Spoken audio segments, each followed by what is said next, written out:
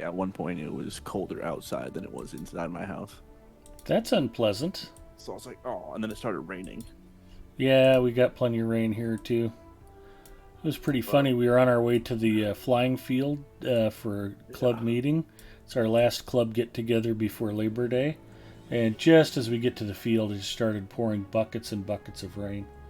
So we sat in the car for half an hour and watched everybody else running around trying to get airplane stuff put away. It was kind of funny. Hi, everybody. I am Big Ed Mustafa. I am in crisis. Somebody has stolen most of my hair. That's okay. We're still here for another exciting white knuckled adventure called Adventures After Dark. I'm your host. I'm Big Ed Mustafa. I'm delighted to be here tonight, and I'm chatting with my good friend and recovering Lotro stream team member, SKDX Killer. How the heck are you, Nick? fantastic. Fantastic. Nick was just telling me about how exciting it was to go back to the days of yesteryear before electricity or air conditioning in the middle of No, August. no. Not exciting? Oh, so a minivan hit an electric pole. It took them 2 hours to get the car off the pole, and then they had to shut down the main road, which my road is adjacent to. So they made my road the new main road, and I watched cars fly by all week, all night. I'm like, what the heck? Nice. It was a brutal day. Sounds like a brutal day. I'm now in an igloo. I think I can top that crisis, though. Your whole childhood, no AC. Uh, Better than that. Okay. 5 years ago, Oh boy. I got some gift points for something, Yeah. and the item that I picked out from the little gift catalog was the Yeah. $29 Amazon Fire 7-inch tablet, Yeah. Kindle Fire 7-inch. Yeah. They're $29 all day long, right?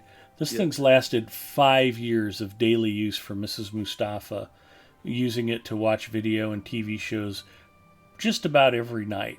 Yeah. And she is in crisis right now because our $29 tablet that we didn't pay $29 for, that we've Yeah. had for the last 5 years, Yeah. it's suddenly in a boot loop and it can't get past the Fire logo screen. And Uh, it probably crashed. It's like the yeah, it's like, I told her that it's like probably just time to get a new Fire tablet. So she is just panic stricken because she cannot get the tablet up, despite the fact that we have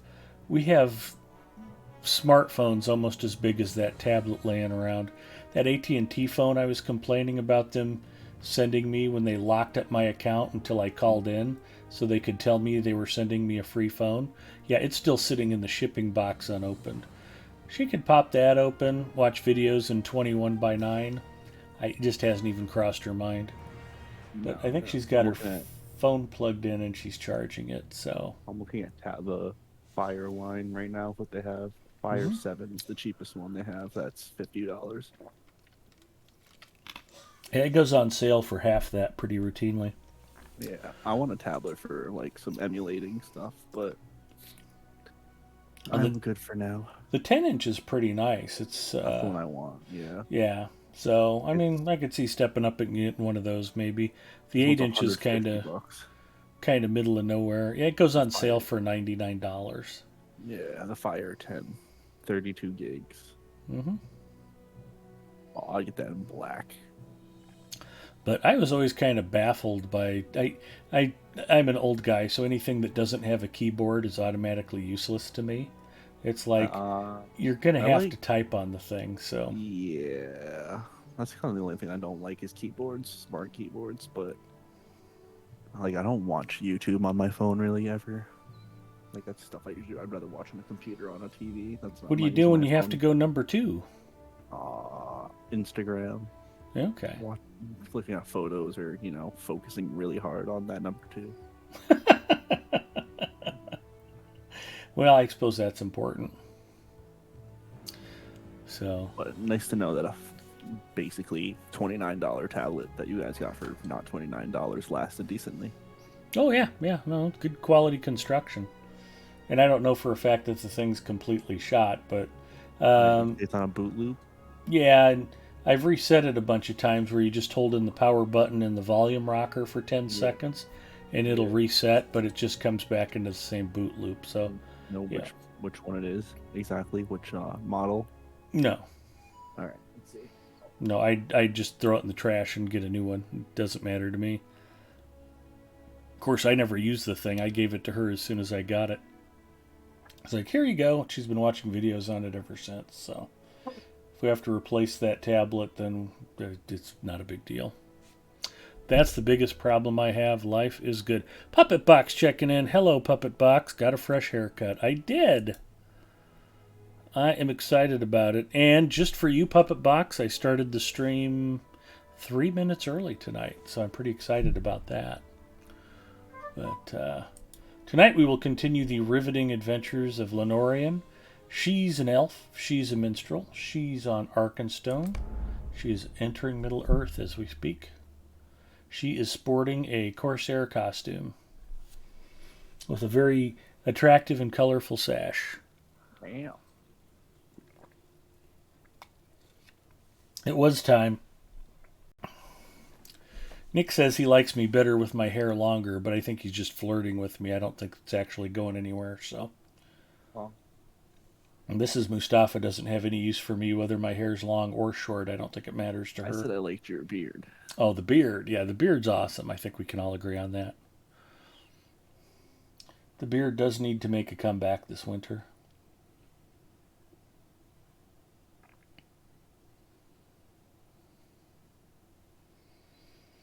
So I think I've streamed like Summer Festival 3 weeks in a row. And I kind of need to keep doing Summer Festival, so I feel a little bad about it. But I don't know how many people actually watch the stream to watch me play Lotro anyway.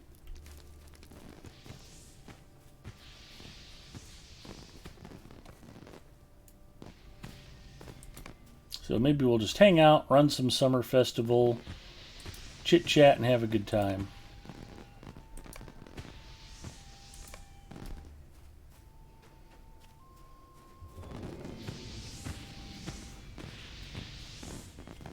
So what did you do for food with no power? Till literally like an hour ago, 2 bananas. Wow. A rough day. That is a rough day. Good day. Might I have a word with you? Thank God for a PlayStation Portable and when we were supposed to have that hurricane last weekend, I charged my power brick, so I charged my phone a few times, so that was still there. Well, that's handy. Might I have a word with you? Movie theaters open near you? They shut down my childhood theater, but I think it's because personally, I think it was the brand was going under, not because of COVID. I mean, COVID probably didn't help, but there is one that is about 10 minutes down the road from me that's open. Take a moment of your time? So yes, they're open. It's just Well, I that's prefer. good. I only go for like super special movies, like superhero movies that I want to see, or like Lord of the Rings or Star Wars or whatever. Something special that's big screen worthy? Yeah. Well, the reason I ask is back before air conditioning was commonplace, movie theaters were the first to get it, and people used to go to the movies just to get the hell out of the heat. So. I don't know. I was born 10 years too late, Ed. Well, that was even before my time. I grew up with air no. conditioning in the house. My dad said that his early childhood with cars, my grandfather was one of the like low percentage of people who had seatbelts in their cars. Nice. I remember when airbags were a rare novelty. Or he's like, hey, you know those Boston cream donuts you love so much? I'm like, yeah. He goes, used to be 25 cents a piece when I was a kid. I'm like, you bastard. Like, now I'm spending $1 to get one. It's like, yeah, I used to get 4 with $1. I'm like, what the heck? My dad had never gotten Rock'em Sock'em robots until my mom got it for him for his 40th birthday or something. Nice. Yeah, things like that. I want to Stretch Armstrong, but I bet they're all garbage now. I had this, I might be blanking on the name, I had this Whirlybird aircraft carrier. There were these tethered toy helicopter things. They had different play sets, but the thing was on like a plastic arm, so it didn't really fly, but it did kind of lift off and buzz around in a circle. They were pretty cool. And I got this big aircraft carrier thing, and my dad was mad because it was not cheap back in the day, and he didn't realize it was a big styrofoam body, He thought it would be made out of, hard plastic or something. But I loved that thing. I played with it all the time. The Whirlybird Chopper aircraft carrier.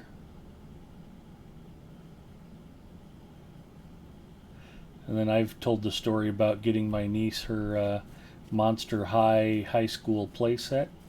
That thing was a few shekels. I had that all put together for her. She was super excited. Then I think the next year she was done with Monster High. But that's okay. I'm trying to think of like big things my parents bought me as a kid.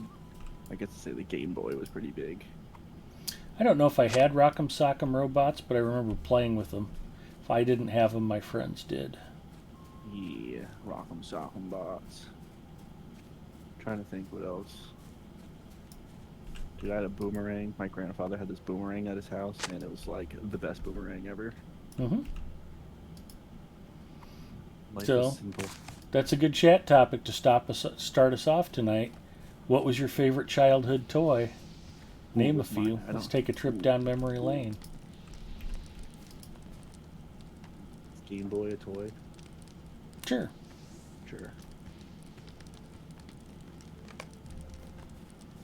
That's what was funny about it, is I never did have a video game system at home until I went out and bought my own Amiga 500 computer back when I was in college. My mom said that my grandfather got her the Atari 2600 at some point. Yeah. And then that was really where it ended. He had Game & Watch stuff though, and I didn't realize until like now after he died. I'm like, yo, he had like a vintage Game & Watch. Like you're removing those small little batteries from the back. And I'm like, dude. Good childhood. Many hours sitting there playing Game & Watch. Watching Mighty Mouse. Good times. I think I've got Nostalgia. all the stuff right around here. Lord Smooches checking in. Hello, Lord Smooches. Lord Smooches, what was some of your favorite childhood toys? I used to love building stuff with like Legos and blocks, and I would just put like little towers together and then shoot them with a dart gun. Yeah, erector sets I never had, but I loved Legos as a kid. I remember Light Bright. I didn't have one, but I think my friends did. They still sell them at Walmart.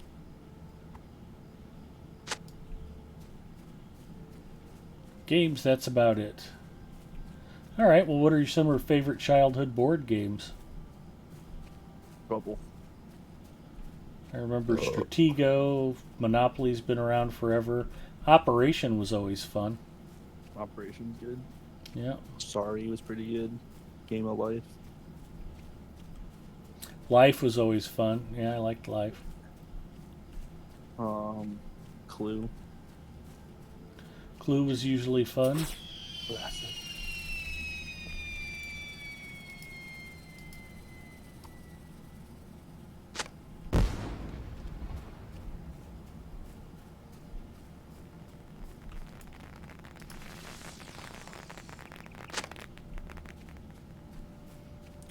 I have a Monopoly strategy that I like to call the Slumlord strategy. Just buy Mediterranean and Baltic Avenue as quick as you can, and start building hotels while everybody else is still trying to scramble to afford houses. And then if anybody hits those two, you just knock people out one by one.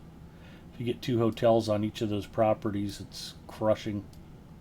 You'll basically bleed everybody dry unless they totally luck out and go around those 2 properties. But it's super cheap to get hotels on them, and if you can get people to hit them regularly, they'll not have enough cash to compete. You can just keep buying up more and more of the board, but start with the lowest rent properties and work your way up. You ever seen the Iron Giant? I have not seen the Iron Giant. You should watch that. It's pretty good. Oh, Lord Smooches says, oh no, just video games. When I got a Nintendo when I was a kid, I just latched on from there. Even though we didn't have much money, my mom always got me the new systems and games. She's an amazing woman. There you Well, go. that's awesome. What a great story, Lord Smooches. Play some Excite Bike and Duck Hunt and Mario Bros. Oh, there are so many great games. Yeah, my dad never did get us an Atari, and He was going to get me a TI 99 4A one year when they were clearing them out for $99, but they were sold out before he got one. So I how had much to, is that computer that you bought? oh, the Amiga 500. I Ye- paid $1,200 for it. That How was old? 88, 89. Yeah, how old were you? Oh, I was, like I said, I was in college. I was 18, Wow, 19 years old. a lot of money. Yeah, a lot of money back then. I mean, my hand was shaking when I wrote the check, which is one of the reasons why I still have the computer. I remember how my hand was shaking, and that was a ton of money. And I ponied up for the second floppy drive, and I upgraded from 512K of memory to a full 1 megabyte. I was a power user, and I got the Commodore 1084S monitor to go with it. And it was cool. That thing had 8-bit stereo sound 3 years before the Sound Blaster card was even invented for the PC. And it had a preemptive multitasking operating system. I mean, Windows didn't do preemptive multitasking, I think, until NT, maybe Windows 2000. Up until then, whatever you were doing in Windows, it would basically pause all of the windows that weren't at the top of the stack. Preemptive multitasking means all of the tasks run simultaneously, even in the background. That was advanced stuff for whenever I bought that computer. But I was going to Creighton University, and we had Windows, or it was WordPerfect 4.1 in the writing lab in the Arts and Science building. So my main priority when I bought my first PC was I wanted the least expensive thing I could run WordPerfect 4.1 on. And at the time it was the Amiga 500. And I still have it. It's in a blue storage bin right behind me somewhere.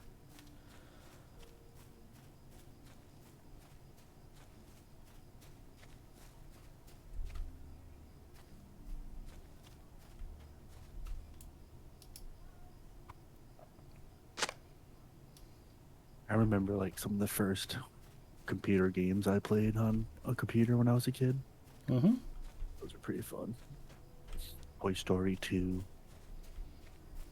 Tonga. Well, my high school girlfriend, they had an Apple IIc at home, Wow. and they had the original Wizardry, and I rocked that game out. I used to hang out over there, and when she was tired of looking at me, I would go play Wizardry on their PC, and it was not an easy game.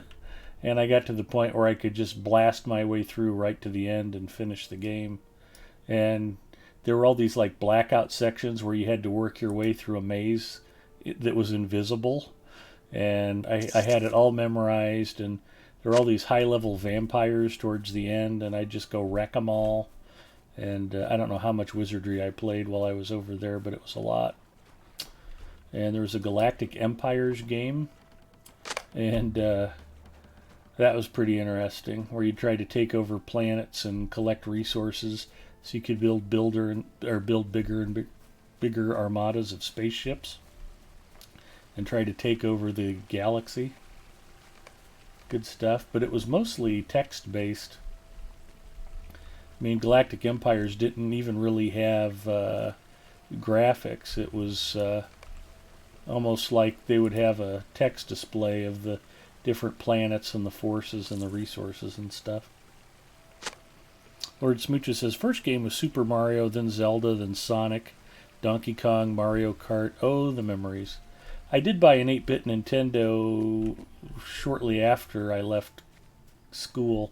I went to work for an electronics retailer here in town called World Radio, and we sold, I remember the Sega Master Systems and the 8-bit Nintendo, the original NES, or Famicom as it's known in other parts of the world. And the Master System was pretty cool. They had liquid crystal LCD 3D glasses at the time that were pretty advanced, but didn't really seem to be very popular. And the Nintendo sold a lot better because of the familiarity of games like Donkey Kong and things like that. Sega didn't really have any big titles for their home platform at the time. That came later. Stay and have some tea. A lovely day, isn't it? So those Master Systems, I imagine, are pretty rare today.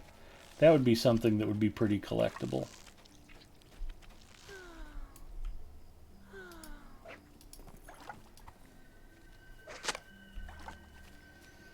But I remember the first time I beat Super Mario 3, I was hanging out with my college girlfriend, and I'd been playing and playing and playing and playing, and I'm like, I think I'm just about towards the end. And when it finally happened, and I finally got past the last boss, we looked at each other, and we both got super excited and hugged, and it was pretty funny. Like, oh my gosh, I did it! And I don't know if she was excited because I beat the game, or she was excited because I could quit playing it and we could go do something else.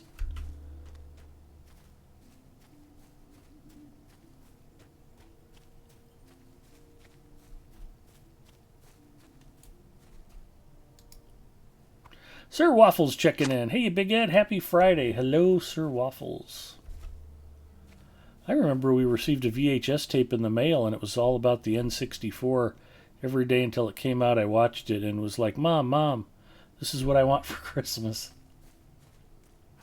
Yeah, it was funny. I remember I had the game store when Nintendo 64 came out, and the PlayStation and the Sega Saturn launched, and Nintendo didn't have anything new.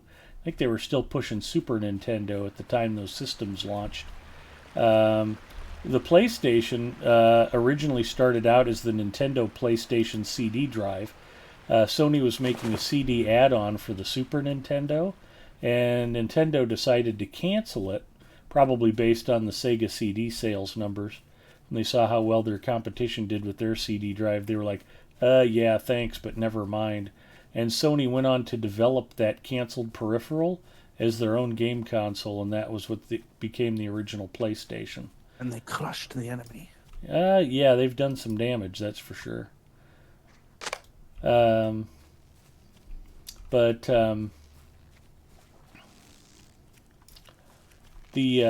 PlayStation and the Sega Saturn were billed as advanced 32-bit gaming systems, and were both really popular. We liked the PlayStation the best and promoted that pretty heavily at the store. And we were also pretty big Atari Jaguar dealers. And, from a technical standpoint, the Jaguar came out before the PlayStation and the Saturn. And it wasn't as technically advanced performance-wise, but it did have true 64-bit graphics, which isn't saying that much. The 3D rendering was much more primitive than the 32-bit systems that came later. It's a little bit like how they talk about those Jaguar cores on the PlayStation 4 and the Xbox One being so weak compared to the CPU cores on the new systems. They're both 8-core systems. It's just that the new ones are way faster. Well, the PlayStation and Saturn were way faster than the Jaguar. Well, what made the Jaguar unique was they just had some really cool games on it. It's like, at the end of the day, I don't really care what I've got for processing or graphic power. I don't really care how whiz-bang something is. I just want to play fun games. And the Jaguar had some really fun stuff on it. Tempest 2000, Iron Soldier, Alien vs. Predator was fantastic. They had a really good version of Doom, much better than the Sega 32X. I had. Yeah. Good day. Go ahead, Nick. Use your Hello words. there. Yeah, that's the one that I had. The 32X? Good day. Yeah, I bought a 32X in box, still not brand new, but the person still had it with the box. And I bought the Sega CD for $80 and the 32X. I'm pretty sure it was $80. And it came with Doom packed with the 32X. It was funny what we did at the game Alien store. vs. Predator was basically like a Doom clone, right? Yeah, it was a first-person shooter, but it wasn't really a clone of Doom. It was kind of its own unique thing. In some ways, it was more advanced than Doom, and in some ways, it was a little more primitive. It was all basically square maps and everything, square tiles. There wasn't any verticality to it, but there were some features to it that were pretty unique, and it was just different, and it was really atmospheric. I mean, there was you felt like you were inside an alien movie when you were playing it. It was really well done, despite not being quite as advanced graphically. Well, no, graphically it was pretty advanced, but it was mostly 2D bitmap on a square 3D. It's hard to describe without playing it. If you looked at it today, you'd be like, wow, this is total junk, but for the day it was quite advanced. I remember Valdecir skiing and snowboarding, and they came out with a lot of other stuff. I've got an old racing game, Power Drive Rally, that was a top-down driving game, isometric, that was really good. Brutal Sports Football was fun. Most of the other driving games were awful. Club Drive and Checkered Flag. Club Drive was truly horrible. It's one of the worst games on that system. And then they had like a bad 2D shooter called Trevor McFur and the Crescent Galaxy. It was still kind of fun, and they did some cool things with shading, but it was a very basic game. But there was an old arcade shooter called Raiden, and they had an arcade perfect port of that was pretty fun. So yeah, the Jaguar had a lot of charms, and at the time we were selling those, nobody else in town was really pushing them. We did pretty well with that line for a long time. But the reason I brought it up was I remember talking to kids about the PlayStation, and they're like, oh, no, I'm waiting for the Nintendo 64, and we were kind of laughing about it. It's like, well, you can wait if you want, but this is some pretty good gaming over here, kids. But, back then, kids didn't have the money to buy 2 or 3 consoles. Are you hungry, honey? Do you want me to open your Doritos for you? Mm-hmm. Remember, we don't crinkle bags by the microphone. Mm-hmm. Mrs. Mustafa does not care how irritating you all find that. I'll open that for you, sweetie. Mm-hmm. There you go.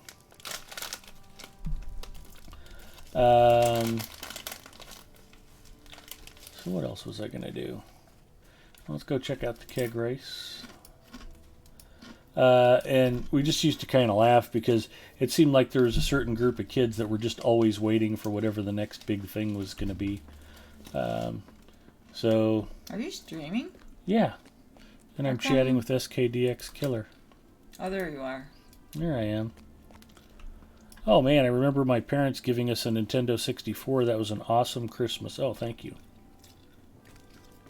Yeah, some of the videos on YouTube of like kids on like vintage parents That's recording them freaking out on Christmas is great. Mrs. Mustafa's bought me a few consoles for Christmas over the years. I think she bought me my original Xbox and maybe my Nintendo GameCube. That sound right, honey? Didn't you also buy yourself the money that I made you take back for the Ralph Lauren bag you got me? Mm-hmm. Yeah, I might have bought a game console with that. I bought her a rather expensive bag that I thought she wanted, and she was like, oh, I can't accept that. Take it back. So I took it back and bought a game console. It's like, all right, honey, I went and got this game console instead of getting you a present, so thanks. That's how I roll. Mm-hmm. That's why I get away with punching you in the face. I know, sweetie.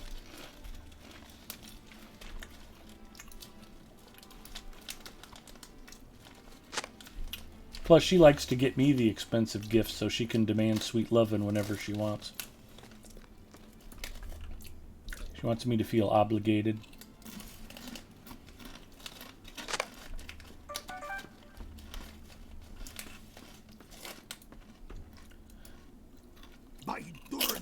Where's Zinger?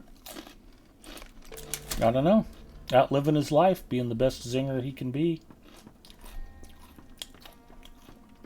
He's missed, but I don't begrudge him his freedom. Word Smooches says the only systems I buy anymore is Nintendo because of Zelda and Mario. Yeah, I just kind of quit playing my consoles. I've still got a bunch of them. I've got a TurboGrafx 16. I've got my original PlayStation. I've got an original Xbox. I've got my Dreamcast. I've got my N64 and GameCube, but I've got my PlayStation Portable. I've got an Atari Lynx, an Atari Jaguar, and Jag CD. I haven't played any of them forever. Most of them are just sitting out in the garage in a pile. And particularly after we got married, Mrs. Mustafa rules the living room TV.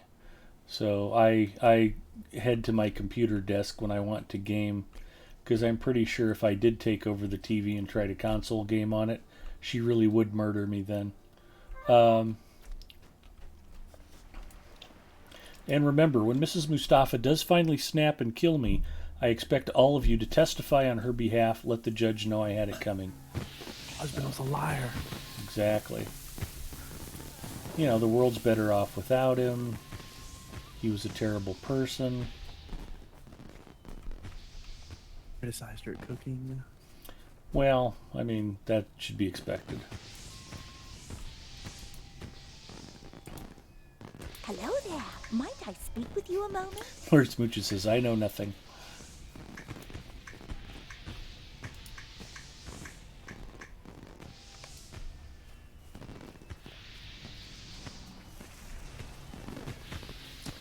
That's pretty rare when they're not running either Taste of Hobbiton or the keg race. Usually one or the other's up or going. Wolf Alzheimer's checking in. Hello, Wolf Alzheimer's. Welcome. We are talking about favorite childhood toys, and then that quickly led to the discussion of vintage game consoles. There's an old... Yeah, there's an old, I think it was Magnavox, had an Odyssey game console. They actually had a Lord of the Ring games out for that back in the day. I think that's pretty collectible if you can find a nice clean copy. Because I think it came with like a paper map and some game pieces or something. It was like a hybrid video game and board game or something.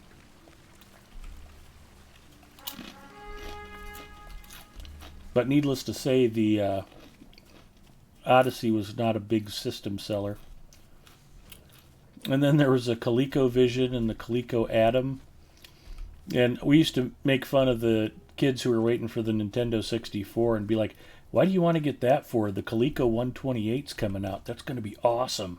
It's going to be twice as good as the Nintendo. And they'd be like, what's a Coleco? And we'd just laugh. Oh man, the elderly woman. I should have known better than to walk past her. I read not long ago a person had a mint condition Zelda NES and sold for like $500K. Could be. Hi, Grez. Hello, Grez. I haven't heard of any vintage gaming stuff going quite that high, but I suppose it's possible.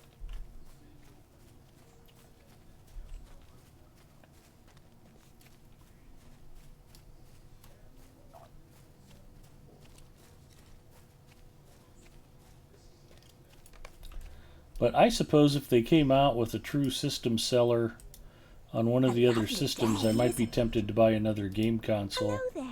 Among Us, or not Among Us, The Last of Us for the PlayStation 3, PlayStation 4 was very tempting. I heard that was a terrific title. I would like to play that sometime. I just didn't want to play it so bad that I wanted to buy another game console. I've always enjoyed the Zelda games, but haven't played them as fanatically as a lot of other people did. Hello there. I think Ocarina of Time was the last one I got. Oh, I don't want restocking the market. Why did I click on that? I am not a smart man. It's okay. My bad, $870,000. Okay, there you go. That is terrific. Oh, how rude.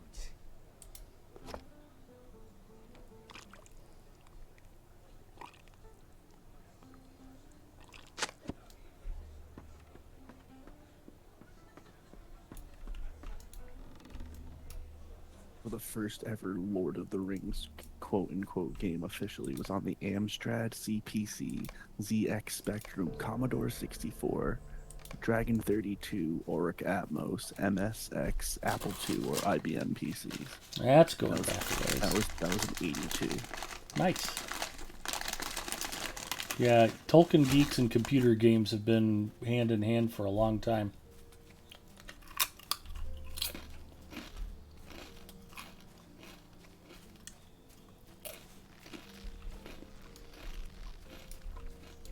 Don't walk off. I need to speak with you. Owen32 checking in. Hello, Owen.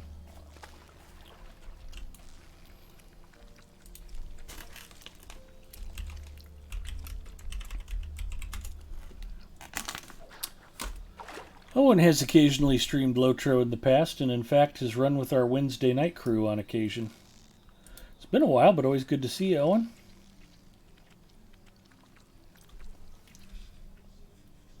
I have a giant Diet Mountain Dew blocking my view of my taskbar.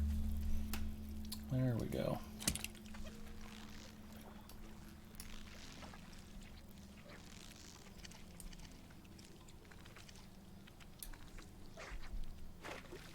My mom saw Brad Paisley today. Wow. Is that good? I don't know. I called her and I was like, hey, I need that money if I'm going to get that test done, you know, before it is actually done. And she's like, I can't talk right now. Because of Brad Paisley? Sure.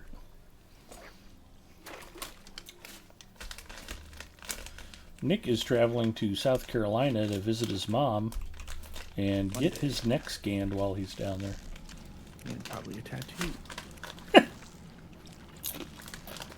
Purely for medicinal purposes?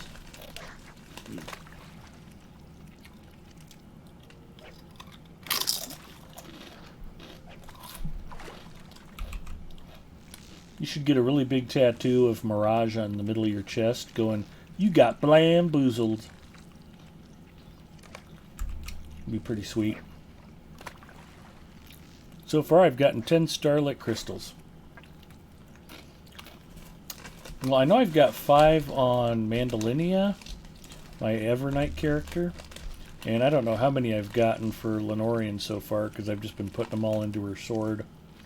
But she's not that far off from being maxed out. I think she still needs 5 or 6 for the sword, and then I can start working on the songbook.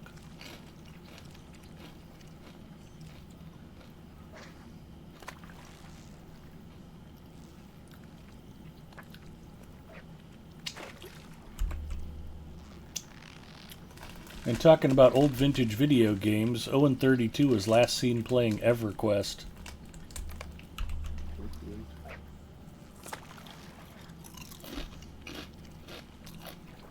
How many do legendaries need to max out? That's a great question. Let's take a look. It's more than 20. I want to say 21 Starlit Crystals, but that's pretty off the cuff.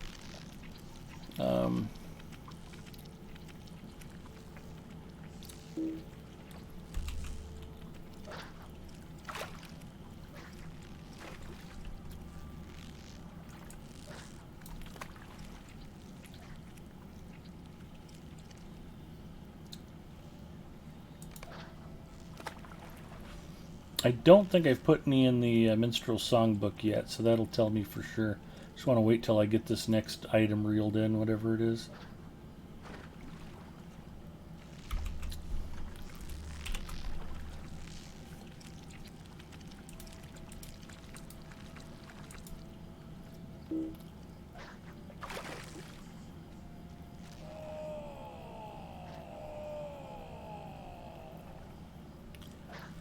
Okay, so what do we have here? I'm at tier 10. Max tier is 42? That doesn't make much sense. That might be a leveling issue. Oh, I'm at 4 of 33 additional tiers unlocked. So 29? You need 29 Amphilis Starlit Crystals to max out an imbued legendary. And then also an Amphilis Crystal of Remembrance. That's to unlock your extra legacy.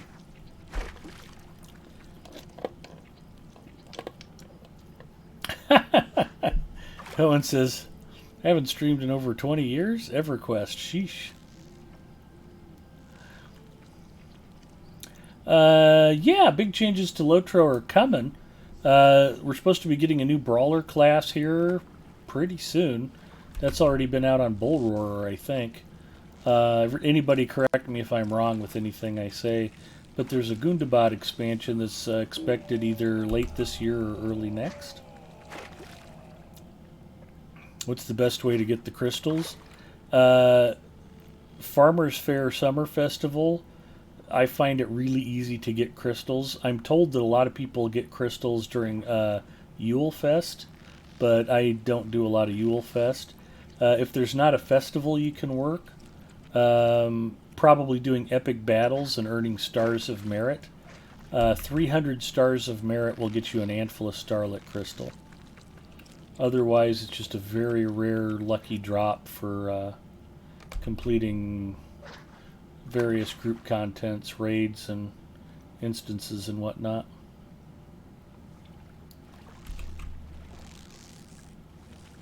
Age of Empires 4 comes out in October. Yeah, that looks really good. I'm excited. Daddy Hutch is a big Age of Empires fan, and we were talking about it. He didn't know it was coming out.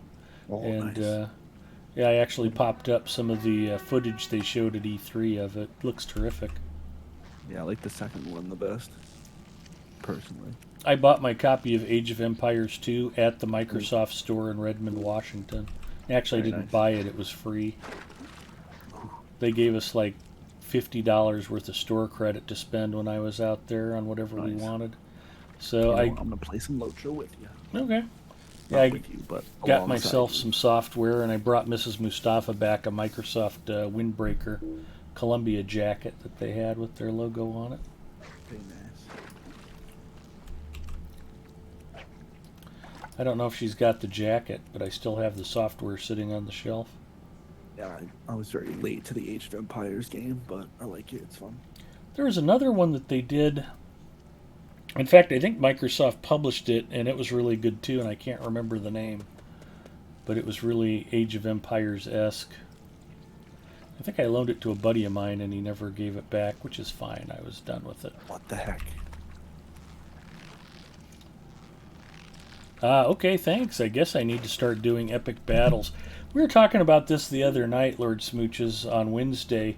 A lot of people aren't big into epic battles or haven't done a lot of epic battles, but they're really rewarding. You can do epic battles anytime after level 10, and what's nice about them, if you want to play with friends, you got a friend who's level 20, a friend who's level 70, a friend who's level 130. You can still pair up because it levels everybody to level 100, and so you all go in as relative equals. It doesn't quite work out that way in practice, but you don't have to find 2 or 3 or 6 friends to go that are all the exact same level. You can do it with people of wildly different levels. And then there's a bunch of rewards. The Stars of Merit can be used for Antful of Starlit Crystals. There's other rewards you can get with them. But you also get really, really, probably the best jewelry in the game, by and large, is going to be, for any given level, is going to be your epic battle jewelry. And the jewelry scales to whatever level you are, unless you're a Bjorning, because that's still broken. But you also earn a lot of experience points, and as you earn your promotion points by completing epic battles and earning medals for the different side quests and challenges, you get these promotion points you can increase your epic battle skills with, officer, vanguard, or engineer. But you also you can earn a couple of extra class trait points. So yeah, there's a multitude of good reasons to do epic battles, but they're kind of confusing if you haven't done them before, and several of them are challenging and almost impossible until you go through and earn the basic epic battle points that you need to level up some of your skills. I'll pull up the epic battle menu real quick. 5 universal ingredient packs out of my gold pack. Nice. So these engineering skills, like to set traps and things and to help you build siege equipment, these are all pretty important to getting you where you need to go. In fact, it looks like I've got a few to spend, actually.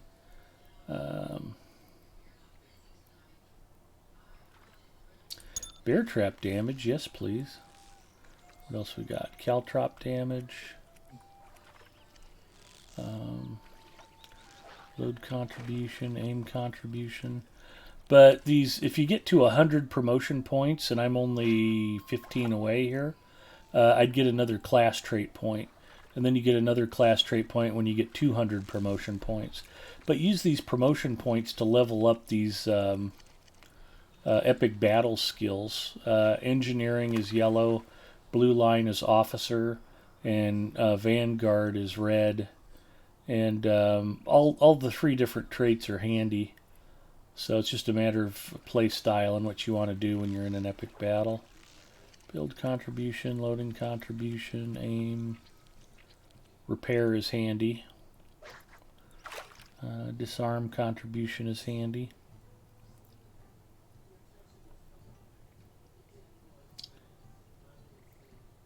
So 6 points, 9 points. Tripwire. 6, 5 points. Seriously? That's like super easy. Alright, we'll do that. That actually got me to engineering level 4. And you unlock different abilities as this ranks up over here too. When I mentioned getting the different medals, each one of these medals represents some of the promotion points that I've earned. So every time you get a medal or a progressively higher medal, I think most of these are platinum. That one's not platinum. That's a gold medal. So if I do Helmsdike solo, there's 4 side quests I haven't medaled in. I can go do those, and if I get those side quests and do them well enough, I can earn extra promotion points. And if I upgrade this from gold to platinum, I'll also earn extra promotion points.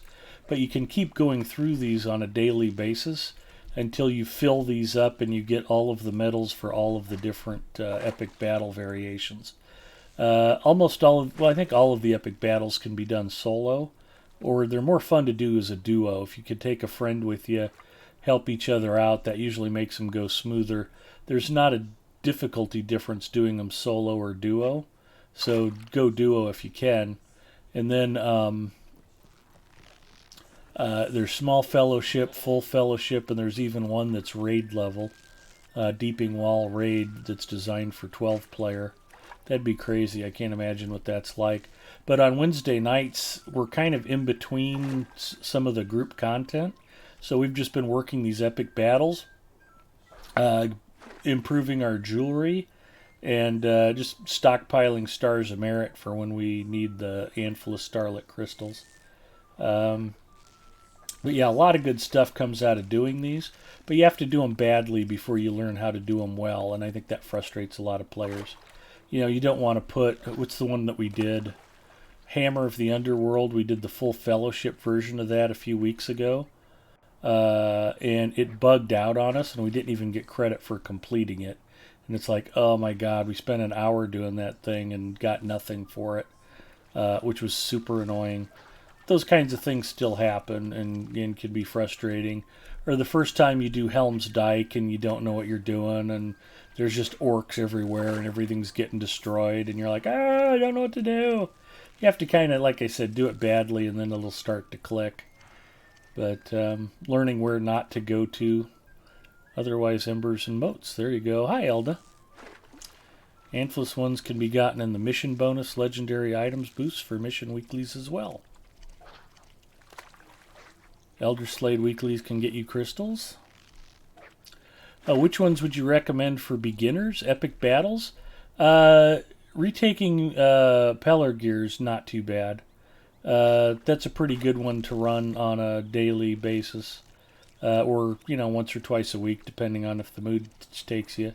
But retaking Pelargir would be a good one to start with. and it should be open to everybody. I don't think it requires anything special to unlock it. And in fact, in the solo version of that, I've got 2 plats. No, this is a silver. This is a plat. This looks like a bronze. This is a bronze. And then I've got 2 that I haven't even gotten on solo duo. The Minstrel and Parade of Thieves. So, yeah, epic battles. Lots of good things for epic battles. And thank you, Eldolith, for mentioning some of the other ways you can get crystals. Some of the things Eldolith mentioned, the mission weeklies I've never done. The Elder Slade weeklies I don't think I've ever done. There's some new content. I kind of parked my main character at when I was waiting for War of the Three Peaks to be available for Lotro points. And, oh, there we go. I've leveled up doing festival stuff. Hello, level 110. Allegiance is available. So that's kind of on me. I need to dust off Galadriel and get familiar with some of the newest upper level content. I ran her through Minas Morgul, and we did the Vales of Anduin and some other content. But Zinger and I hadn't started on War of the Three Peaks together, and then Zinger's computer broke, so I've just been winging it since then. Mordor awaits. I like the mission ones personally, because the 45 one you can do a combo of different areas. Wildwood, Rivendell, newest area, etc. Very cool. Lord Smoocha says, I'm level 68 and I want to be ready for Mordor when it comes around. Yeah.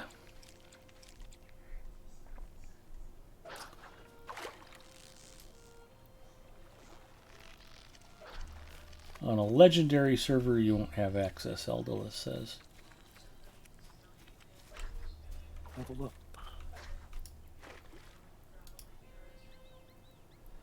Not the fishing hole yet. What else are we doing? Could I take a moment of your time? Big fish, puny fish. That reminds me of a PJ Harvey song. Red fish, blue fish. Nope, that's a Dr. Seuss book, but close. Little fish, big fish, swimming in the water. We had song requests available. I'd play it for you right now. I dig PJ Harvey.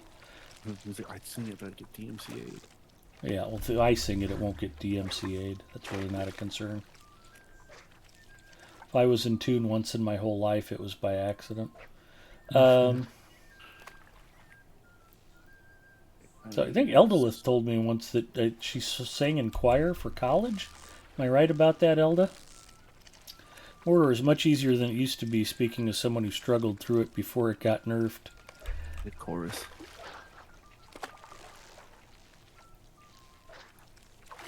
Ponton Finberry checking in. Hello, Ponton. One of the things we were discussing before, it kind of brought up vintage game consoles, but what were some of your favorite childhood toys that you remember? Nick had mentioned his mom buying his dad a Rock'em Sock'em Robots set for his birthday when he turned 40. I was talking about my Whirlybird helicopter aircraft carrier. It's a big styrofoam ship, 6 foot long, with an actual helicopter that you could fly. It was on a tether. It would just kind of fly around on a post, but it did fly. It was pretty cool.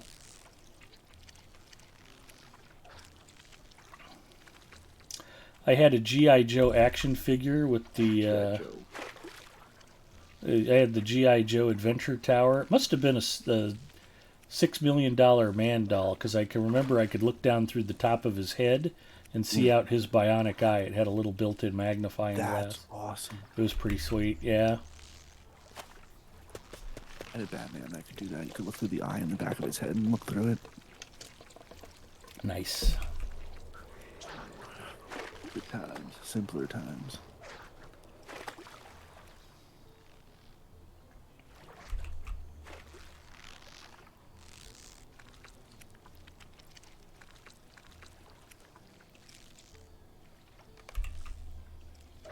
Looks like we're doing okay on big fish.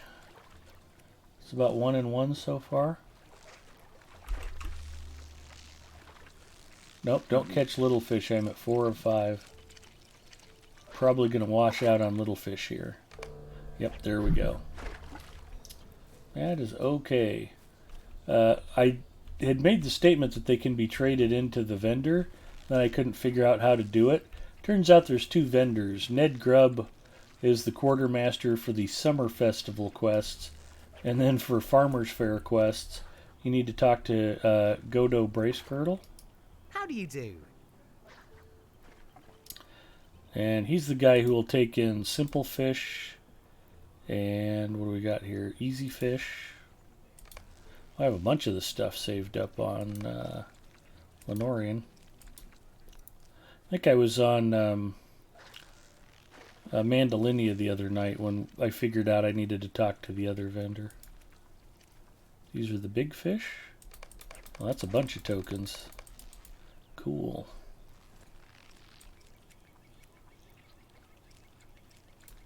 And even the puny fish.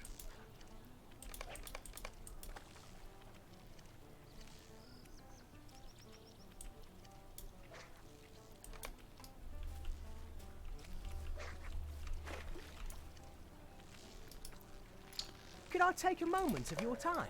Flobert has the mathematically impossible fishing quest.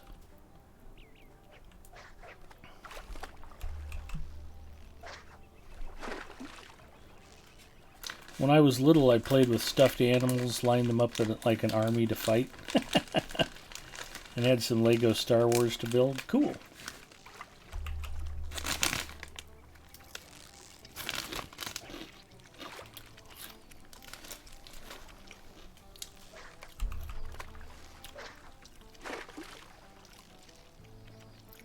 Yeah, my great-grandmother used to keep just the best basic toys around. She had the blocks and the dart guns for when we were over there. I'd just sit on our living room floor and build little block towers and then shoot them with the dart guns. Yep. And she had a Viewmaster, which was 3D before James Cameron did Avatar. And I used to love looking through the Viewmaster at some of the old slides. She had a Robin Hood one, and the 3D effects were really cool. I liked that. Plus, Great-Grandma Shapoka also kept Shasta Cola in the fridge for whenever the grandkids came over. We did not get a lot of pop at home when I was a kid. Oh, dominoes, chase game, and rummy with my grandma. Nice. Houghton says, another thing I liked was puzzles. In fact, I have a 1,000-piece for my birthday last month. Have yet My to put it grandfather together. did puzzles. A lot of puzzles. Puzzles, cigarettes, and the news.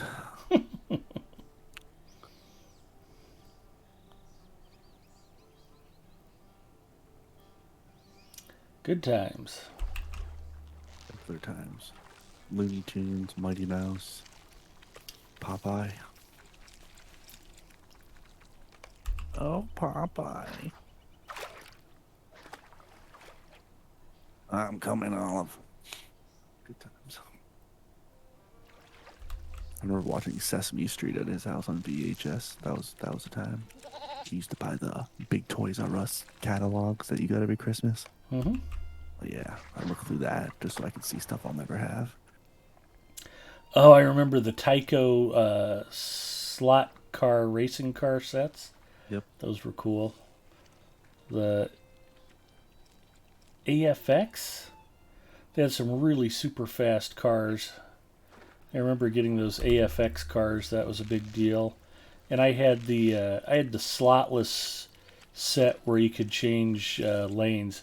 They call it TCR, Total Control Racing.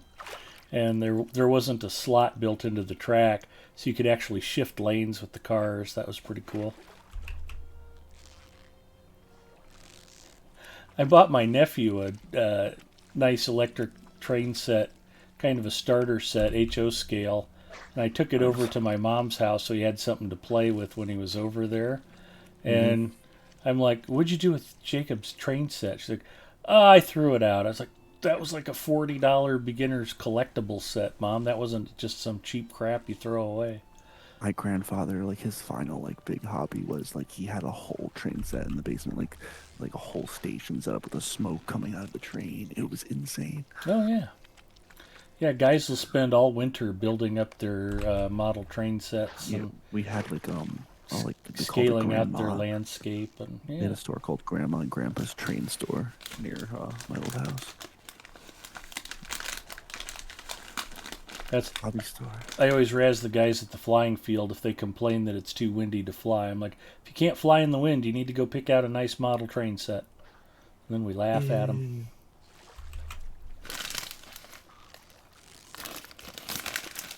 100 pieces are easy. Did quite a few of those and took me an hour to do them.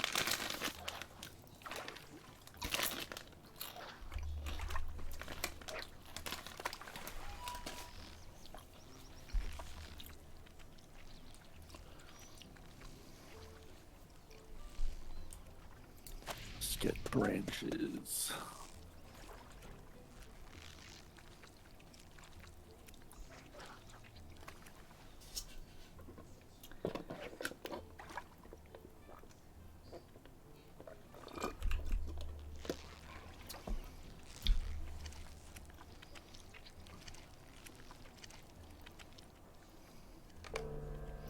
Oh, I caught the bad fish. Doggone it. But that's okay because those fish can Hello be traded there. in too. That's 6 more tokens just for catching the easy fish.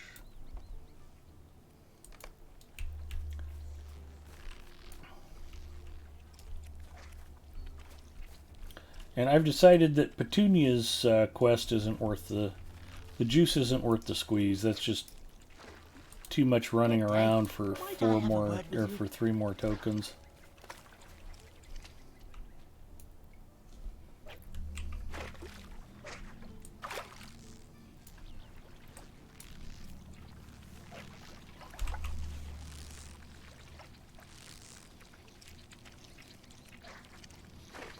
I used to build plastic model kits as a kid. Haven't done one of those in a good long time. I made an X-Wing one time, model kit. Nice. How'd it turn out? Pretty good. Took me like 7 hours. Snap tight, or did you have to glue it up? Snap. I would prefer the glue though.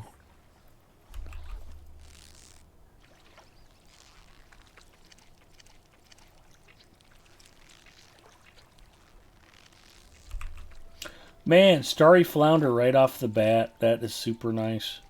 That's one of the rare fish. If you catch 2 rare fish, that's like doing 3 extra events. They're worth 6 tokens apiece. That's a good deal, Nick. Wow. A real good deal. But wait, there's more. Plus, No, even Billy though Mays. I'm out of my Cool Ranch Doritos, I've got 2 bags of Cheez-Its and some giant Pepperidge Farm graham cracker goldfish. That's 5 members. Mrs. Mustafa has me stacked with snacks tonight. I Apparently. remember having hundreds of figurines and it took me hours to set them up, and then I spent like 20 minutes playing with them. We also had a 3D puzzle once. It was of a real castle that's in Germany called Neuschwanstein Castle. Very nice. Very cool.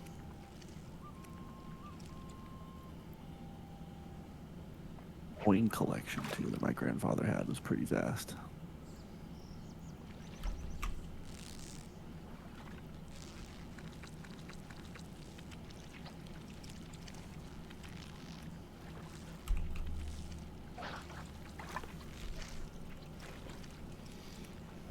I'm disappointed, Nick. You don't seem to be sharing my joy about the starry flounder. I'm chopping branches. I'm thrilled.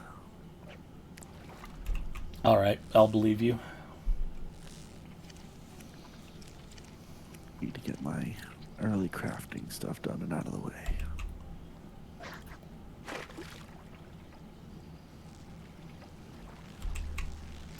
Yeah, it's a bit of a shame crafting's devolved into simply being another rep grind when you get to higher levels. It'd be nice if you could actually make something that's useful. There's some consumable stuff that scholars can make, but other than that, not very much. I feel crafting's kind of weak in this game, to be honest.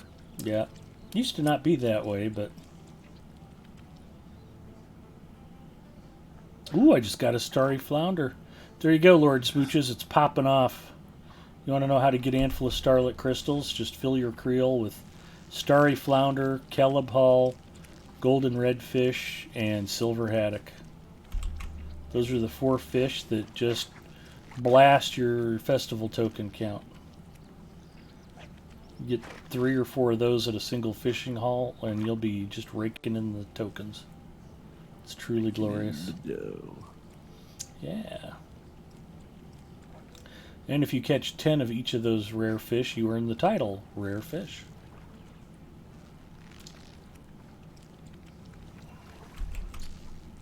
Random fact, there's one Lord of the Rings game that's on the PSP, and it's called Tactics. Pretty sure it's like a card game. Mm-hmm. Elijah Wood's also on that Hot Ones show on YouTube. Oh yeah, I saw you just did an episode. That's Yeah. the chicken wing eating show that I like, where they interview people while Yeah. they're eating progressively spicier wings. Yeah. Matt Damon just did an episode too. Yeah, I've been watching it for a few years. Cool. But I saw he was on. I'm like, yes. Yeah, it's pretty cool. 2 starry flounders. Lord Smooches is showing me up. Sometime in the future they can revamp crafting along with all the stuff they want to change to keep the game long term. I hope so. Yeah, it's, and no disrespect to the folks who like to do the raids, but they're like, oh, we deserve all the best stuff because we worked the hardest for it. And it's like, I've literally spent years maxing out the crafting on my characters for it doesn't feel like it was justified now. It's a bit of a shame, really. Not to put too fine of a point on it, but boy, it would sure be nice if... And I don't care if it's a difficult recipe. I don't care if I have to collect a bunch of rare ingredients. The harder it is to make something truly special, I actually like that. And it just seems like they've kind of dumbed down crafting a bit. Not Cook's Guild crafting. That's actually still pretty arduous. But the jeweler stuff and the other stuff that I do commonly, yeah. Well, woodworking, Pointless. yeah, I mean, it really is. I know you can craft a few little things like, I just do it because it's easy. yeah, wardens, whatevers, or musical instruments and things for your minstrel, but it's just not very useful. No. Woodworking actually dies on the vine about level 50 when you start getting legendaries, because there's not a whole lot you can craft that's useful besides weapons, except for a couple of things for certain classes. And if you don't need weapons crafted anymore, it's like, not much point. Leads all the founders to Ed's way. The flounders? The founders or the flunders, Ponton? Yeah, herd those starry flounders and send them my way. I wouldn't mind catching 2 more before I'm done here. Only got the 1, and it was on the very first cast. It's a nice start. I'd like to finish strong, though. Got some amberjack, got some drum. I think I might have caught 1 lulum.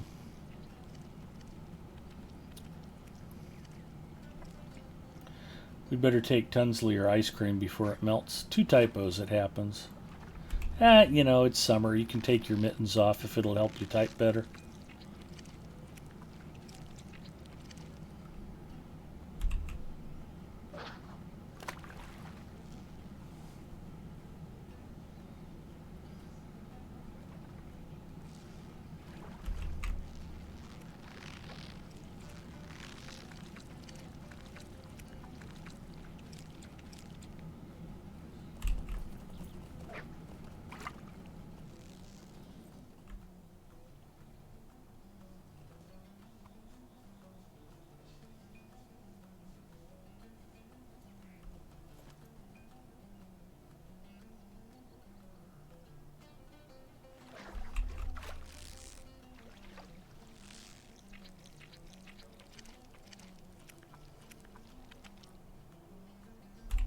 There's Lulum.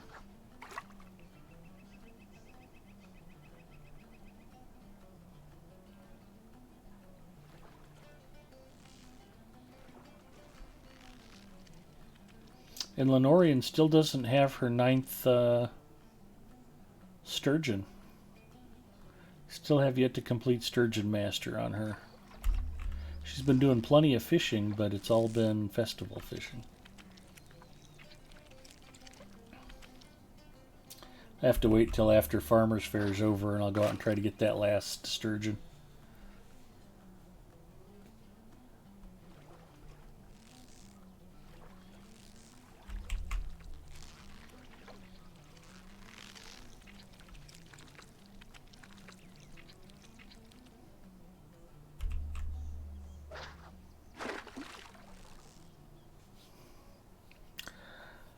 I used to have a couple of these, they were gear wound, they were these toy motorcycles with riders on them, and you'd slide them into this dock and then turn this crank to wind them up, and they'd go shooting out of the thing really fast. And you could build, yeah, you could build ramps and jump them and stuff. Those were super cool. We had ones like you build levers, and then you push the lever really hard, and then it goes boom, boom, boom, and then you let them fly. Oh, we were talking about board games earlier. Do you remember Mousetrap? Mousetrap was a good one. Oh, that was the best. They redid Mousetrap, and it's totally lame now, because it must have been too expensive to mold all those plastic parts, and they've got some really pathetic watered-down version of it that doesn't even look fun now. Yeah, Mousetrap was an amazing game, Lord Smooches remembers. Okay, we're done here. So I only got the one starry flounder, but I got a bunch of more common fish. So that was a good 10 minutes spent. Plus, I think it's the hardcore fishing stream that people have been demanding. I think if I didn't spend at least 90 minutes fishing tonight, people would be disappointed.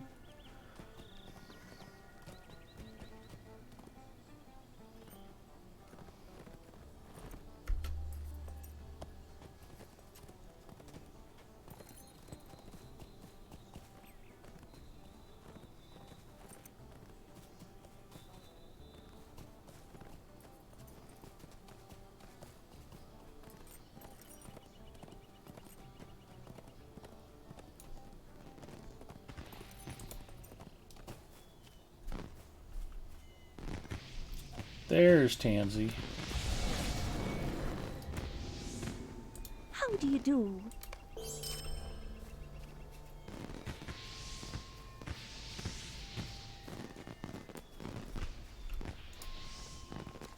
Good day.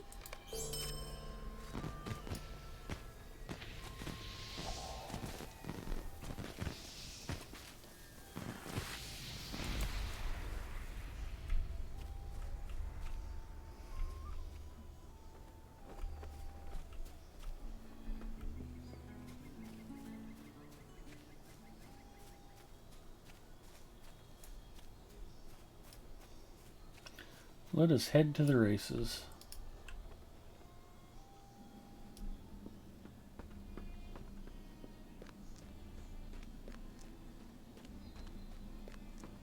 I remember Candyland and Chutes and Ladders. Those are good ones. Yep.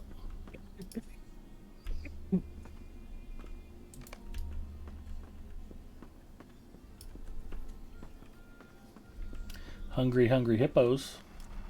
Yep. That got boring really quick. Yahtzee. Oh, Yahtzee was great. Uno. And I was going to say, I remember when the Uno card game first came out, and that was a big deal. People love Uno still. And what's funny is Trivial Pursuit. Uno always meant University of Nebraska at Omaha here. Mm. Neither race is going on right now either. I've got really bad timing tonight.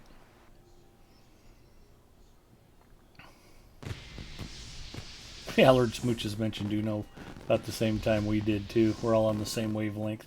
Oh yeah. That's pretty frightening. If you're thinking a lot like me, Lord Smooches, get professional help. It's not a good sign. Full condition. actually, we can just go ahead back to the keg race and head to Thorin's Hall. Doc, you gotta help me. I'm thinking like Big Ed Mustafa.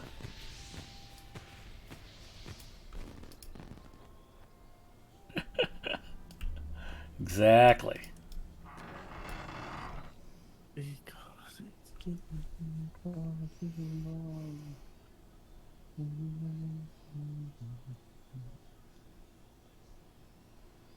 Oh, Mrs. Mustafa and I were driving to the airfield tonight to go to that club meeting, and cops had a patrol car out in the middle of one of the lanes, and apparently there was a pretty big accident. There were 3 or 4 cars, and she's like, wow, I wonder what happened. I was like, female Asian driver. She's like, what? I'm like, she's like, actually, I think that was an African-American guy driving that car. I'm like, doesn't matter. You know, there was a female Asian mixed in there somewhere. Is that who took my power out today? Probably.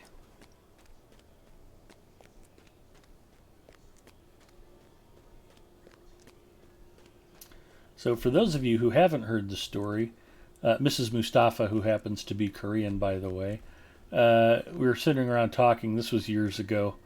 And I'm like, she said something. I'm like, you can't say that, honey. She's like, what? It's true. I go, that's stereotyping. It's like saying this or that, or that, you know, all Asians are horrible drivers. She's like, nobody says that. I'm like, you've never heard jokes about Asian drivers before? It's like, no, nobody says that. I'm like, okay, but that's actually a thing. And she's like, no, it's not. And then not 2 hours later, we're watching some TV show, and they make a joke about female Asian drivers. And she looks over at me all mad, like I wrote the joke and sent it in just so she would see it. So then, like, another few days go by, and we're watching reruns of Family Guy or something, and they make a Asian or female Asian driver joke. She shoots me another dirty look. I'm like, see, I told you. And all of a sudden, they started popping up everywhere. I crossed lane in traffic. Goodbye, everybody else. Yeah, pretty much.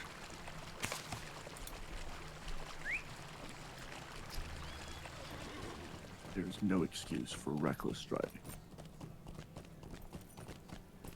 As my grandfather would say, it is a 3,000-pound death machine. Gotta drive safe all the time. My grandfather worked in insurance. He saw some gruesome stuff. I'll bet.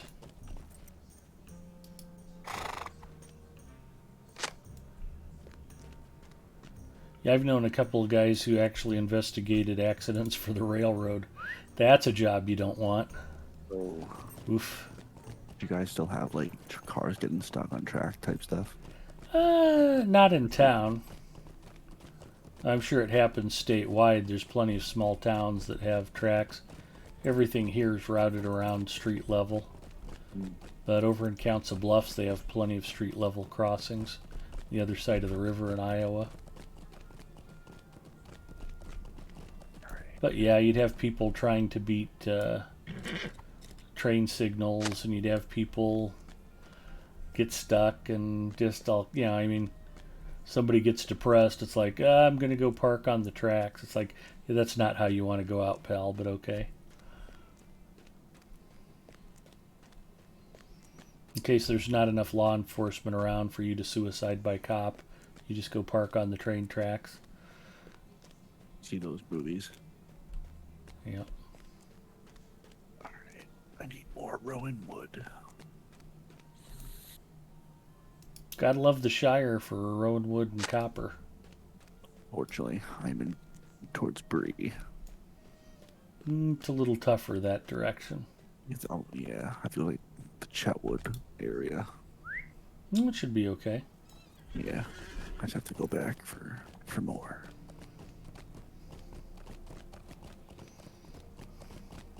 So I've mentioned this on stream before. One of my oldest best friends is now the sheriff of Douglas County, Nebraska. Nice. And this is a guy who, he was a detective and investigated like homicides and stuff. We went to Minnesota fishing one year, 3 couples, including Mrs. Mustafa and me. And we get up there and we buy leeches for bait. He will not touch the leeches. They're too gross. And then, so we buy night crawlers. Oh no, he's not touching the night crawlers. They're too gross. And I'm like, oh my God, you are such a weenie. And so then we bought minnows. Nope, can't touch the minnows. They're too gross. And so we had him fishing with a lure for a while because lures are plastic and not gross. But then I think our second to last day, we wanted to catch a bunch of fish and have a big fish fry. And we weren't having a lot of luck with the walleye or the northern. So we found a big bluegill nest, and we went out and we caught a bunch of big 3/4 pound to a pound slab bluegill. Some nice bull bluegill. And my wife ended up actually baiting his hook for him while we were out there fishing. It's like, dude, you investigate murders. Bait your own fishing hook. What a wimp. Yeah. That's funny what people will or won't do. And your families.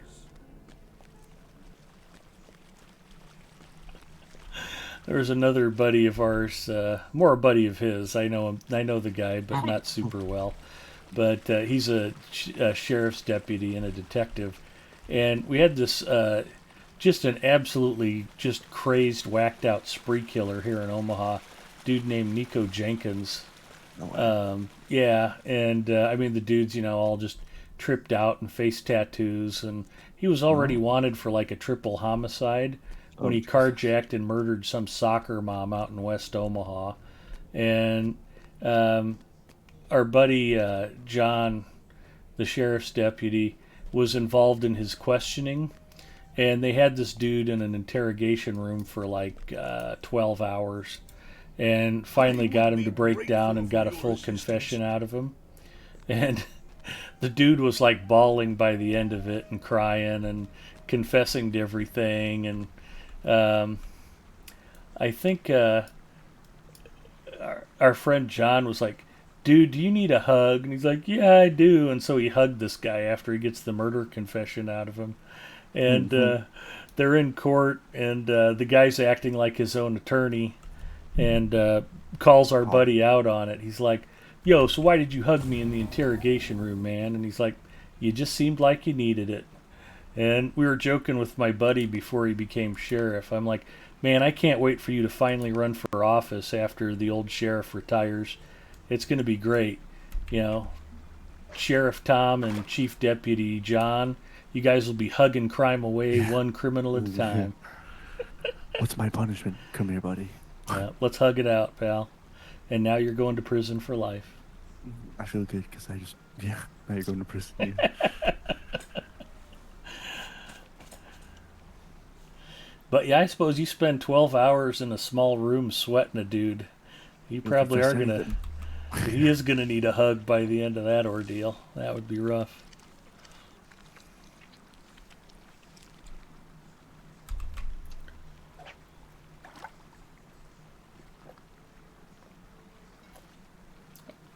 But we grew up on the same street. We've been buddies since 5th or 6th grade. And the joke was I knew so much about Tom that if he actually did want to run for public office, he'd have to have me killed and buried first. So fortunately, I don't think he's running for re-election, so I'm probably safe. He's actually thinking about putting in his papers and retiring, so we'll see. Guy's getting old. Good guy, though. He's the first person in the history of the sheriff's department to start out as a bottom-level deputy and work his way all up to the top job. American dream. Yep.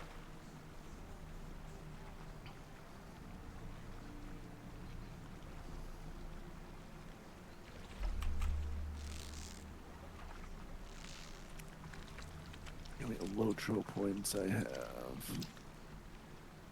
I don't think I'm going to have a lot. Aren't you VIP?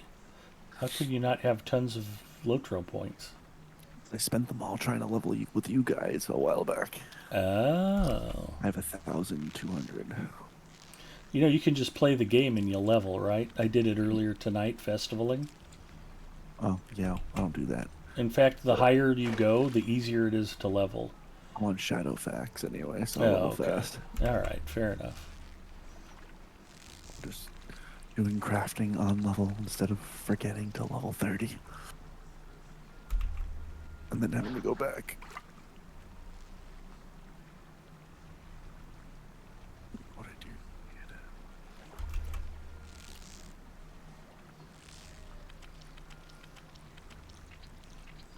Chat's quiet again. We might have to start talking about food.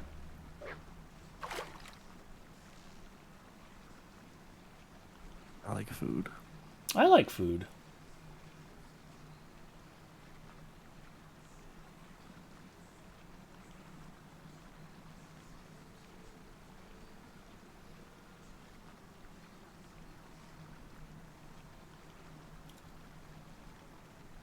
So Big Ed's dining tip of the week.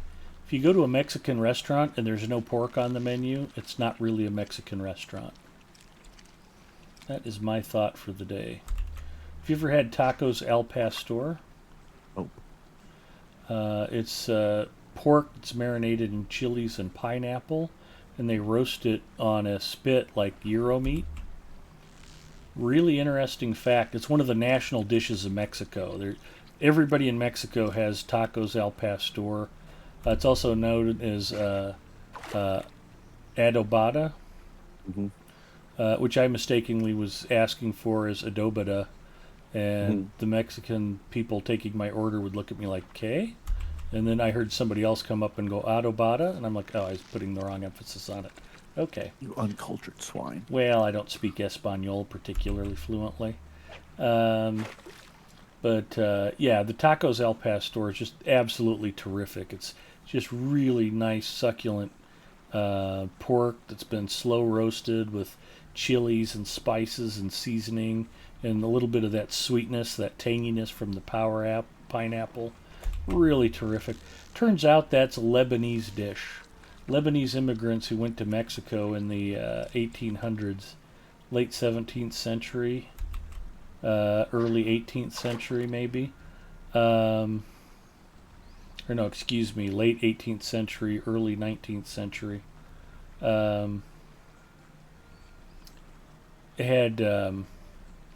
had brought that type of cooking over, and they were originally made with lamb instead of pork, and it was a Middle Eastern dish, and the native Mexicans adapted it to pork.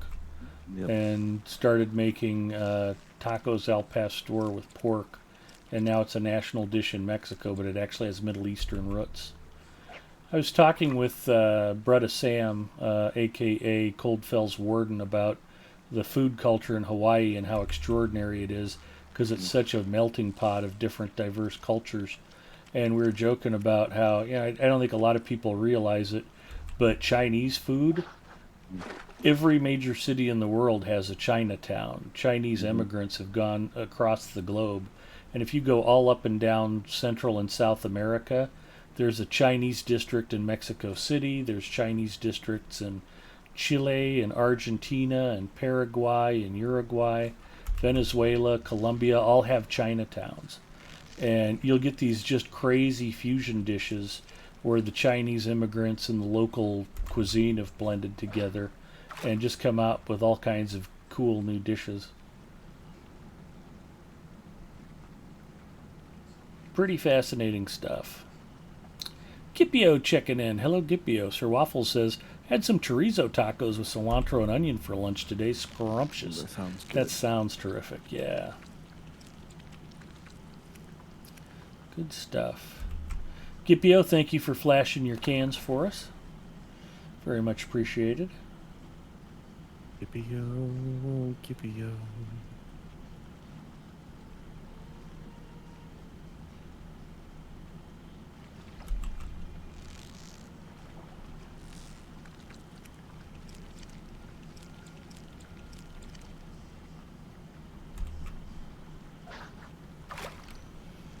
I'm actually hitting the Diet Dew tonight instead of the Coke Zero. Mostly just because I've got Diet Dew in front of me, but I need the caffeine. It's been a long, hard week at work.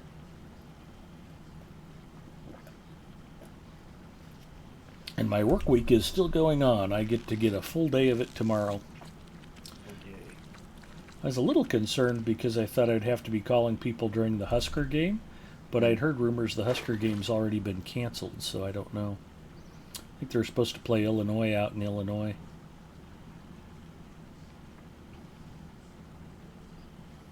Is your Kiss canceled? Yeah, I heard Paul Stanley tested positive for COVID. They're supposed to play a gig out in Pennsylvania somewhere. A couple Yeah. of bands are canceling whole tours right now. Yeah, Garth Brooks canceled right after he played Lincoln, Nebraska. We've had that tagged as a potential super spreader event. It was an outdoor concert, though. It doesn't seem like we're getting a big spike off of it, but it's been busy enough without it. I talked to some woman who was like, yeah, I think I got exposed at the Blake Shelton concert on the 18th. I'm like, well, no offense to Blake Shelton, but I'm mighty glad to hear that we don't have to blame everything on Garth Brooks. I'm glad Blake can bear some of the blame as well.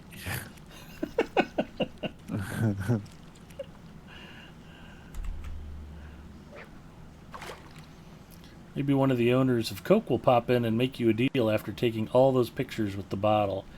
You know, after 6 years, if it hasn't happened yet, it's probably not gonna. But I'd be willing to do a sponsorship deal with Venom or maybe even Pepsi for Diet Dew.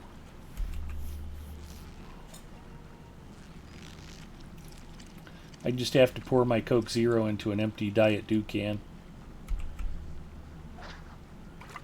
Diet Dew's awfully tasty, though. The Venom's pretty tasty. It's a little sweet, but it's awfully good. Plus, it's got vitamins in it, so it can't be bad for me. Is that how that works? But it's been pretty slow fishing here in Thorns Hall. I don't have a silver haddock yet, and it doesn't seem like the amberjack are exactly jumping into my creel either. We need to get something cooking here. Give me some silver haddock. Come on, Arkenstone, you can do it.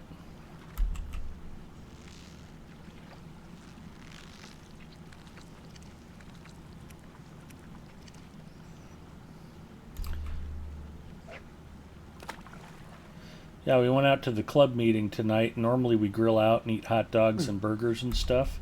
Yeah. And it was just pouring buckets of rain. So by the time we got out of the car, when the rain was trickling off, they'd already packed the grill up, and the president of the club had started the meeting a half an hour early. So I didn't get to eat, so we had to stop at Taco John's on the way home. Oh, I had to, huh? Had to. Well, we could have stopped somewhere else, but why not tacos? I got a Taco Bravo and a combo burrito and a soft shell taco and a Diet Dew. I like all of those things. Exactly my point. Amberjack is tasty fish. Rarely have it, but when they do, it's good. Now I'm getting hungry. Sorry, Lord Smooches, I might be a bad influence on you.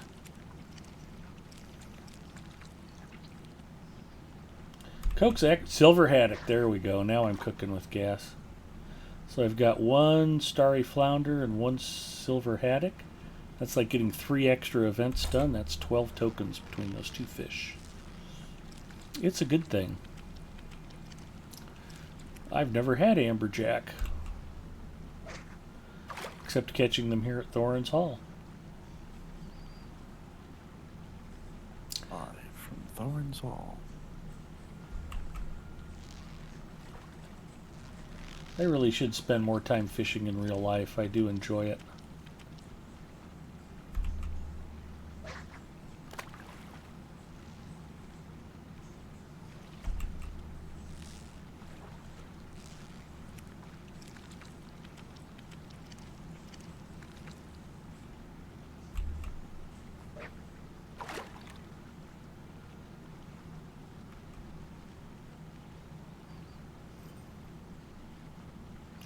From the lakes of southern Bree to the streams of Thorns Hall, wherever fish are biting, you'll see Big Ed Mustafa. Ah, shit, that was. I'd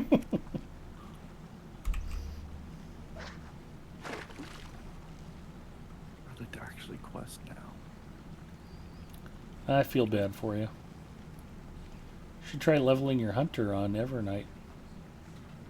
Yeah. You'll All get to my hang out friends. with Freelancer more. Oh, yay. He still plays a lot of Rocket League. He does. Matter of fact, he missed Wednesday night because he had something to do, but he popped on much, much later and was actually playing Rocket League. I may have already switched over to Fallout 76 by that time. We ran a bunch of epic battles Wednesday night. It was pretty fun.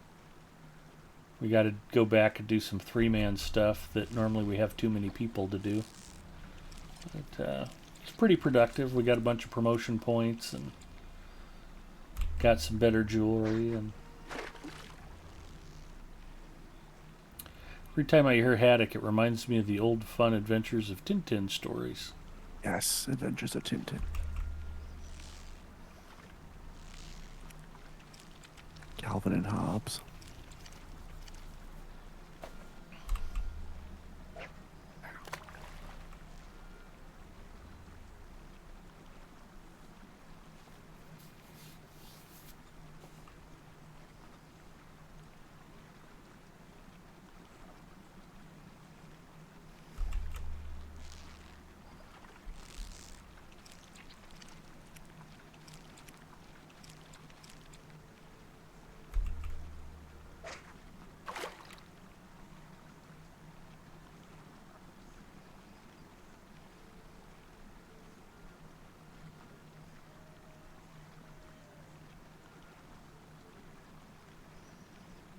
Come on, give me 2 more silver haddock. That's all I need. Give me 2 more silver haddock. Looking for 2.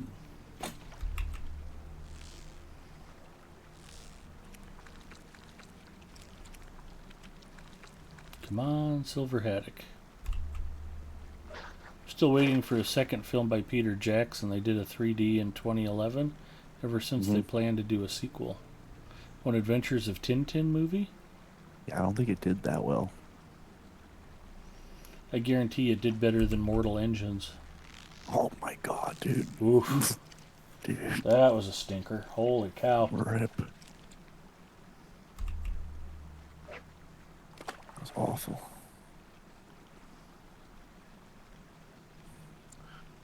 No, I want to do something. It's easy for us to criticize, Nick, but it's better than the movies that you and I have made. We can't talk about mine. No, not those kinds of movies. I mean like our YouTube content and stuff. I have a YouTube movie on my YouTube that's like from 8th grade. Nice. I look awful. You look awful now. You need a haircut and a shave. I know, for You real. gonna clean up for your mom before you go down there? Probably, considering she gave me money to get my hair cut. There you go.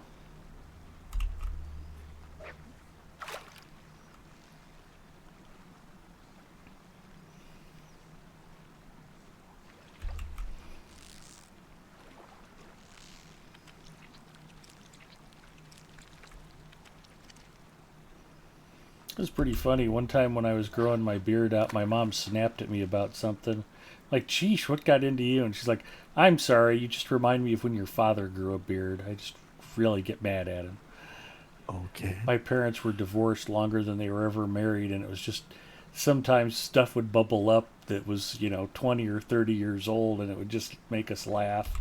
We were driving down to my sister's in Wichita one time for a holiday, Thanksgiving or something. And, my parents got along well enough that, we'd all ride down in the car together. My younger sister and my parents and me. And I don't remember. I might have been telling the story. The first time I ever flew, I was flying west through, I had a stopover in the Phoenix airport. And we're heading towards Phoenix. And I'm looking out the airplane window, and I look down. I'm like, wow, I wonder if that's the Grand Canyon down there. And I'm like, oh, you stupid Rube, it's your first time out of Omaha, and you think you're flying over the Grand Canyon because there's some rocks down there. And right as I'm thinking this, the pilot gets on the PA, and he's like, and if you look out the right window there, you can see the Grand Canyon sprawling out below us. I'm like, okay, maybe I'm not such a Rube. But Right. so I think I was telling that story in the car while we're driving down to Wichita. It's like 5 hours on the Kansas Turnpike. It's like we had some pretty bizarre conversations as a family on the way there and back sometimes. But as soon as I get done telling the story, my mom goes, "Do you know what your father did to me, that son of a bee? We were on our honeymoon and I wanted to go see the Grand Canyon. It was 45 minutes out of our way and he wouldn't go stop because he had a time schedule to get us to Las Vegas." That And it's sounds like, right. Mom, you've been divorced for 20 years. You don't really have the right to be that mad at him still. But she Drop the just, grudge. I just mentioned the Grand Canyon and it just triggered this memory for my mom and she just snapped. It was pretty funny. It's like, wow, I think she's still mad about that one, Dad. So then, matter of fact, it must have been for Easter, because I remember it was a good long 6 months later. Christmas rolled around and we're all opening Christmas presents, and my dad had gotten my mom, his ex-wife, just to be as a joke, he got her a Grand Canyon sweatshirt. Oh, That was pretty funny. We were all, even Mom was laughing about that. He got her back pretty good. No, it was funny. That was a good joke. But that's the kind of gift your ex-husband's gonna give you. So that was pretty funny. at least they were civil about it. Yeah, I mean it didn't start out that way. They didn't get along for a very good long while, but eventually, you know, when your kids start having kids, it's like, well, you can keep fighting or you can bury the hatchet and go see your grandkids. So they put it behind them. Plus, the only way my mom was going to be getting down to Wichita regularly was if my dad drove her. So, but yeah, it was nice. My sister found a way to get everybody together. Just my mom getting super pissed about not getting to see the Grand Canyon on her honeymoon, and then, you know, 25 years later, Dad gives her a Grand Canyon sweatshirt for Christmas. Your dad is a funny guy. He was. Funny Dad man. Dad did a lot of funny stuff. Oh, who was I telling? I think I was talking to Puppet Box about it. I asked him how his garden was going, and he says it's just about all cleaned out now. They've got a few watermelon left, and I was telling him one year my dad actually carved a watermelon for Thanksgiving or for Halloween because there was some late season watermelon still available, and said it was a hell of a lot of work, but it looked really cool in the dark because it glowed red instead of orange. It looked really creepy, and you couldn't tell it was green in the dark. And then one year for Easter, he bought this big caramel corn Easter bunny that was so big, I think he had to tie it to the trunk of his car to drive it home. Thing must have been 4 foot high. Yeah, he'd do crazy stuff like that. Dad was a pretty cool guy. Wait, what year did he go? 2009. Matter of fact, I think August 18th, the anniversary of his passing, was just a week or two ago.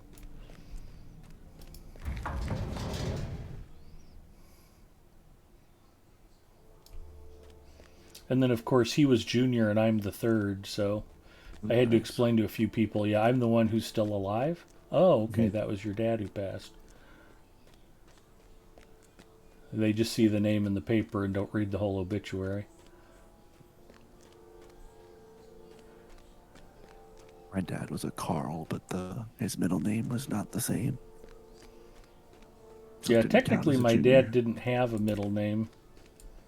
Grandpa was Edward Herman Peter. Dad was just Junior, and I'm Edward Jude. And growing up, I always hated my middle name, and now it's cool again. Thank you, Jude Law.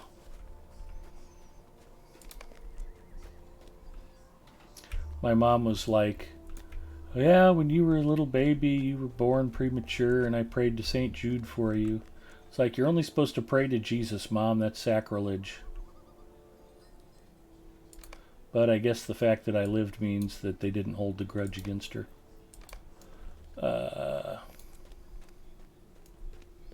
So she named me after St. Jude because I survived being a preemie. Very nice.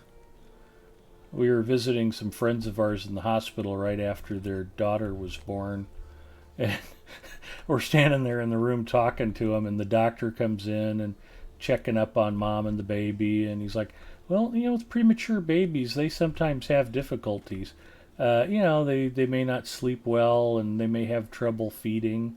And so I piped up. I go, yeah, I was born at least a month premature, and I still have a hard time eating noodles with chopsticks.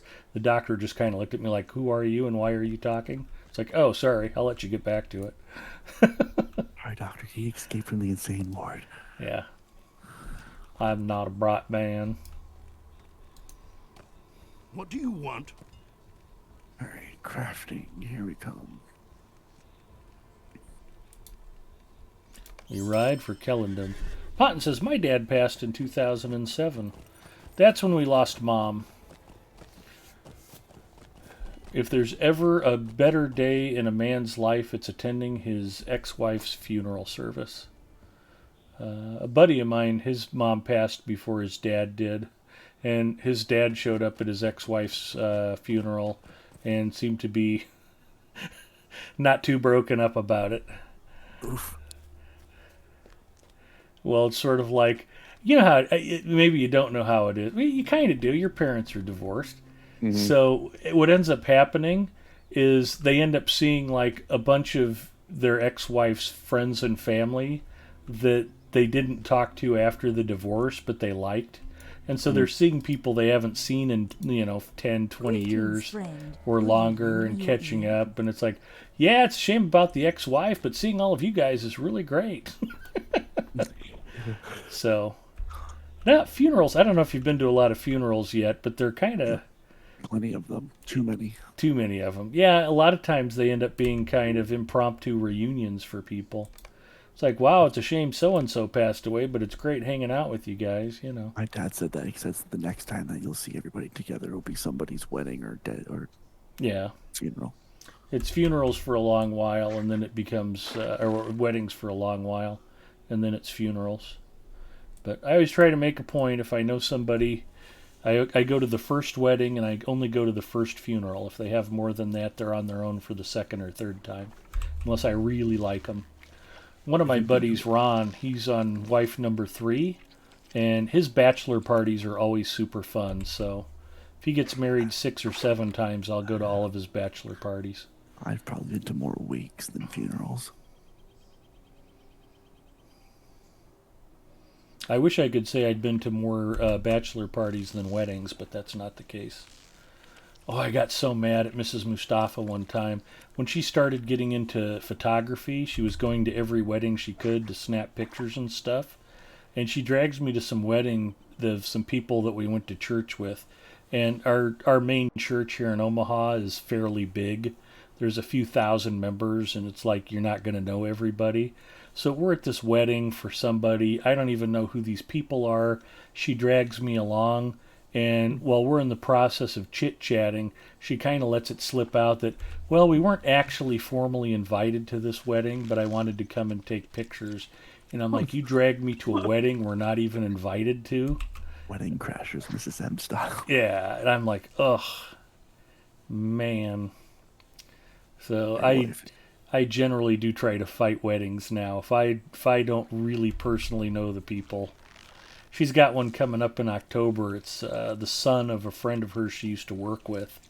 And it's like, yeah, I don't know these people and don't want to go. And I basically told her she'd better already line up her +1 because it won't be me.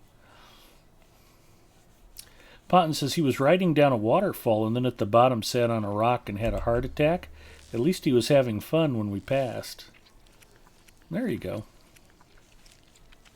Oh, when he passed. Yeah, going out on an adventure would be good, but having your rafting trip spoiled, that would be, be nice to finish.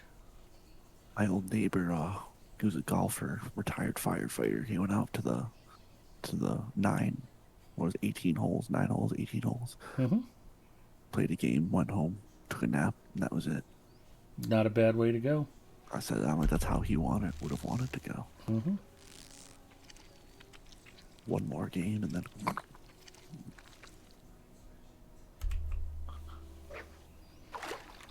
My last golf trip with my dad was to take him out to a public course called Quarry Oaks here in Nebraska. It's really beautiful. It's along the Platte River Valley, and I sprinkled his ashes along the back nine. That's awesome. That's what he wanted. I was Dad's executor. He had a whole list of things that I did for him. I got them all done. So, Good job.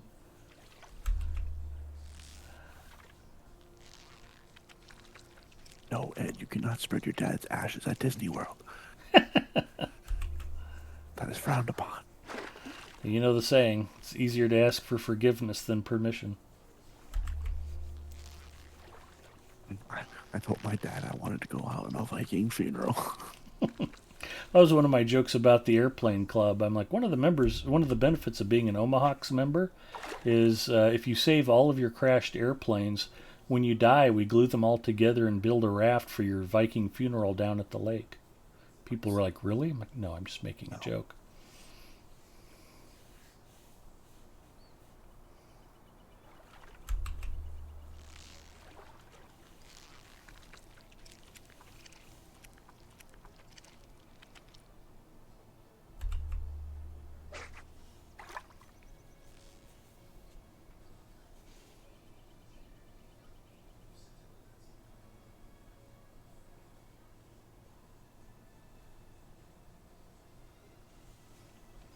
Dad had a 85 Eldorado convertible that he left behind when he passed, and I had to sell it as part of settling his estate and splitting the money with my siblings. And so to keep the thing starting, I would drive it occasionally, usually once or twice a week. And it was sapphire blue with white leather interior and a white convertible top. Nice looking car. It had a little bit of body damage on it, but it was pretty unique. And so I don't think it was a factory convertible. I think it was an aftermarket convertible conversion. There just aren't a lot of those around. And I drove the thing out to the airfield, and one of my flying buddies at the time, he goes, "Wow, you look just like Boss Hogg pulling up in that thing." And I started laughing. He goes, "I just mean because of the Cadillac." I'm like, "You don't have to back away from it. That was funny no matter what you meant." And he was laughing. I could have been Boss Hogg, and I would have had my Roscoe P. Coltrane.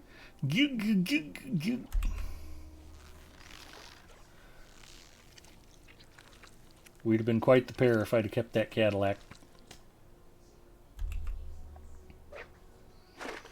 I ended up selling it to a buddy of mine, and he moved down to Texas, and they took it down to Texas with him. He probably sold it for double what he got it for. Good on him.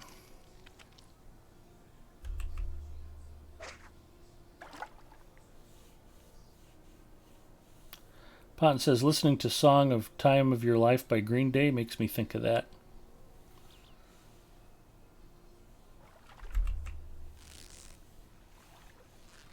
Yeah, it's a bittersweet memory. I remember both of my parents passing.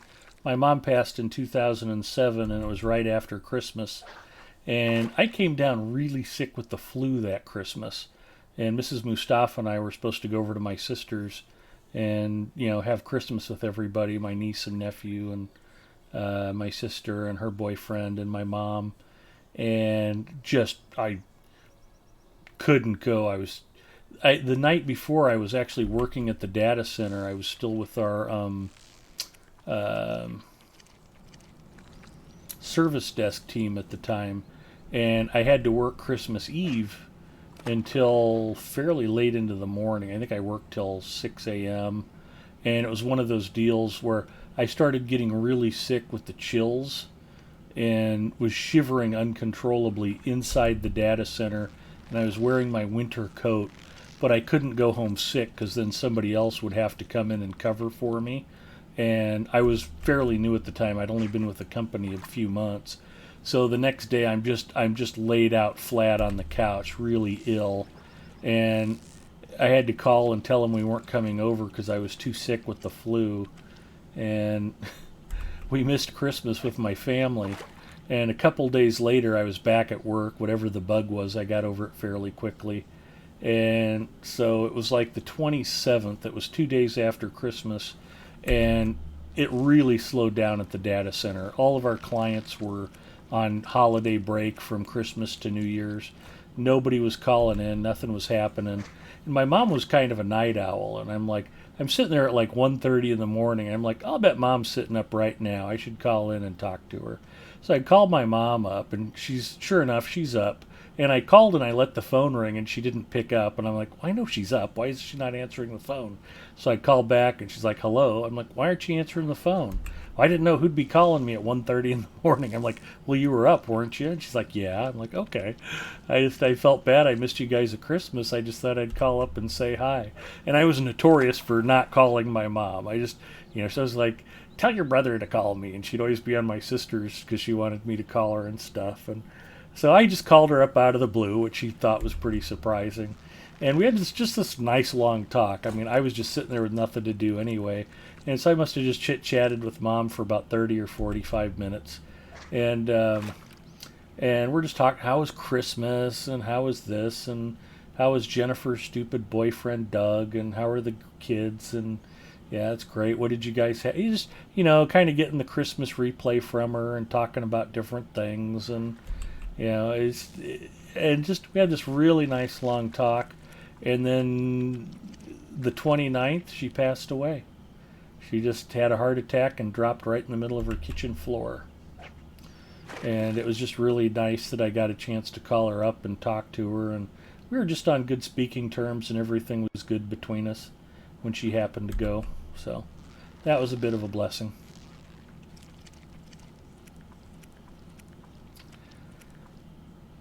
That's what I've told you, Nick. You never know how long you have your parents for, so appreciate them while they're here. Yeah.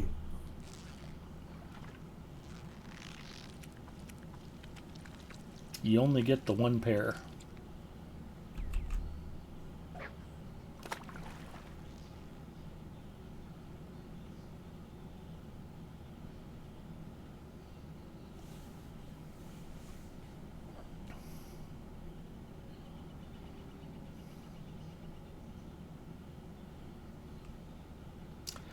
I'd had a pretty similar experience with Dad. Dad had been diagnosed with lung, bone, and brain cancer. Started out as lung cancer and metastasized. And he started getting radiation treatment early on to shrink the tumors. And, we were up at the hospital and everybody knew the diagnosis and that, Dad's days were going to be limited. And, we just got a chance to sit down and talk about a lot of things. And we talked about the future and what he wanted done and making arrangements and things. And right before he passed, he was just starting chemotherapy.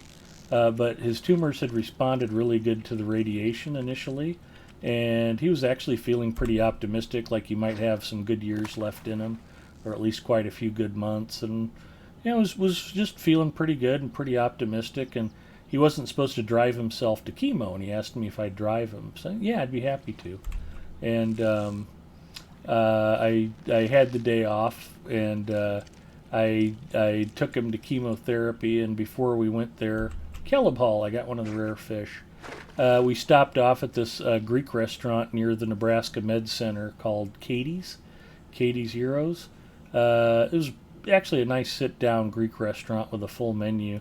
We sat down and I bought him lunch, and we were just sitting there talking and shooting the breeze, and had a nice lunch. I took him to chemo and drove him home, and he was pretty appreciative about that, and dropped him off. And then a couple days later, he was out to dinner with his girlfriend and had a heart attack and passed the next day.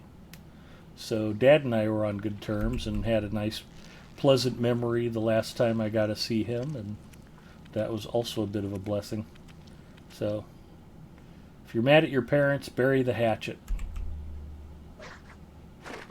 You don't want to be fighting with them if something bad happens. That's my advice. Just got lucky on both counts and am guilt-free. I know people who weren't lucky in that regard, and they just sit around and just kicked themselves for decades because they'd had a fight with their mom right before she passed or something like that. And it's like, she was your mom. She wouldn't have held it against you. It's not that big of a deal. But when you lose somebody under those kinds of circumstances, it's tough to let go of that sometimes. Anyway, we were talking about food. So, what's the difference between a calzone and a stromboli?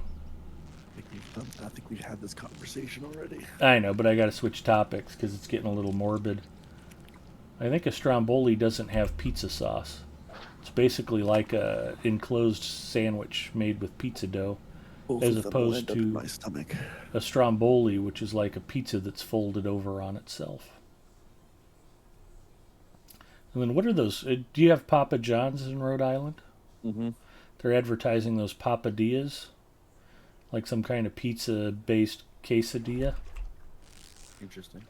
And they have Parmesan crusted papadillas, where they have cheese baked to the crust layer on the outside. They look like they might be pretty good. I don't know. Hungry. So my question for Chad is, who out there has tried a Papa John's papadilla? Not sure I've ever had a stromboli. I think it's basically pizza toppings minus the sauce, baked into an enclosed roll. I don't know. Hopefully we can get a definitional difference between the two.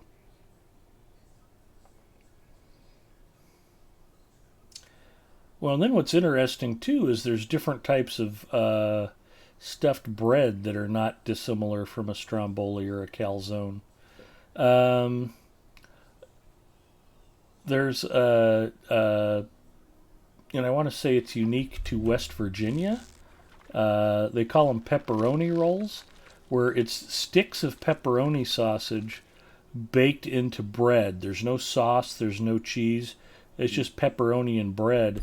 And apparently the miners would have to have something that they could take down into the mine with them to eat for lunch, because they'd be eating deep underground. And they'd bake up these pepperoni rolls for their lunch. And they're still popular in West Virginia to this day. West Virginia style pepperoni rolls. Incredible. And then I saw a recipe on America's Test Kitchen for this Brooklyn style stuffed bread, where they just basically combine deli meat like salami and ham along with some kind of cheese. I want to say maybe chunks of provolone. And they would just bake it right into the bread, so the bread had hunks of meat and cheese all throughout it. And you could just eat the bread with the meat and cheese in it. It was like having a sandwich baked right into the bread. Sounded pretty good. Looked up stromboli first. Suggestion is stromboli versus calzone. Either way looks tasty, exactly. Lulum.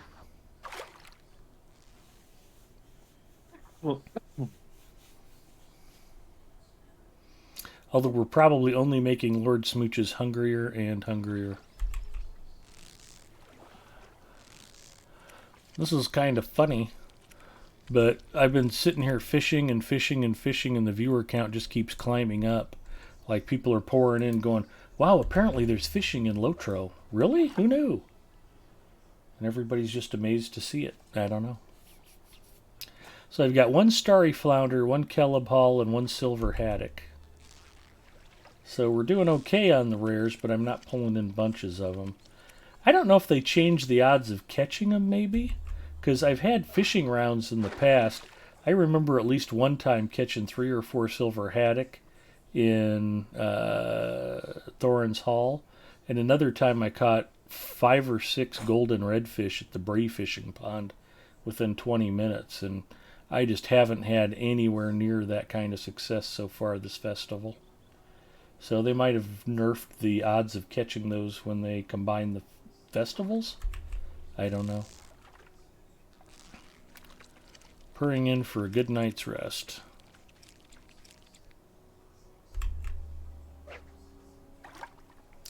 Exactly. Everybody wants to get a good night's sleep. Let's go watch Big Ed fish. It's better than NyQuil. Better than Z-Quill, better than Sominex.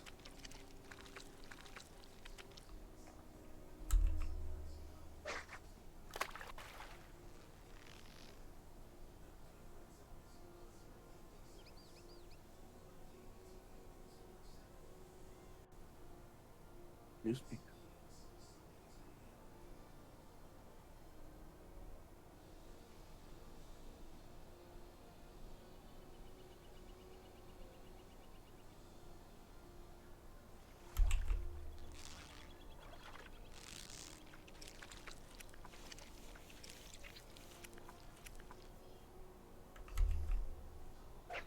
Yeah, if you guys are going to sit down and watch me fish, just make sure you've already changed into your pajamas and, you know, brushed your teeth.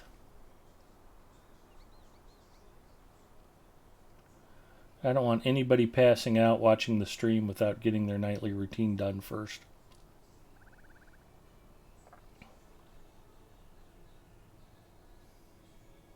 I only got a few seconds left. Give me one more Caleb haul. Looking for a Caleb haul. Come on, Caleb haul. Nope. Okay, got time for this one last cast. I need a Caleb haul server. Come on, Arkenstone. Give me a Caleb haul. Caleb haul. Caleb haul. Running out of time. Caleb haul. I'm not even going to get this reeled in, I don't think. Probably just late. I'm going to run out of time just as it's coming into the creel. Yeah, they gave me a minnow. I missed it by 1 second. Still, I get 32,000 experience points just for fishing in town. That ain't shabby.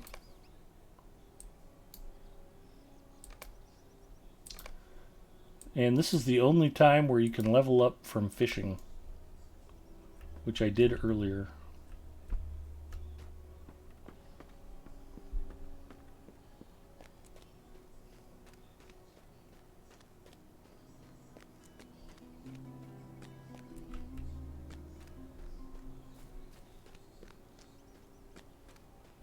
Sir Waffles says, I've definitely passed out to the stream before getting ready for bed.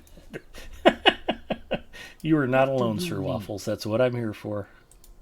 I am the Ambien of Lotro streamers. Hello, I'm Big Ed Mustafa. Do not watch Big Ed Mustafa unless you have a full 8 hours to devote to restful sleep. Do not operate heavy machinery or drive a vehicle after watching Big Ed Mustafa.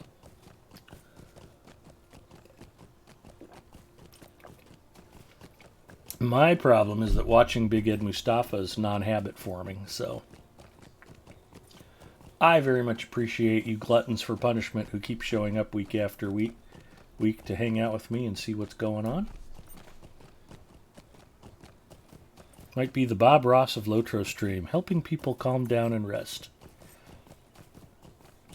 That's right, we're going to go out to Fangorn and we're going to chop down happy trees.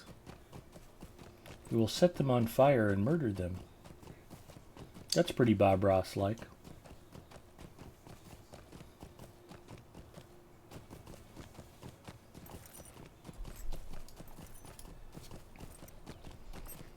Arid Lewin is really pretty too. I don't think we give it enough props. This is a nice area to quest and adventure in.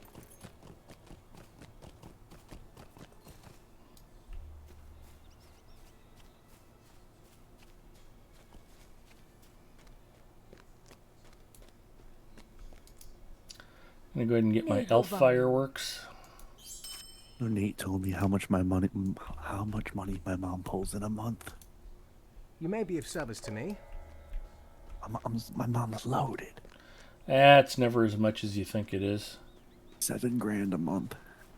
Not before taxes and health insurance and 401k contribution. My mom doesn't work. Really? Yeah. She retired? Nope. Has enough money from half my dad's pension. My stepdad's 66.3% of his pension. Oh, because he passed and now she's with a Yeah. boyfriend? Yeah. Okay. So my mom doesn't have to work another day in her life if she doesn't want to. Nice. I thought she was still working. No, she wants to just for sane purposes. Yeah, you know, when you're not working, it's like there's not enough time in the day. But when you're actually active and working, it seems like you get a lot more done, even though you have less time to do it. It's one of the great mysteries of life.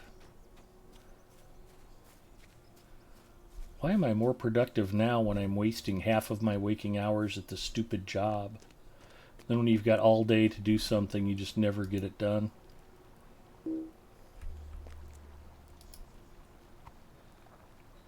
All the starting zones are really beautiful. Maybe I just don't appreciate Bree. I guess it has its charms.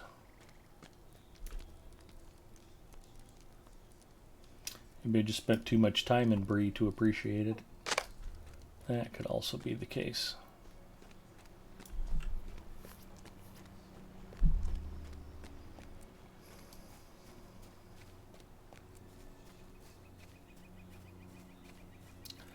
I recently watched a Bob Ross documentary. It was good to learn about him. Made me sad when it said why he paints and does what he does on TV. Well, I know that he had been in the military. Sweet lad Melon. I did not get the details about that. That would be an interesting biography to watch. He was actually Or trending documentary. today on Twitter. Is he? Bob Ross is always trending. He's Bob Ross. That's true. He is the boss.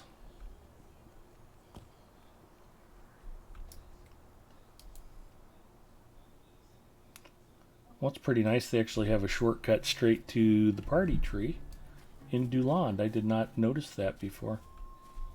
That's quite the handy little travel perk. Buy some Hobbit fireworks. Hello there.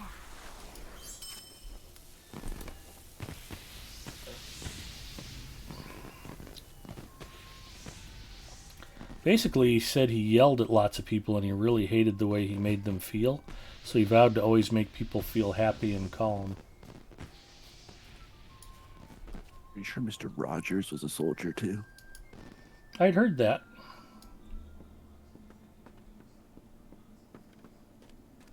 He would have been a chill guy to meet. Yeah, that picture. Oh man, I just got here late. Son of a gun.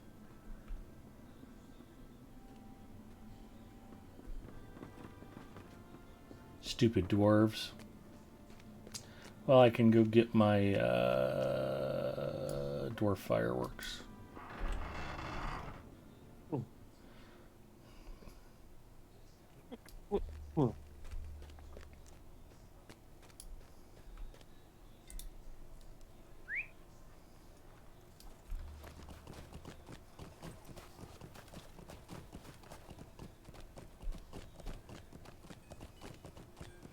Yeah, there's no benefit to making other people feel bad. I really try not to do that if I can help it. On Apex. Yeah, except when I'm playing Apex. Then I scream and rant and cuss and get super mad at everybody.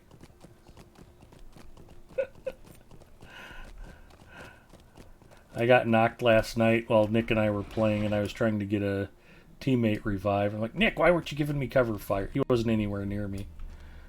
But I decided it had to be Nick's fault that I got dropped. Cannot be anyone else's. Damn it, Nick, cover me, be where I need you to be, and shoot at people for me. It's like, I said I was coming on so we'd win. We won games. we did. We did good. It was fun. Gore jumped with us, too. That was a nice change. I haven't played with him for months. He said that we're going to meet while he's here, so we'll see. Awesome. I'll believe it when I see it. It could happen. When monkeys fly out of your butt. I think that's an old Wayne's World saying. Is that from Wayne's World? What's from Wayne's World? Yeah, I don't know. Swing, swing, Swing. swing. You better not spew. If you spew, I'm gonna hurl. Yeah, I think so. It's not easy being young and trying to figure out how much alcohol is enough alcohol. It's a very confusing topic. Where else do I need to go? I fished 3 of the 4 fishing holes. I guess I'm off to Bree. What do you need? A ride to Bree. Thank you.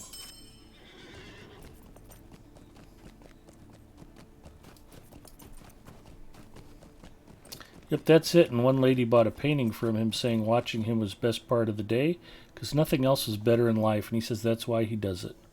That's awesome.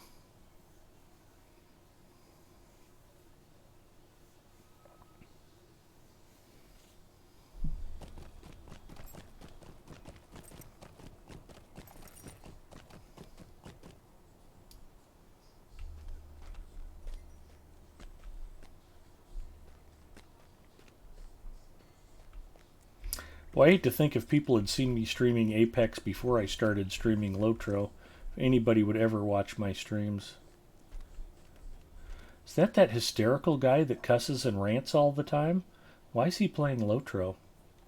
And did they medicate him? Why does he seem so calm? You guys would have a whole different impression of me.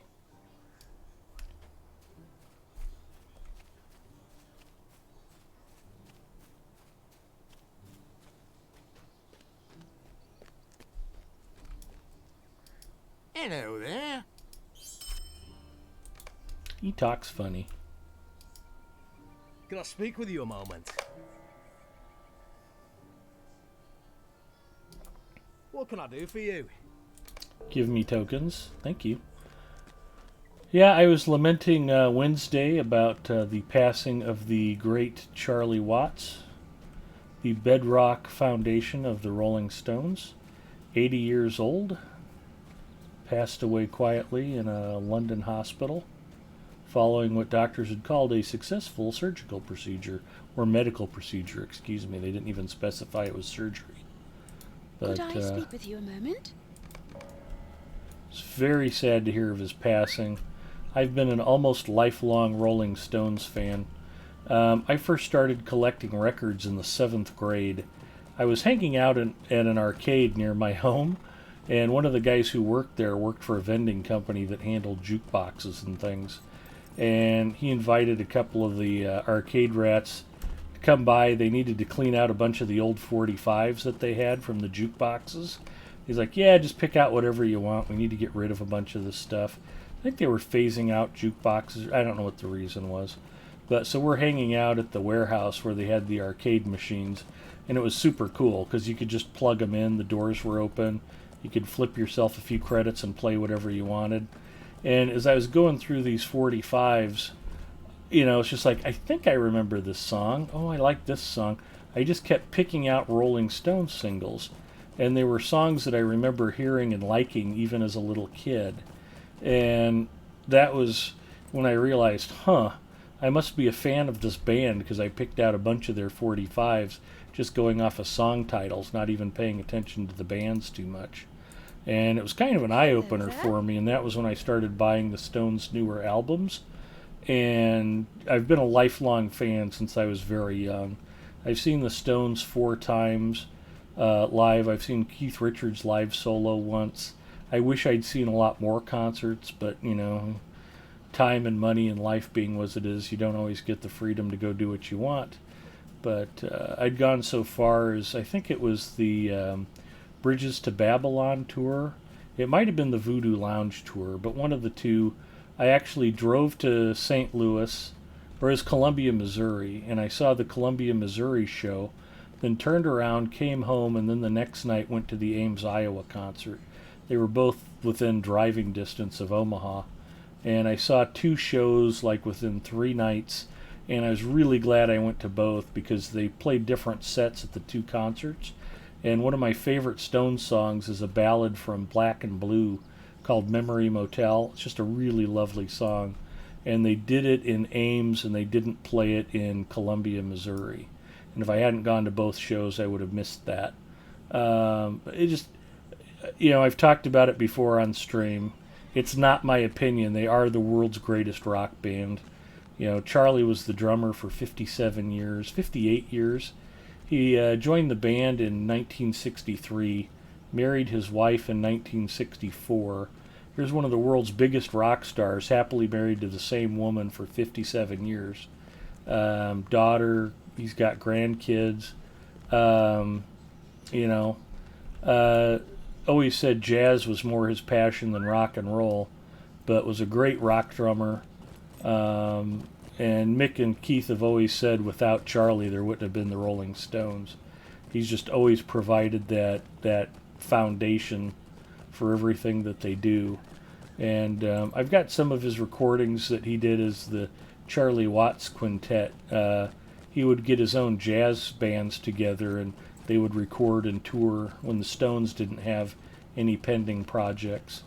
And he even wrote a children's book one time called Ode to a High-Flying Bird that was about the Charlie the Bird Parker, the great jazz saxophonist from the 60s. And Keith Richards has also written a children's book, I think called Gus and Me, about his grandpa. His grandpa Gus bought Keith Richards his first guitar when he was young. And just brilliant musician, completely egoless, great talent. And just really a sad passing. I took that personally. Like I said, I've been a Stones fan for longer than some of you have been alive, Nick included. I'd probably already seen the Stones once or twice before you were born. Yeah. So, I'm old, what can I say? But, what's funny is the Stones were considered old when I was first discovering them. They'd been around since the early 60s, and by, 1981 when they did Tattoo You and they did the Still Life tour, people were like, I thought Keith Richards was dead. How are these old guys still out on tour? And it's just hilarious to think that was 40 years ago. So, longevity doesn't necessarily make for a great band, but there's no question the Rolling Stones are the greatest rock band of all time. If you do not like the Rolling Stones, that's not an opinion. That means there's a deficit in your musical taste, and there's something wrong with you. So you need to figure out what that is and come correct.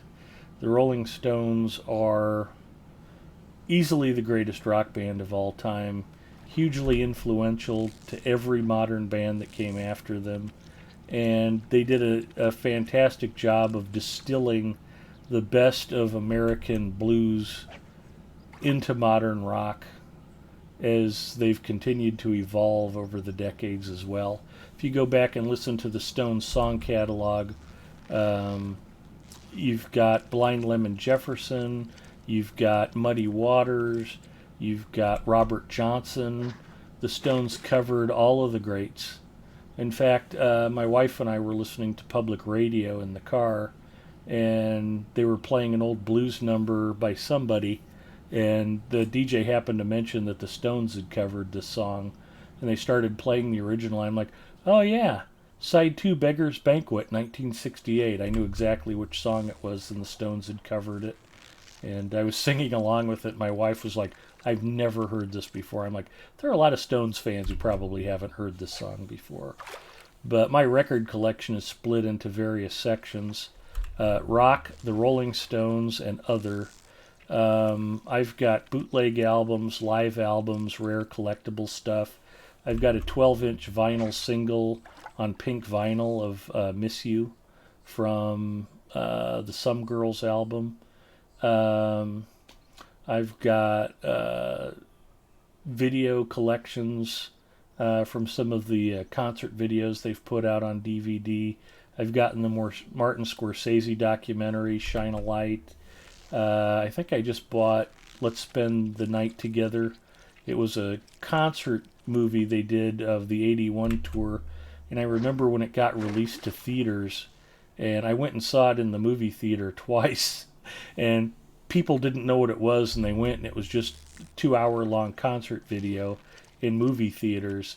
And I saw people get up and walk out because I don't know what the hell they thought it was. But I was like, how can you walk out in the middle of this? It was like seeing the Stones in concert at your local movie theater. It was fantastic. And, they've just got such a rich history and so many great stories. My all-time favorite Stones album, they had this run from 67 to 72. And this 4-album arc was Let It Bleed, Beggar's Banquet, not Wild Horses, Sticky Fingers, and Exile on Main Street. All 4 #1 albums, all 4 of them released in a row over a very small time period. And the last album, Exile on Main Street, the Stones had become tax fugitives in the UK. They owed more in taxes than they actually made in money because the government wanted to tax them on money that their managers had taken, that concert venues had taken. They wanted the Stones to pay everybody's tax bill, even on money that they never personally received. And they just moved out of the UK. They're like, okay, we can't even stay at home. And it was shortly after that they formed Rolling Stones Records. It's a Danish company with 28 different subsidiaries. And the Danish government in Denmark uses it as a training tool to train their tax auditors on the complexities of corporate tax structures. And they were living abroad, and when the time Exile on Main Street was recorded, Keith Richards had this house he was renting in France somewhere, and the Stones all just basically ended up at Keith's house, and they set up a little recording studio in Keith's basement while they were trying to figure out where they could go live. And they ended up recording Exile on Main Street, and it's a freaking extraordinary album. It's a 2-album set. There's like 20 tracks on it. A bunch of classic Stones tunes. Tumbling Dice is on there. All down the line. There's a bunch of blues covers and old blues songs that they did. It's just a wonderful, rich album. And it was at that peak. They did a couple albums after that. Goat's Head Soup, I think, was 73. And then you had It's Only Rock and Roll in 75. Both great albums, not quite as great as those 4 albums that came before. Black and Blue was in 76. Black and Blue is a great album. There wasn't really a big radio hit off of Black and Blue, so it gets overlooked a lot. But there's some great songs on it. Memory Motel comes to mind. They did some work with Billy Preston in the studio, a really good session man who plays piano. And there's another song on there called Hand of Fate that's not a great single, but it's a pretty good tune. And the creativity that came out of that band in the early 70s was just phenomenally good. If you don't have any Stones in well, you may not even have a record collection in this day. Today your cell phone is your stereo system, you know. This is most people's entertainment center these days. So just if you're not listening to the Stones, you are missing out. And if you don't like the Stones, there's something wrong with your musical vocabulary. You have stunted your musical growth somehow. It's not a question of whether or not the Stones are fantastic. It's beyond questionable. Jay the Dwarf popped in Wednesday night when I was lamenting Charlie's passing and made some crack about the Rolling Stones are poop and Pink Floyd is pretentious crap, and I just laughed it off. It's like, oh, Jay, you're embarrassing yourself. You know, you can say whatever you want about the Stones. That's not going to change the facts. And as far as Pink Floyd being pretentious nonsense, that would be true if anybody else had done anything like Pink Floyd had done when Pink Floyd did it. Pink Floyd was so unique and so beyond anything else that had been done in rock history when they did it. Dark Side of the Moon, Animals, Wish You Were Here, The Wall. amazing, groundbreaking albums, every one of them. Fantastic recordings, way ahead of their time. That band deserves all of the credit, all of the kudos, all of the praise that they get as well. They're not the Rolling Stones, but Pink Floyd was pretty amazing for a long time as well. The Beatles are terrific. The Beatles broke a lot of ground, a lot of creativity there. Shame they couldn't keep it going, but the Stones rise above all of them. And it was very sad to see Charlie Watts pass. But on the other hand, if you look back, an 80-year-old who's happily married with kids and grandkids and got to do pretty much whatever he wanted his whole adult life and just lived a really extraordinary life. He had 80 really good years on this planet, and that's about all any of us can ask for. But Keith Richards and Charlie Watts, they may not top anybody's list of the greatest guitarists or greatest drummers, but if you talk to other musicians, if you talk to other world-class musicians, they will all name those two as inspirations, as people that they admire, people that they respect, people that they look up to musically. And Charlie was a huge influence on generations of drummers and will be for some time to come. So that was very sad. But man who lived an extraordinary life, and sorry to see him go. Potton says, the only one I've ever seen live was Neil Young a few years ago. I love Neil Young, Potton, and I've never seen him live. And he's come to Nebraska a few times, and it's just been one of those things that, like, he might come and do Farm Aid, and I don't want to go sit through a whole Farm Aid concert to see Neil. But I can't recall him ever coming to our local auditorium and playing Omaha and doing a concert here where I'd just go see Neil Young. That would be fantastic.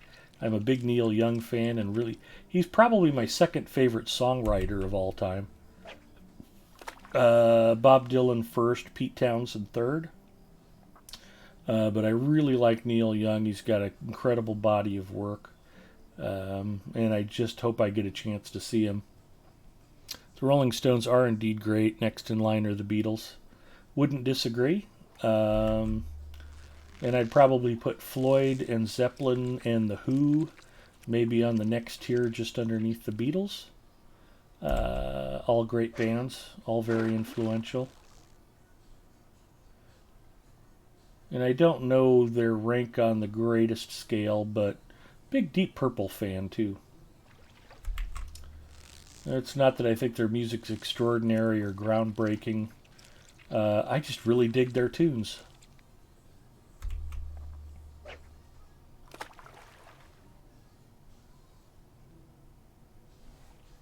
But one of my favorite Stones songs is Can't You Hear Me Knockin' off of Sticky Fingers. We were driving back from lunch one day at the data center, and I was driving, and I had like 3 or 4 of the other guys crammed in my car, and we were all coming back from lunch, and we're just coming down the hill, and we're getting ready to turn into the data center on our way back from lunch, and all of a sudden, Can't You Hear Me Knockin' comes on the radio, and I'm like, oh, we can't stop, boys, we got to keep driving, and I turned the stereo up really loud, and we just drove around the block a couple times listening to Can't You Hear Me Knockin'. Then when the song was over, I parked and we went back to work. I like to be a bad influence on my coworkers. That's a good time.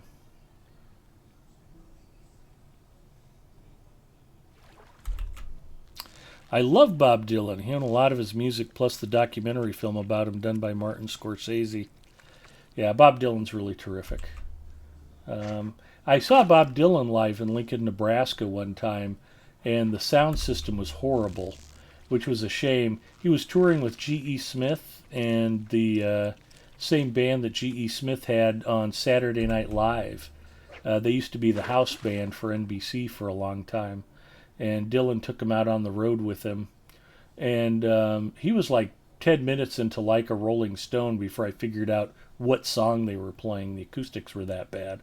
So Bob Dylan live can be a hit or miss experience, but the man's got great musical chops, even if you don't like the sound of his voice. I really like Bob Dylan. Mrs. Mustafa really hates Bob Dylan, so if I want to torture her, I can just play Bob Dylan on the car stereo and sing along. How does it feel? Johnny's in the basement mixing up the medicine. I'm on the pavement thinking about the government. What? Nothing better than singing along to Bob Dylan while Mrs. Mustafa cringes. Golden redfish, I just got my first one. I think singing Bob Dylan attracted the fish to me.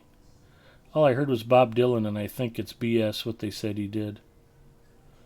I waited like 50 years to say he did that. What did Bob Dylan do?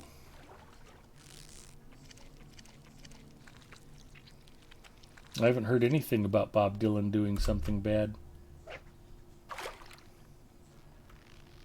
Other than introducing the Beatles to weed.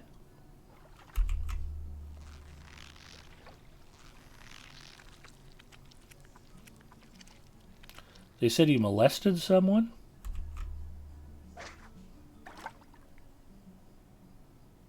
I've never heard that accusation.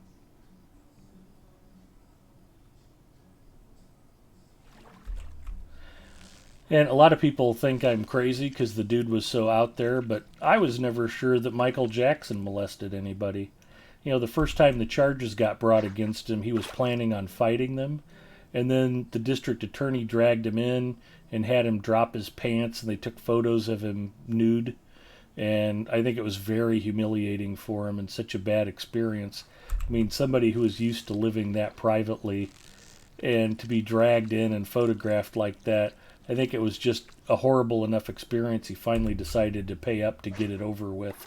And then that just made him an easier target the next time around. I don't know that he did. I don't know that he didn't. All I know is I don't know if Michael Jackson was guilty of that or not.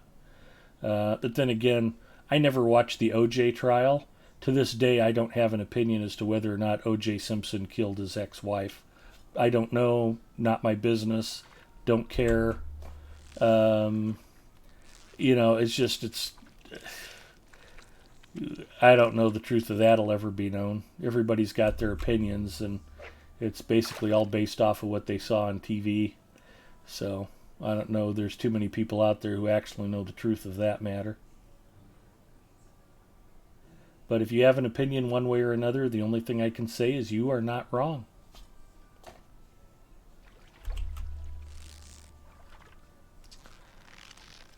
CLC Beat says, that's my thoughts on MJ. Oh, he molested somebody in the early 60s and it's a recent lawsuit? Pff, good luck with that. Besides, I'm pretty sure by the time Bob Dylan was a known quantity, he didn't have to molest anybody. Can't imagine he had any problem finding girls.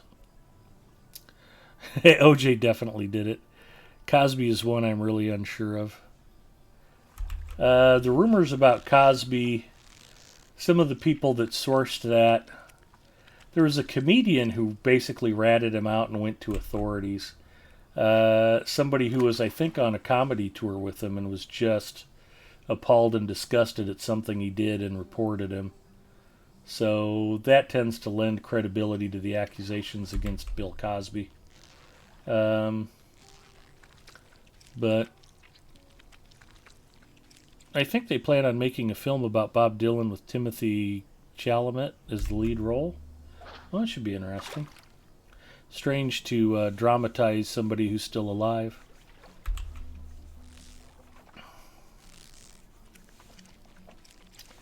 Oh, it's kind of funny, but out of the 4 fishing holes, I've gotten exactly 1 rare fish at each of them. It'd be nice to have a little bit better results, but at least I'm catching them.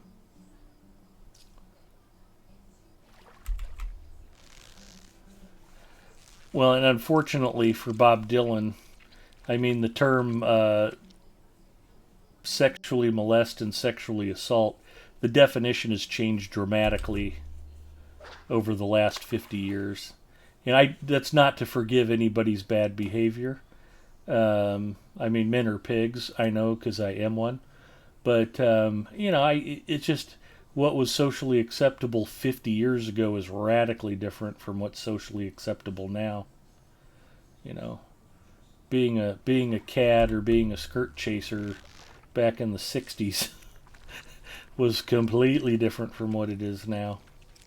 I mean, they used to sell a so-called Spanish fly product in the backs of magazines with the idea that, yeah, just slip this into your girl's drink and it'll make her super uninhibited. I mean, it was just, society was a lot creepier towards women back then.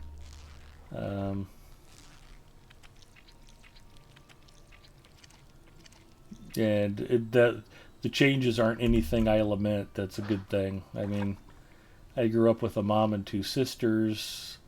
I've got a wife that, despite the jokes, I view as my partner in all things, and view as completely equal, if not slightly dominating over me. And I don't believe women should be disrespected simply because they're women,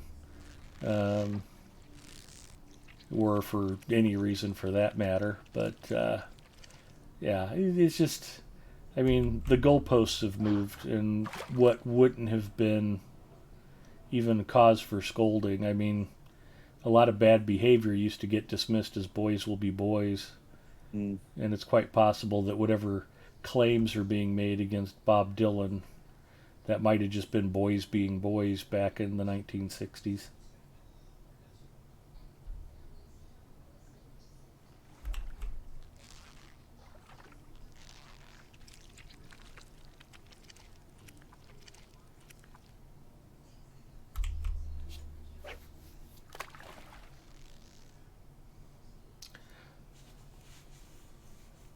Jump at the thought of one night with them. Definitely glad that culture's changed. I've been raised around all women. Even Elvis marrying a 15-year-old is kind of weird. I think she was younger than that. No, I'm thinking of Jerry Lee Lewis. He'd married his 13-year-old cousin, and he went to tour the UK, and the people in the UK just came unglued when they found out. Like, who's that girl that's traveling with him? Is that his daughter? No, that's his wife. She's 13, and they're cousins. What? What? Yeah, that's not really a topic that's appropriate for the official Lotro channel. Fair enough. Okay. We were just talking about Charlie Watts passing away, and the topic of musicians came up. We'll change the topic again. I'd been trying to talk about food, but we keep getting off track. I like food. How can I be of service? Food is delicious. So I'm still wondering if anybody out there has tried a Papa John's Papadilla. They say they start at $7, and it looks like a whole pizza folded over and then crusted with extra cheese, which makes it sound pretty tempting, unless it's like $7 for cheese and then $1.50 for every topping that you add after that. That would be disappointing. Small fish, 6 of 4. Starry flounder, 1 of 1. For Druid's Fire's sake, we will now talk about fishing. Yay! Golden redfish, 6 tokens. Silver haddock, 6 tokens. Kelebhal, 6 tokens. So getting those 4 rare fish, that was like doing 6 extra festival events just off of those 4 fish. And we got, what am I turning in now? Drum. And we got amberjack. It's the festival till. And we got Lulum. Canna says, I want lasagna. I don't remember the specifics of the papadilla, but it was good. Well, that's good. Man, I made some badass lasagna. That sounds good. Canna wants lasagna. I've told this story before, but I told Mrs. Mustafa when we were dating that I couldn't marry a woman who couldn't make lasagna. And so, like, after we'd been dating a few years for Christmas, I got her a Chef Boyardee lasagna kit. And she tried making it, and she forgot to add the cheese. It's like, oh, tomato sauce and noodles. What a concept. It was not good. I ended up marrying her anyway. Wow, I am 3 tokens short of a second handful of Starlit Crystal.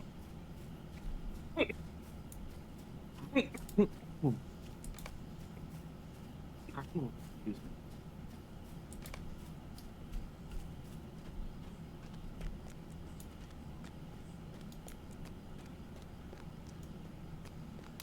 Pork, beef, mozzarella, Alfredo sauce, lasagna noodles. Delicious. My chat is making me have ice cream and mini cupcakes. That is a good chat right there, Druid's Fire. I'm sorry, but if you can't make lasagna, you need help. Mrs. Mustafa's cooking is notoriously bad. She'll even freely admit it.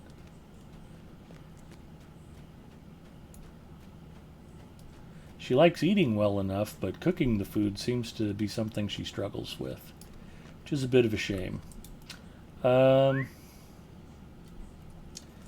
So I still have not successfully attempted either Taste of Hobbiton or the keg race. Every time I go there, they've either just started or nothing's happening. So we can go do those, and I'll try to get my last few tokens for my second Anthelus Starlit Crystal.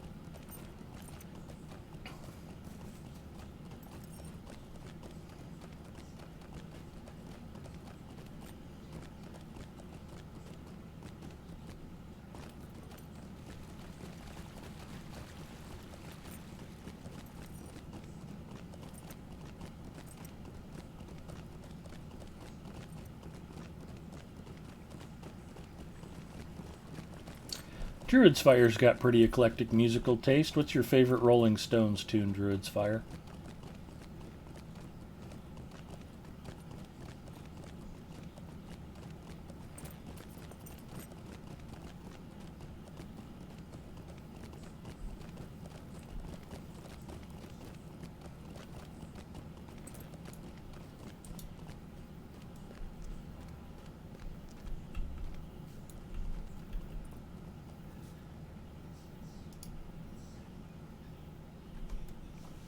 I'm so lazy, I always take the stable from south to west pre.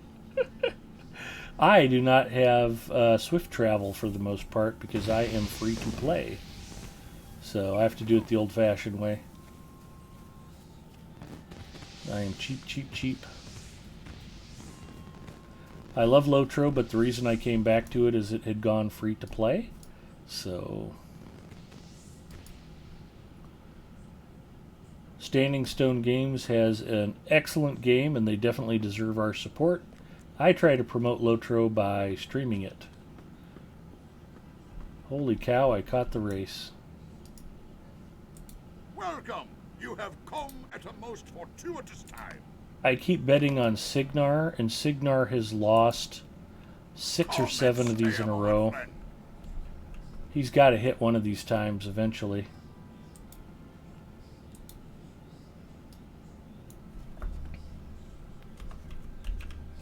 We will cheer on Signar.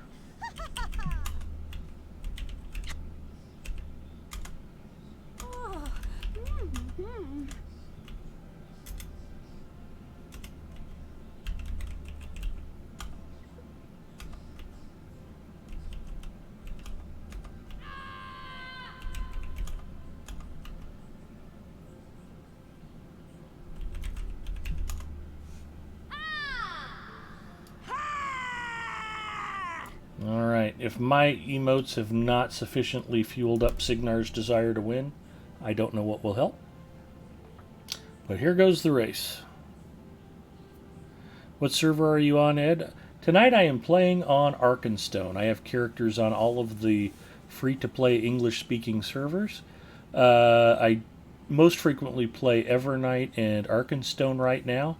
I have a number of characters on Crick Hollow, a few on Brandywine, and I do have characters on Landreval and Gladden, and even Laurelin. But Friday nights I've mostly been playing Arkenstone lately, here on Lotro Stream. Lenorian is an elf minstrel. I had her leveled up to, I think, almost 90th, and had just parked her and not played for a long time. And when I was waiting for War of the Three Peaks to unlock for Lotro points, I parked my 130th level champion and dusted off Lenorian and started playing her again. And I've put 20 levels on her. since I picked her back up again, so nothing wrong with that. Just trying to get her ready for Mordor. So I've been trying to farm the crystals. Holy cow, I think Signar is going to do it. This might be it, boys and girls. Come on, Signar, bring it home. I'm begging you. Literally begging you. Oh my gosh, Otto ran past him right at the very end. You stink, Signar.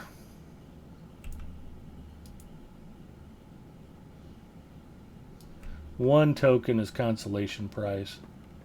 All because Signar stopped at the last station for too long.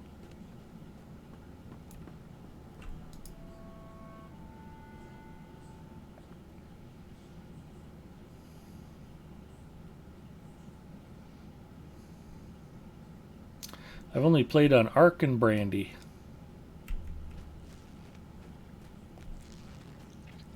Both fine servers. All the servers are fine. There are no bad Lotro servers.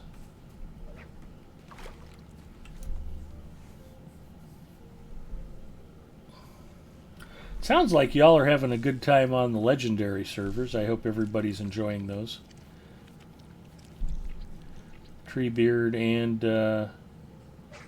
Shadowfax both sound like they'd be a lot of fun. I would probably lean more towards the Treebeard experience. I really like exploring all of the content and going through all of the available quests and being fairly completionist when I have the time.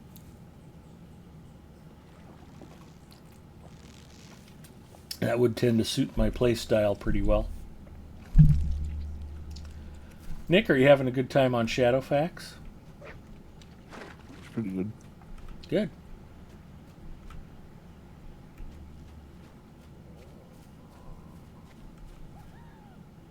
Oh, the race just finished. Holy cow, I missed it. I thought I was waiting around for it to start. It's going to be a while. We'll go to the Hobbit, or the Shire racetrack, I guess.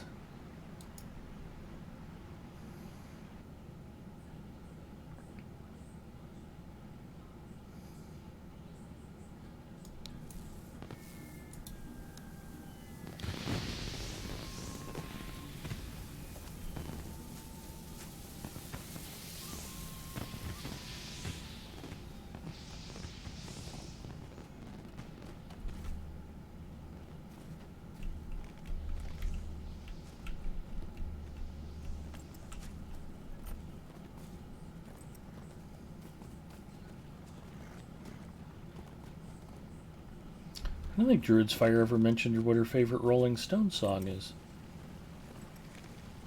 Let's floating the question out there one more time.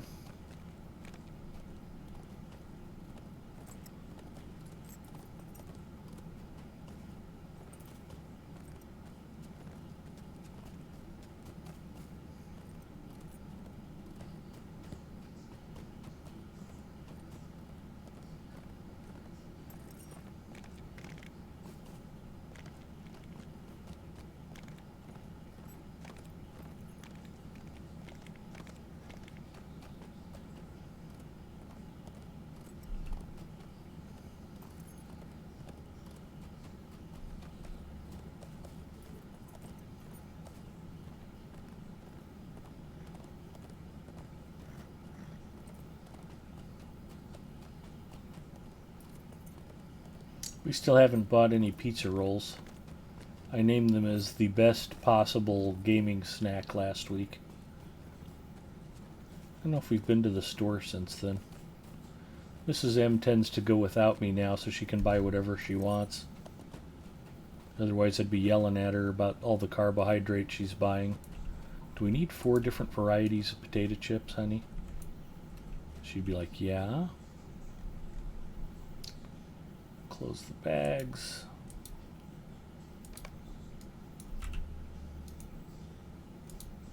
Stay and have some tea.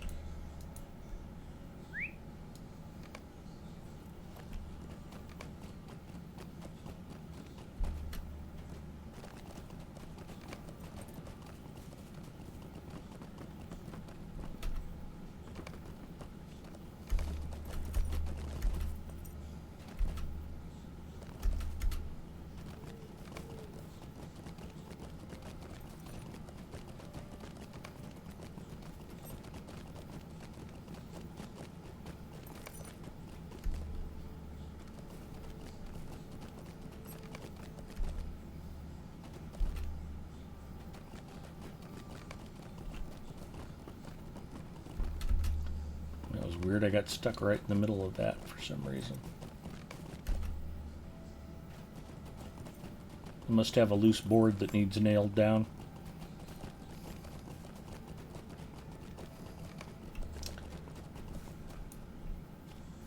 Well, I had a nice clean run. How do you do? That should be enough for me to get my second handful of Starlit Crystal. And I can still go do Taste of Hobbiton. If you win either the Keg Race or Taste of Hobbiton, that's good for 10 extra festival tokens. Otherwise, you get 1 to 3 tokens as a consolation prize.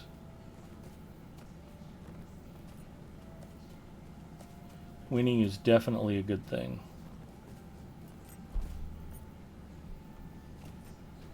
And I haven't bothered to look, but I suspect Mandalinia might be, or not Mandalinia, Lenorian tonight. Actually, both of them should be sneaking up on the rare fish title. They've both been catching rares. Not a lot of them at any one time, but catching them pretty consistently. I've been alternating between them as I've been working the festival the last couple weeks. So, I think Mandalinia's already got 5 handful of Starlit Crystals stored up on her. Plus, we've been doing a bunch of epic battles, so she should have a pretty decent supply of Stars of Merit built up. Of course, I think once you get to level 95, you get a lot more every time you do an epic battle. It's a bit of a shame that they handicap you. Where am I going? Party tree.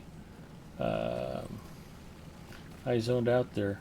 But yeah, if you could actually build a nice supply of those Stars of Merit prior to hitting level 95, that would really help ease the burden of trying to get your 100th level imbueds maxed out. It's just tedious right now. There's no other word for it.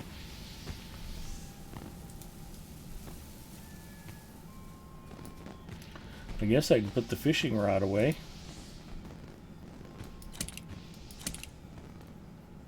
I got 14 goldfish. We'll set them free. We ride for Taste of Hobbiton and for glory.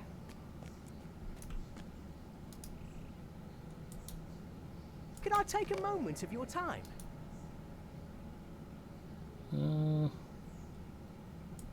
Good day.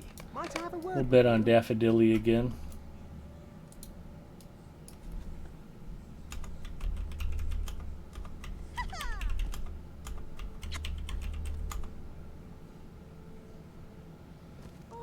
Come on, Arkenstone, you can do it.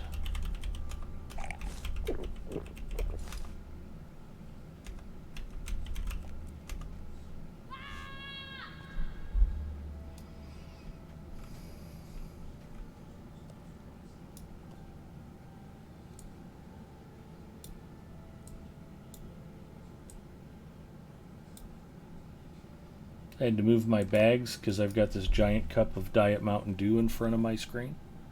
Potton is off for now. Have fun storming the castle. Potton, have a great night. Thanks for hanging out with us as always. Hopefully I'll get a chance to say hi to you more this weekend. Should be streaming Lotro on my channel tomorrow night. And we'll be doing some Apex Legends Sunday night. So if you want to see what an angry Ed looks like, you can always come by and say hello Sunday.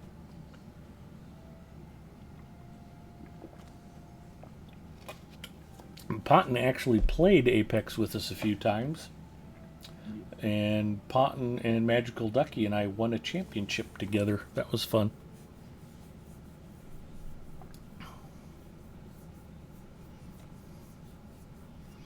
You know how sometimes you're totally in the groove and you know exactly what's going to happen? That game that the three of us won, I moved us to a building and I said, when that last party comes, they're going to come through that door right there. And we were set up on the door, and sure enough, that was right where they came through. We just took them right down and won. It was awesome.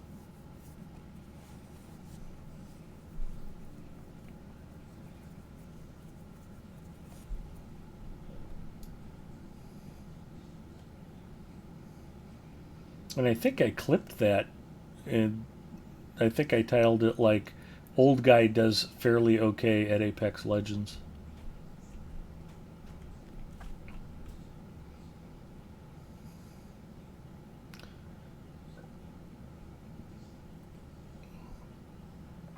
Because I think I had to come back and wipe a whole squad.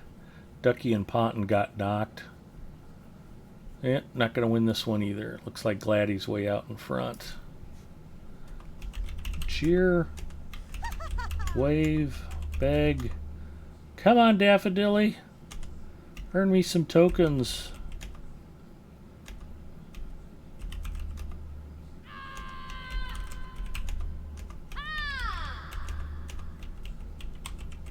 Oh. Nope, third place. Nope, there's still one station left.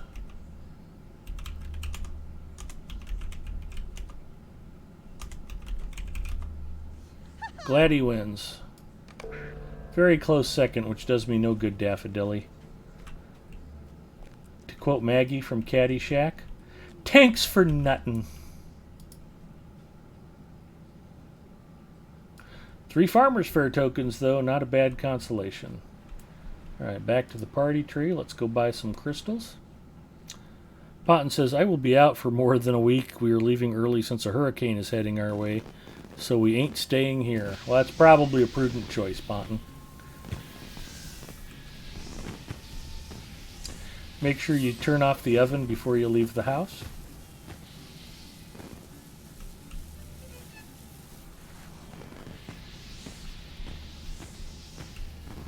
Yeah, stay on your horse right in front of the vendor. That's super cool. Thanks. Although that is a lady of streams, so I will bow to her superior fishing and take back my harsh words. Let's see, where are we? Handful of starlit crystals. Wrong vendor, maybe? Nope, she should have them. A lovely day, isn't it?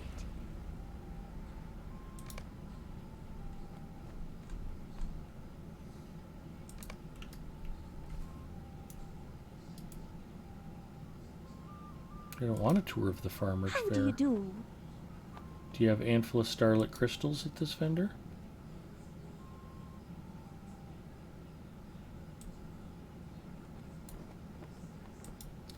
We do. I found them. 1 and 2.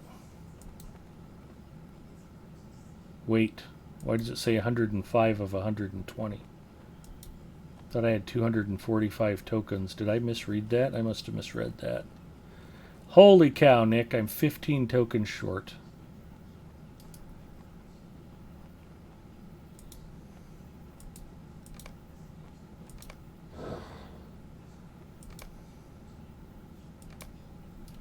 I don't even know I can get 15 more tokens today.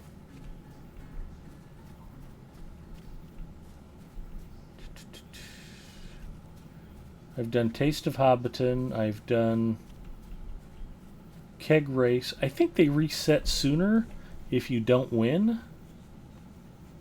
I did both of the horse tracks.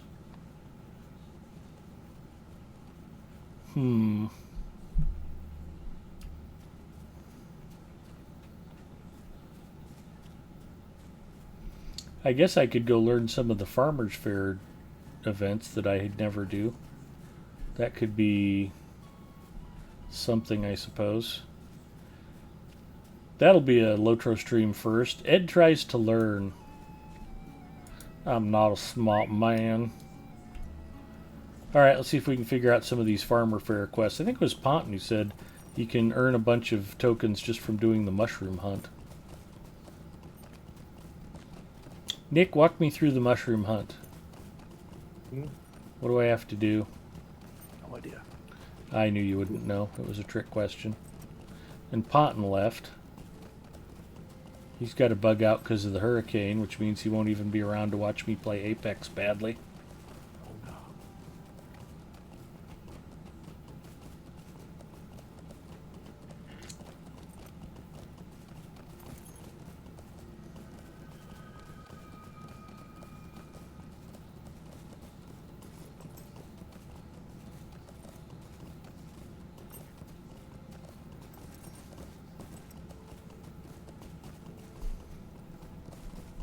Well, I could go do Petunia's stupid, annoying quest. This one's really tedious, but at least I know what to do. So we'll knock it out before I go try to learn something.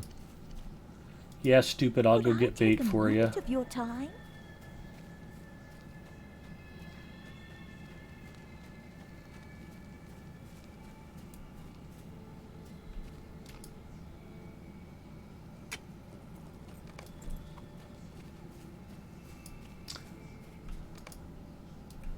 I put the lotion in the basket.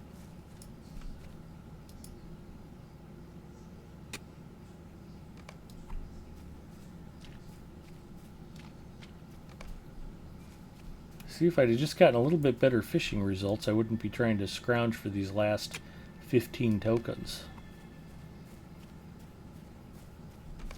Me and random number generators do not get along. It's the problem at being lucky in love. I am not lucky at most other things of chance. So as unlucky as Mrs. Mustafa got, you'd think she'd have won the lottery by now.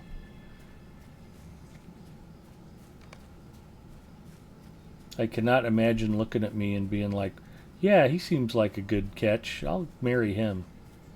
I don't know what she was thinking.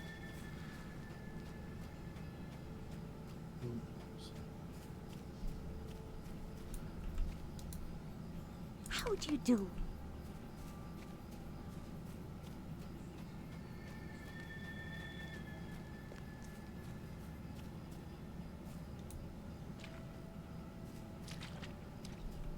I will tolerate the stupid quest because it is fishing related.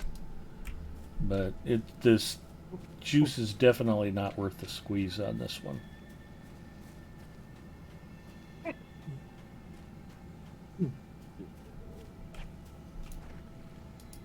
Good day.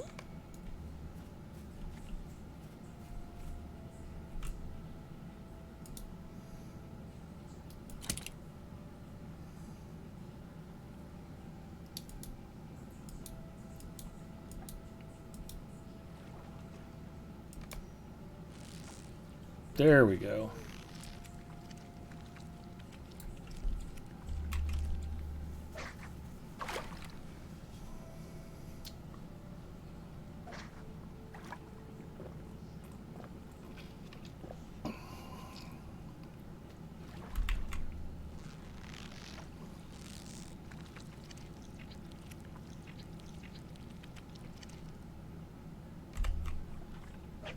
One.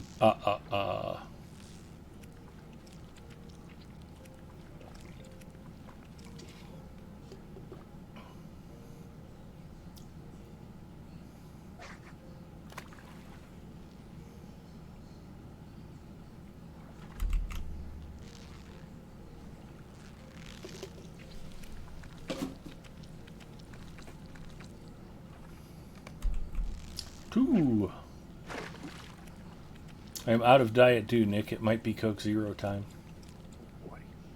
Now the question that's going to haunt me is, would I have done better at fishing if I'd been drinking Coke Zero instead of Diet Dew?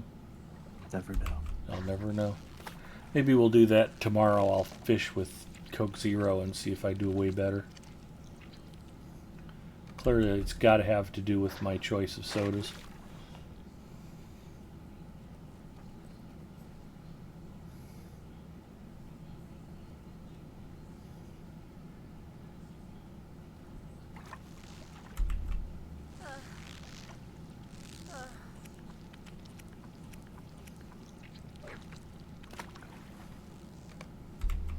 So Nick was saved at the last minute by Hurricane Charlie, which hit nowhere near him. How far away is Jersey from Rhode Island? Nah, A couple 100 miles? it's like 4 hours.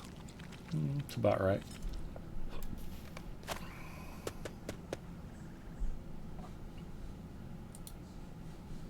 Okay, where's my mouse pointer?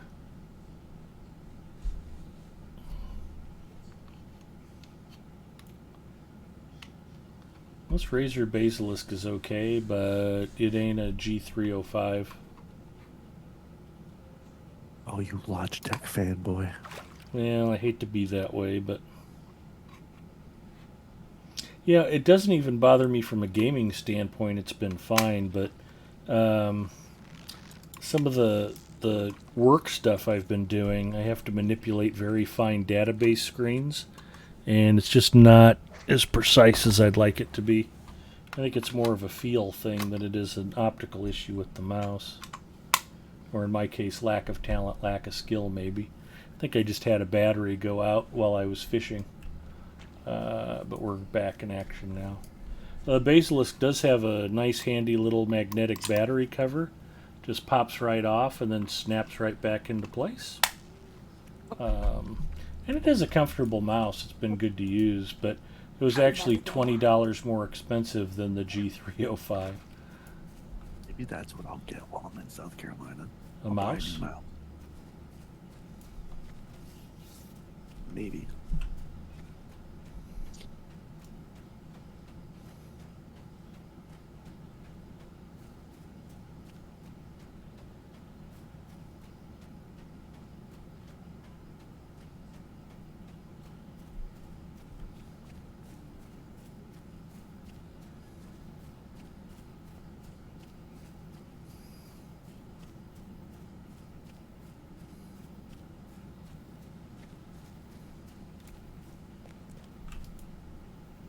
Hello. Here's your fish. I'm going to go back and yell at your daughter now.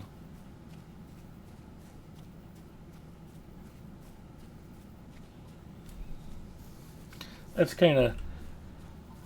Petunia fishes like Mrs. Mustafa does laundry.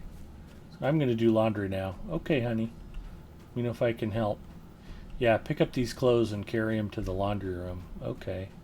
Yeah, grab that detergent bottle and bring it with you. Okay.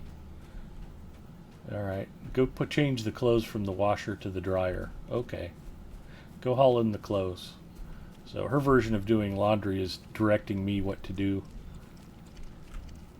But I still get clean clothes, so I guess it's all worth it. How do you do? You know, before we got married, I used to just take my laundry to a drop-off laundry service. They'd wash it, dry it, and fold it. And I could have my dress shirt starched and ironed and hung up. That was back when I had to wear real clothes.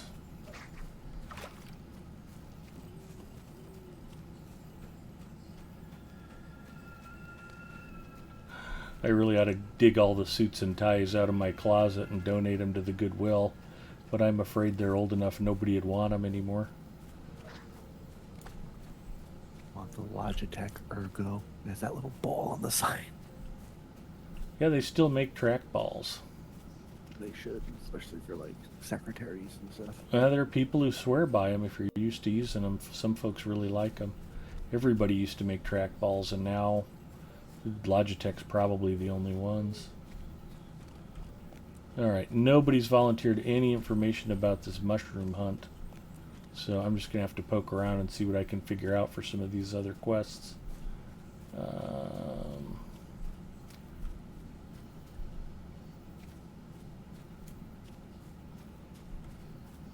Now we'll put the fishing rod away.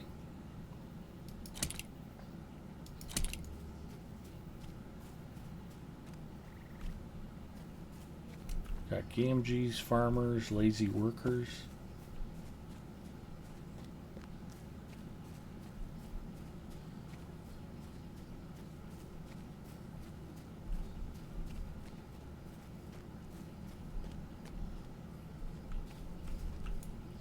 So overworked Hello supplier. there. I took Might I this and speak with you a canceled it moment? before. Which Help Sperling took complete a mouse do you have? restocking task. Which mouse? Razer Basilisk X. $37 right now on Amazon. Wow, really? Paid $59.95. There's a lot of different models though. Is that for the wireless one or the corded? It's the wireless. Let's see. Corded is more expensive than wireless right now. That doesn't make much sense. I'm buying it. Fucking. Sorry. $38. That's a pretty good price.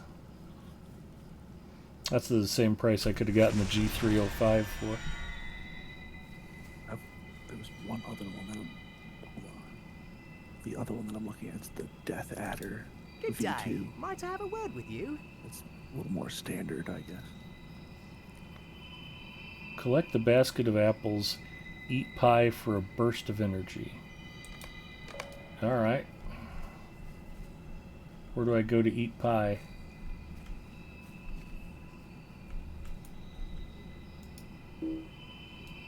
You do not have the corresponding quest for that.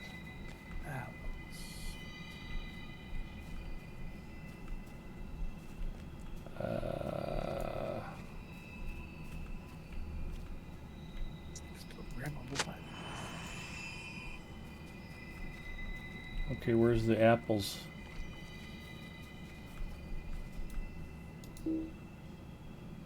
How's the battery life on yours? Not very good. It eats batteries a lot faster than the Logitech one. It's not 400. Like, there's not like a rechargeable in it. Yeah, I keep these. I've got a big pile of AA nickel metal hydride cells. I use them for everything around the house, AA and AAA. We put them in all the remotes. We put them in the wall clocks. I use them in some of the RC radio stuff. I use them in my cordless mouse. I used to put them in my cordless keyboard. Now I've got a wired keyboard. The apples are in Appledorf's farm, bro. Thank you. Logophile, appreciate the hint. I've never run most of these farmer fair quests before, and it didn't really give me a hint. So, yeah, here we go.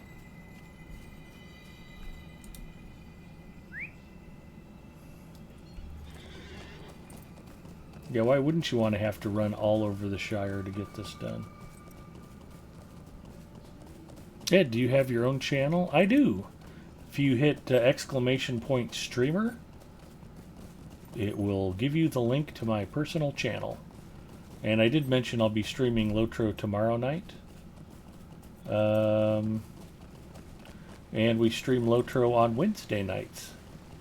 And then occasionally on other nights as my mood sees fit. The quest name tells you which location has the food. Oh, to the Appledore, so it does. I was busy chatting with Nick. I wasn't paying attention. Thank you. I am not a smart man.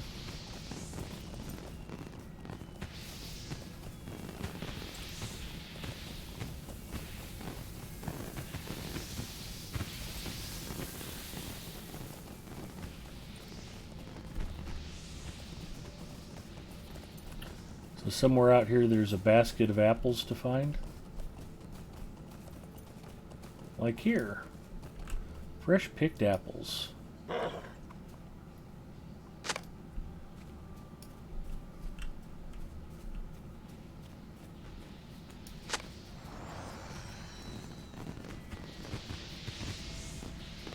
I can eat some pie to double time it.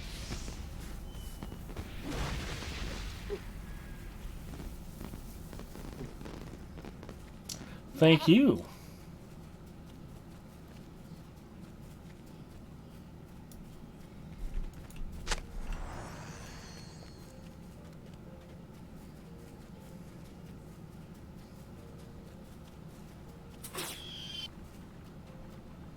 EVGA gaming mouse. Ew. Yeah, I have. Looking for Big Ed Mustafa? I'm Big Ed Mustafa.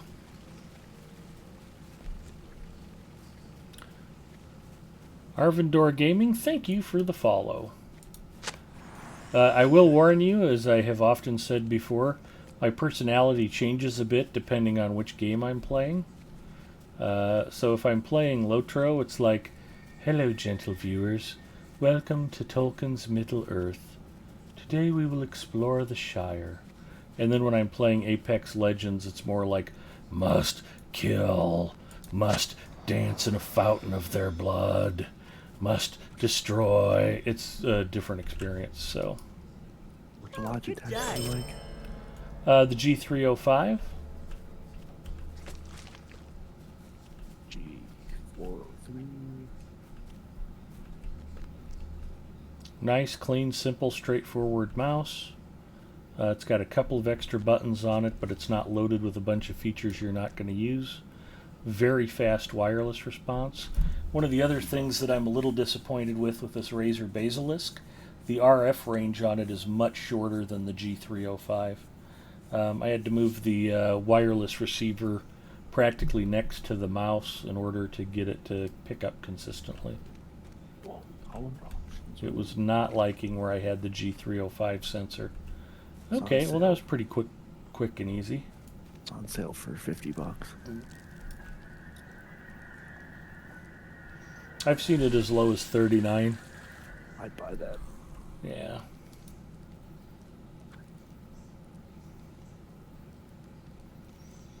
Go to nfm.com and see what they have it for. They had it for $39 the last time I looked. nfm.com. Nebraska Furniture Mart, a Berkshire Hathaway company. Logitech G305. Of course, see, there's the same people who charged me $60 for my... Nope, it's back up to $49 here. I do like Logitech's wireless mice, like their cheap ones. I bought one time in Pennsylvania just to use for the week, and it was good. Which one? It was just like a standard Logitech wireless mouse. Oh, yeah. Yeah, it wasn't bad.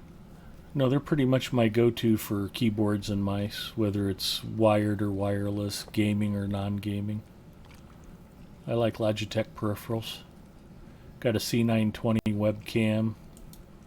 And if I'm doing a build for friends, I mean, they've got a wireless USB keyboard and mouse combo you can usually get for $14.99 with free shipping from Newegg, and it's lightweight, but it's good quality stuff. They'll last.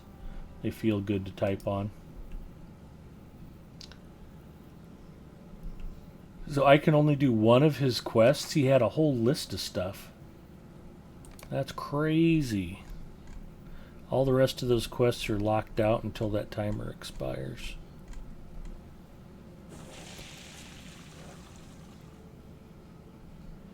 Helping hand complete.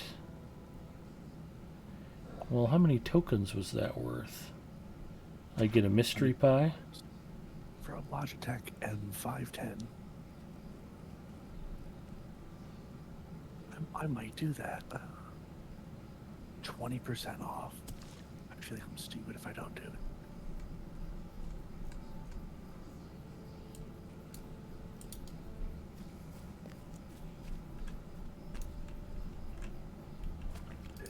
Please, stay a moment.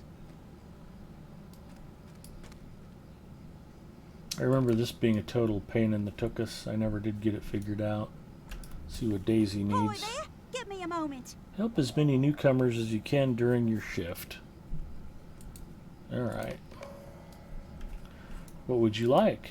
Could I take a moment of your time? 3 green apples, 6 red apples, and 1 golden apple.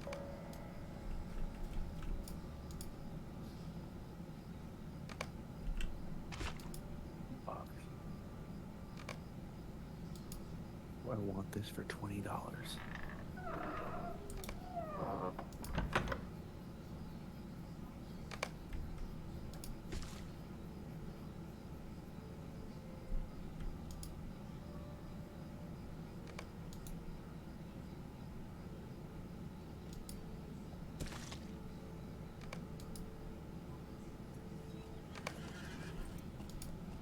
I guess I just keep clicking boxes until I don't have to click anymore.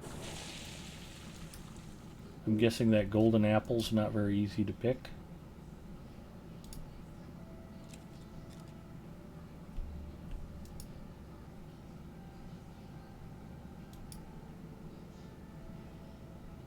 Although now that I'm doing this, I'm wondering if the key isn't to talk to multiple customers at the same time. These are the only 3 apple crates to pick from, so I just need to keep clicking here till I get a golden apple.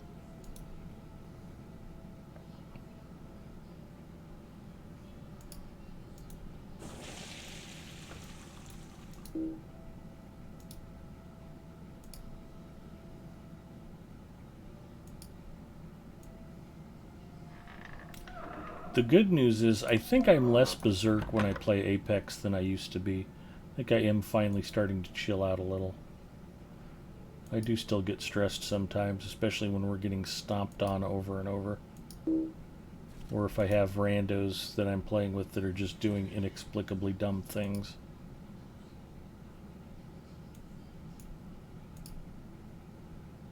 So I was talking to Nick about this the other day. I think one of my problems with Apex Legends, my stats are way down from earlier.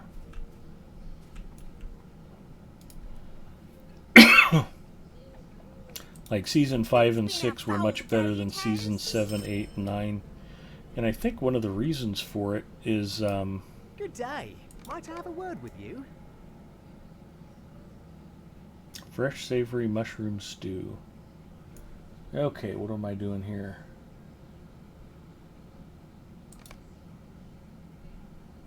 Search for the recipe for savory mushroom stew. It's found near the oven of Bywater. You should collect the recipe for savory mushroom stew and see what it says. Then I'm probably going to have to find the ingredients and then probably make it. Just a hunch. We'll see.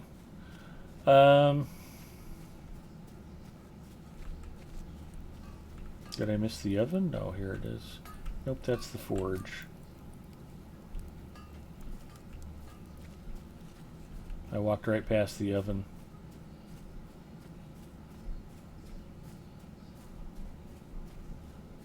Where is the oven in Bywater? Over here. There it is.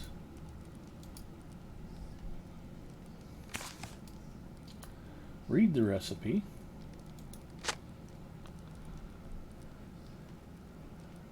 Beef from the meat stall, salt from the cooking area, bowl full of water from the well. Do I need to collect them in order?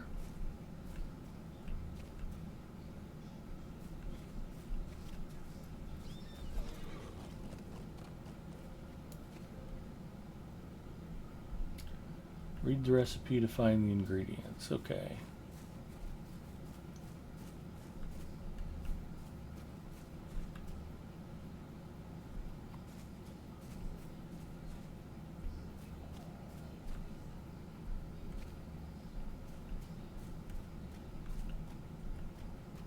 Well, none of those are the meat stall, apparently. Got the recipe. I need to close it to advance it? No. Oh, this is painful. I always did Summer Festival and I never did Farmer's Fair. And I am just lost. Meat stall. Where's the meat stall? Nowhere up here. Okay, fantastic. At least I know where not to look later.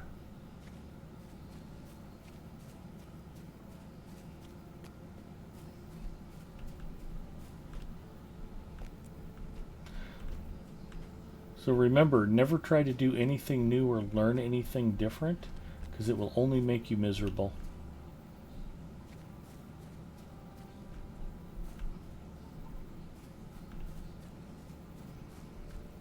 While we're hanging out and I'm trying to figure out where the meat stall is, let's wish a happy 69th birthday to Pee Wee Herman, aka Paul Rubens. It is his birthday today.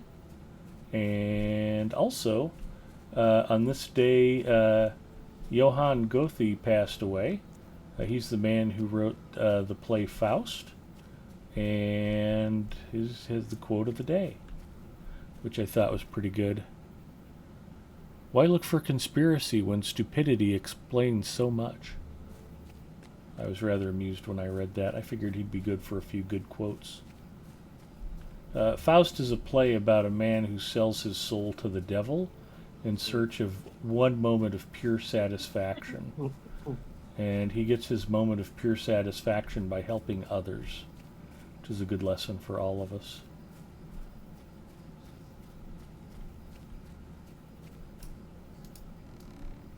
So my apologies if you're just getting ready to sit down and read Faust. I apologize for spoiling it for you.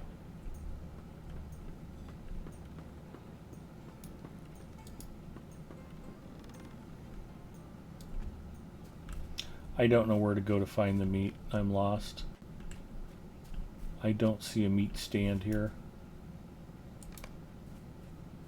Let's take a look at the list again, I guess. What does it say? The meat stall. Just says packaged beef from the meat stall. Handful of salt from the cooking area. I don't see salt. I don't see meat.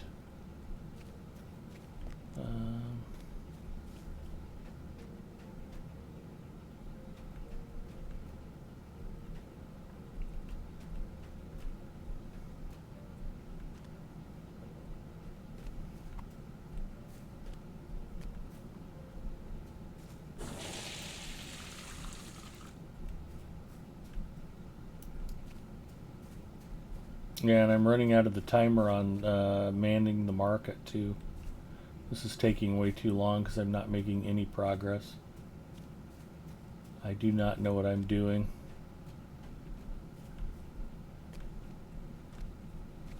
Well, I remember not liking the farmer fair quests, and I'm starting to remember why. I don't even know what to do about this. Maybe we'll just cancel out and go do something else.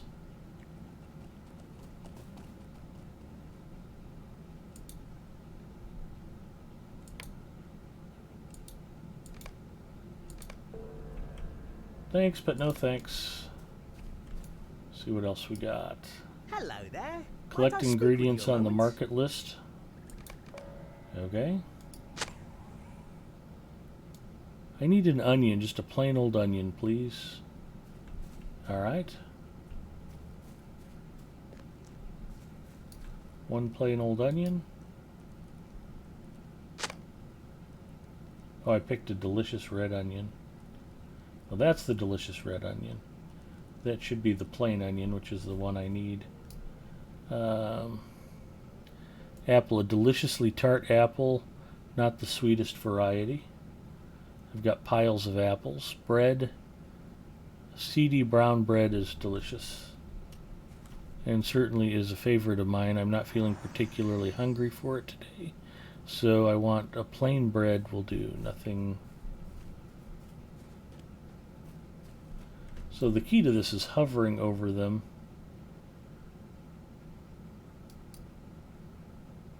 Plain bread, plain onion. I think I just got lucky and grabbed the correct onion. Cabbage, large hearty cabbage. In great quantities is essential for any stew, but I dislike the stuff. None for me, thanks. But if you're cooking, you'll want a large head of cabbage. Meat. Bacon is my favorite meat in all the world. It's absolutely my favorite food. But since raising pork belly, my prized pig, I just can't touch any form of ham or bacon. No thank you to meat. But I will have it known that bacon is the most delicious food in all of Middle-earth. Cheese. Must forget the cheese. Mustn't forget the cheese. I think I'd prefer something rather biting today. A nice firm cheese will do nicely. Okay. Soft and light. Cheese sharp and pungent.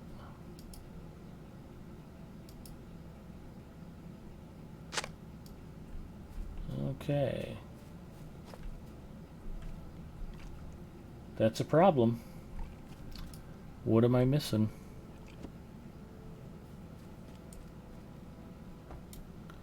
Did I grab the wrong onion? Or do I not have the right apple?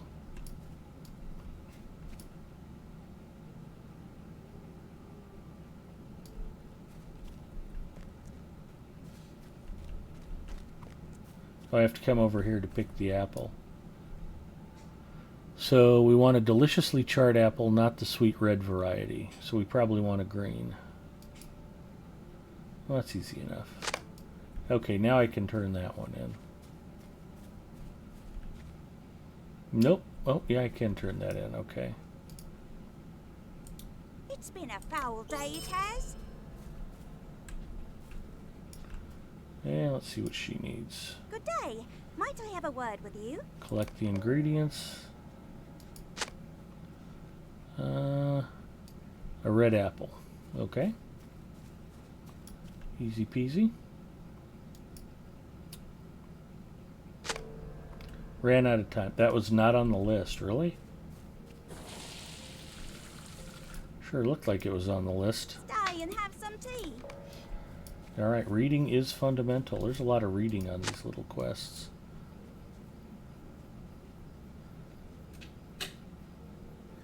Oh, which I don't. None for me, so they don't want an apple. White onion.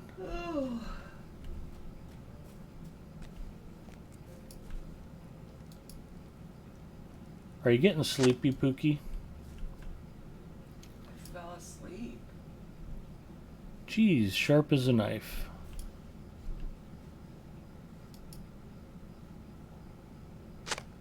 We got the sharp cheese. We got the white onion. What do we need for bread? Brown bread. I do love the hearty seeded loaf.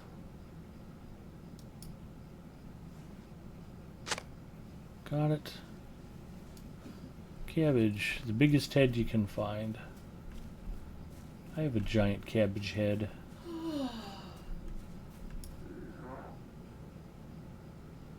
Large. Young. Large. Well, there's two large. Large, healthy looking head of cabbage. Large, healthy looking head of cabbage. Okay. What am I missing? Meat. Any worthy meat but bacon? I don't know because I can't find the meat stand, but thanks. Here we go. Why was this not glowing before?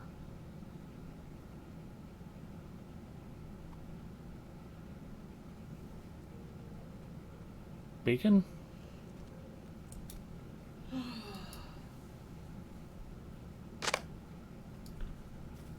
All right.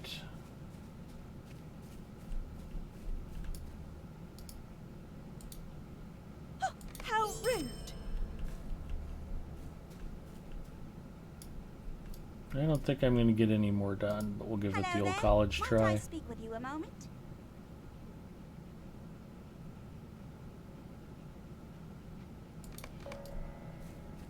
We'll run around and talk to lazy workers. I know there's one over here sleeping in the mushroom tent.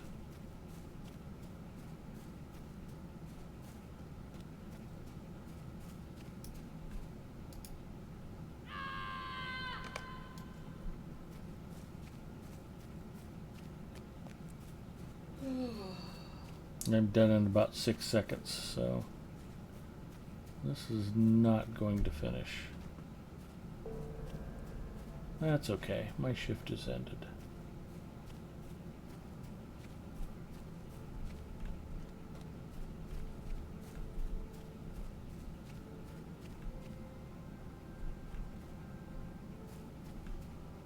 The important thing is I'm learning. Might I What does the speak with you a bounder moment? need? Accuse drunks of disorderly contact. Leave sober party goers alone. Alright, we can try this.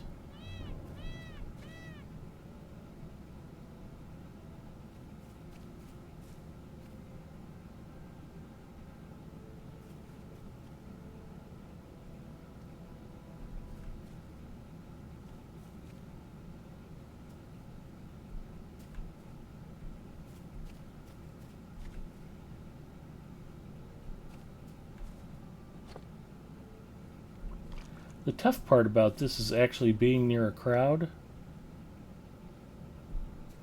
that's talking. They don't all talk out loud at the same time. So you kind of have to hover around and wait for somebody to say something drunken.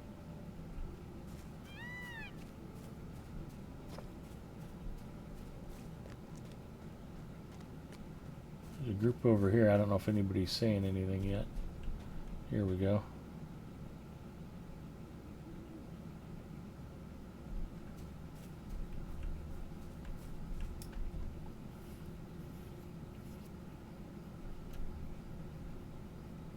Sir Waffle says the drunk ones say the things weirdly. Yeah. Oh, here we go. Made a daring trip to Farmer Maggot's field to taste a mushroom or two, but his dogs chased me away. Got into quite a quarrel with Ted Sandyman. He told me his gaffer's taters were bigger than his own. Made a daring trip to Farmer Maggot's to taste the mushrooms or two, but his dogs chased me away. I got into quite a quarrel. Told me the gaffer's taters weren't as big as his own. What do we got? I burped, ha ha ha. I don't know if that is a drunken party goer or not. Frankly, that just sounds like something Mrs. Mustafa would say. She doesn't drink at all. Farmer's Fair is my favorite festival of all. I like it when the pigs judge the load of farmers. Yeah, you're drunk. Oh dear, I've already had too many. I got one. I don't think burping is a capital offense.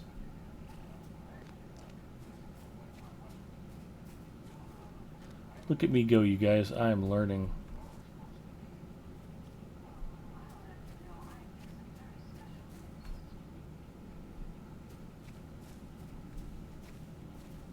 Somebody say something. I missed that. We got over here.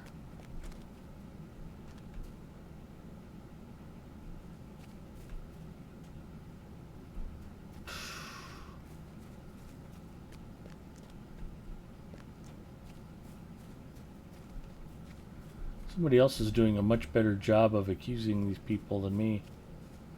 Just not getting much luck.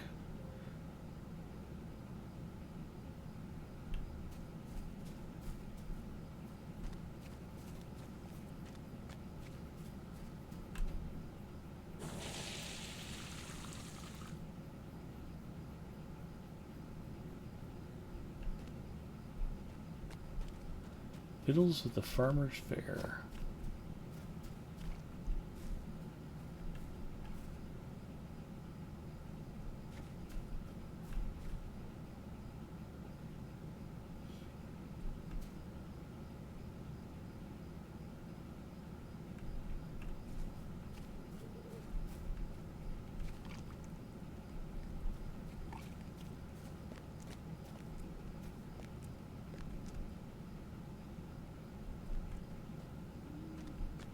What's with the lag all of a sudden? Judge the pigs.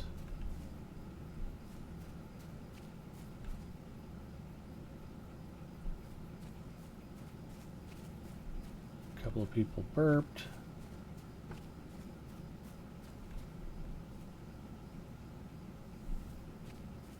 May the hair on your toes grow thick and curly.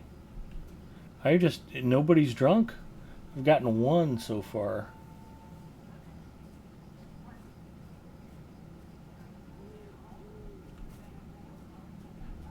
Why am I so terrible at this, you guys? Am I missing something obvious?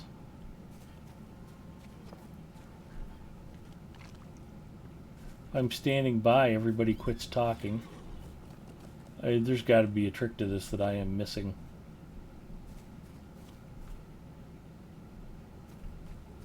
Throgmorton to taste the victuals. Throgmorton to waste the victuals. You're drunk.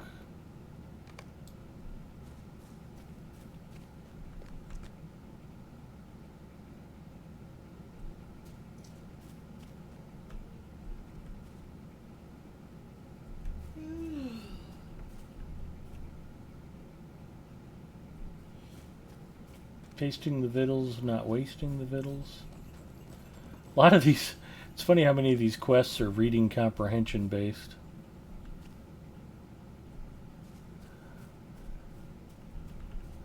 You have to quickly read and decipher exactly what's said. Those shopping list quests were the same way.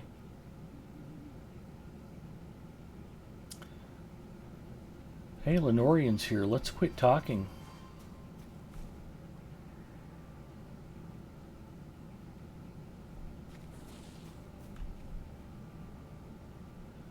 I got into quite a squirrel with Ted Sandyman. No, you didn't. You're drunk.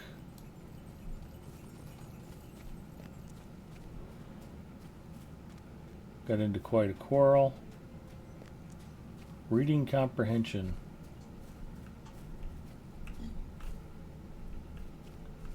Fair doesn't hold a candle to old Mad Baggins' 111th birthday party. Farmers judge the pigs.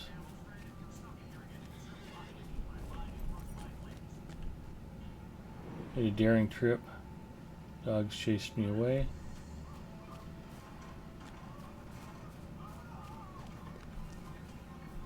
Farmers judge the pigs. Gee, many Christmas, this is taking forever. Holy cow. Tuxramus checking in. Hello, Tuxramus.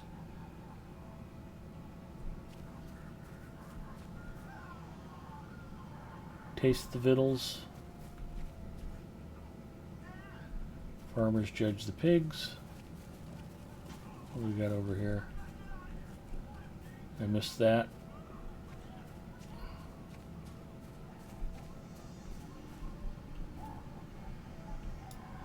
I guess I've got time to shout you out.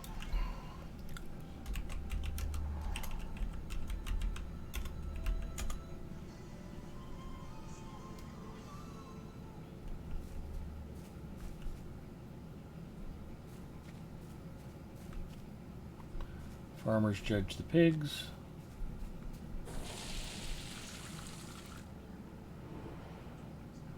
Farmers judge the pigs.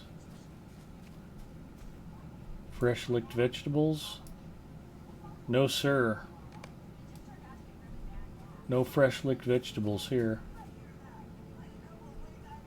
Old Mad Baggins' birthday party. Thick and curly toe hair.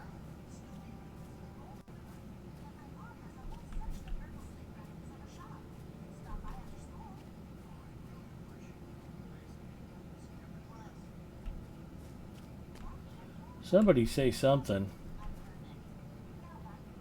You are welcome. Hello, Ginger. Tuxramus often streams Lord of the Rings online. If you're not already following him, show him some love. Throw him a follow. Go hang out on his channel. He is a gentleman and a scholar, and you will not be disappointed. Dogs chased me away. Taste the victuals. What else we got? Where's supper?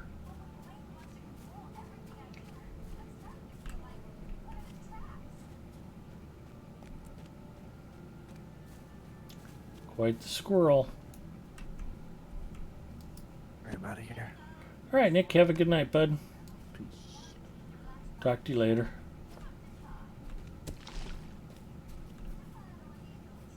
Fair doesn't hold a candle. 111th birthday party. Came all the way to taste the victuals.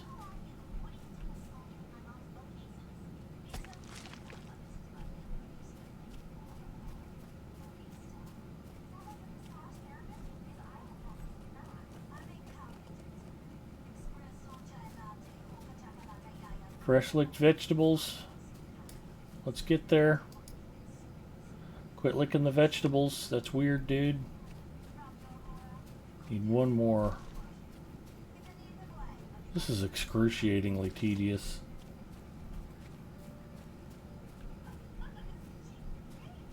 A pox on whoever thought this would be fun.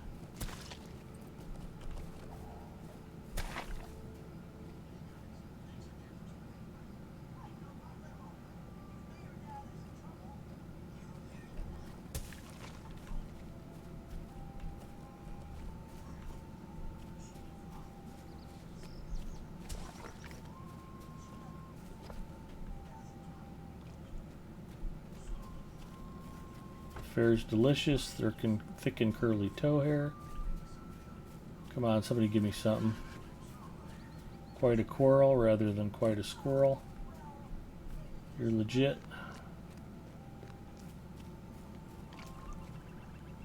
Dogs chased me away.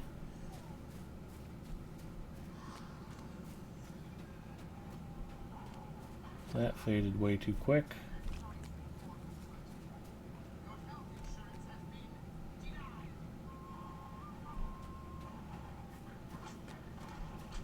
On your toes, grow thick and curly. Toast to the fine farmers who made this fare delicious. Haven't seen a drunken version of that yet. Got into a quarrel. Come on, this is wearing me out. Taste the victuals. Farmers judge the pigs.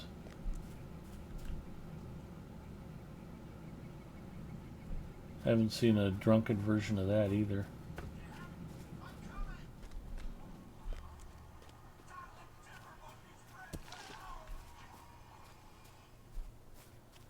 When supper, I burped.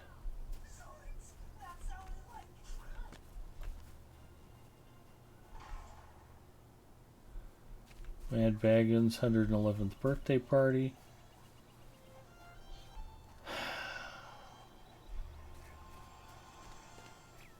This is just tedious. This is not fun.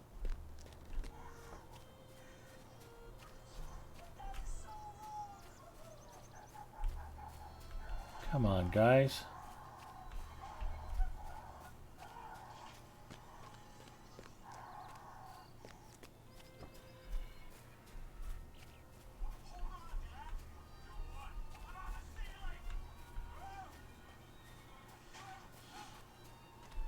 Taste the victuals.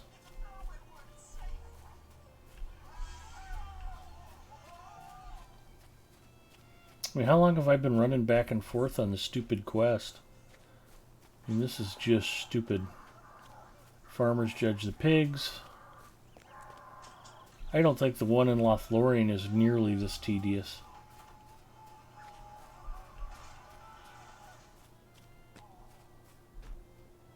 Fresh picked vegetables, celebrate the harvest.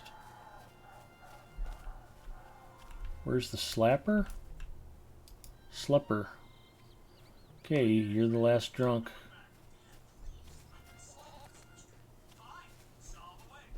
I have accused your partygoers of drunkenness.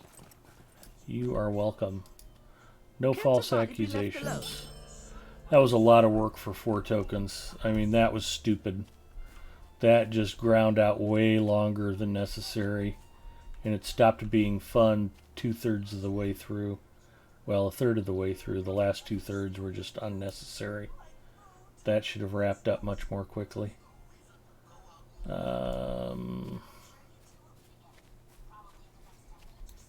Yeah, I'm just going to check my wallet. If I don't have to do any more of this, I would really rather not. It was not fun. Farmer's Fair. Well, I do have some gift givers brands on Lenorian. How did I do that? I didn't think I'd done any roving threats yet.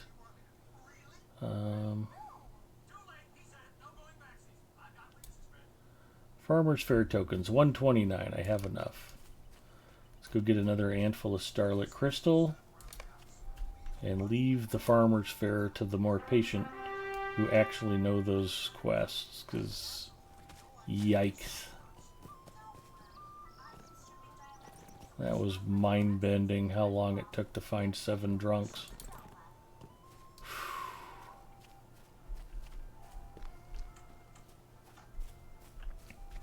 Trying to bop back and forth through all that, that was just nuts. Hello there. Hello there. Crystal, please. Thank you.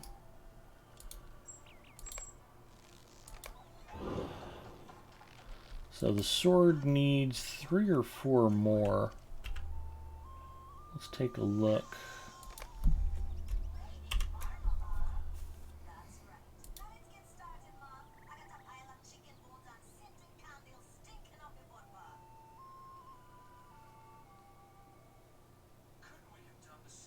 So max tier is 69, final tier is only 71. I only need 2 more crystals for the sword. That's better than I thought. 31 of 33 additional tiers unlocked, so pretty close to having Lenorian's sword ready to max out. It needs a bunch of XP dumped into it, but That's another kettle of fish. I'm just, yeah, that was mind-bendingly horrible, that last quest. All that running back and forth was just dizzying.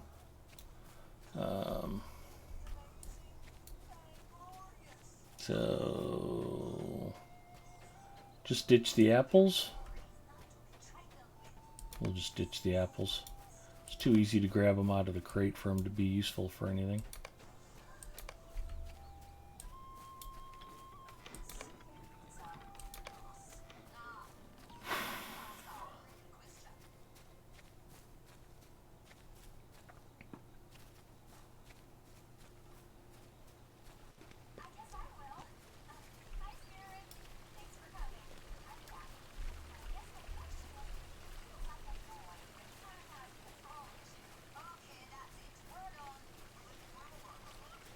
Who's the vendor I'm missing?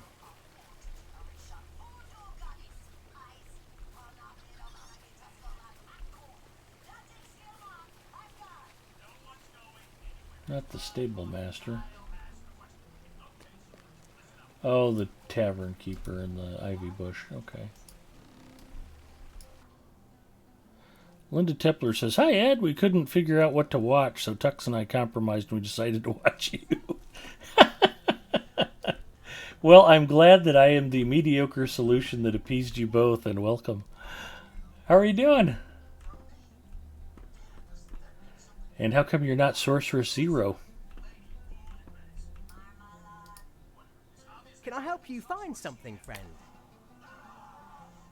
Have we changed our Twitch name?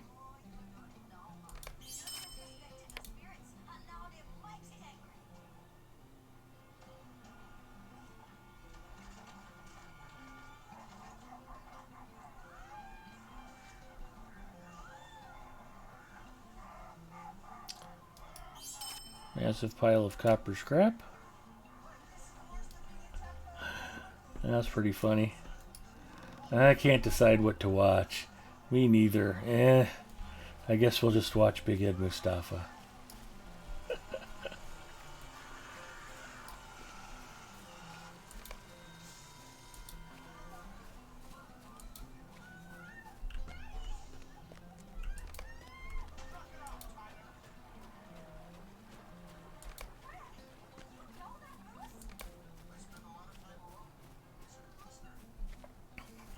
So after all that, if I was a real glutton for punishment, the next thing Lenorian needs to do is go run the Minas Tirith and Osgiliath dailies, but I don't think I've got it in me.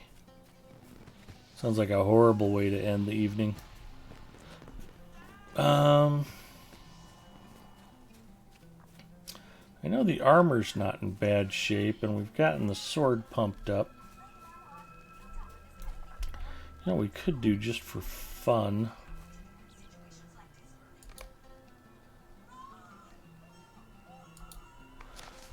We go to Mordor. I don't even have to walk to Mordor. I'm going to jump through a magic door. Doing great. I changed my name because nobody responds to Sorceress Zero. So I changed it to my author name. Working on a sci-fi novel with a giant kangaroo as the captain of a spaceship. That sounds awesome.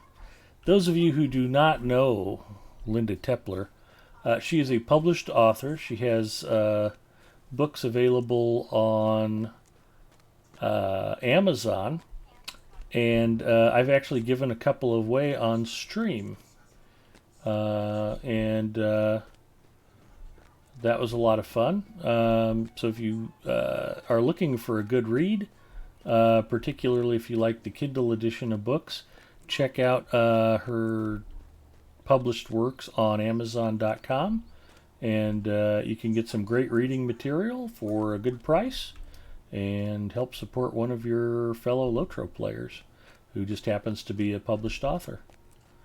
You can check her out.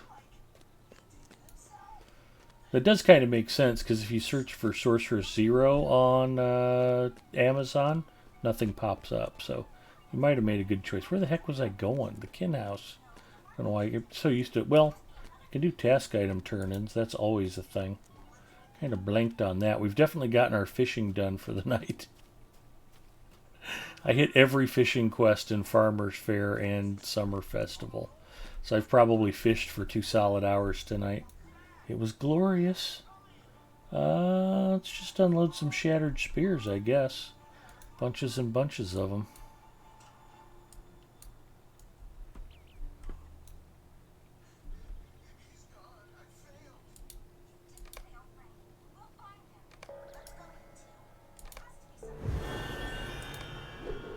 Nice.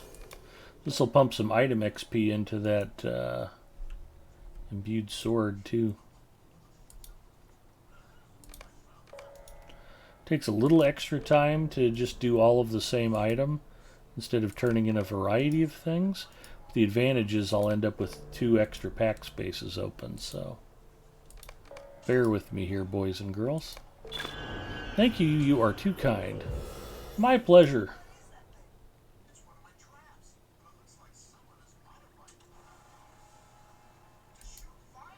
I used to do a what now would be referred to as a player's blog for Asheron's Call for IGN's Vault Network website. I was Benley Sung, the Last Blade Master. I used to write pretty regularly, and it was a popular column and got followed regularly back in the day.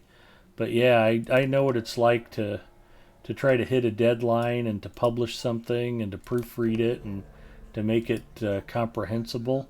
I haven't written anything in a long time, but I definitely respect your craft.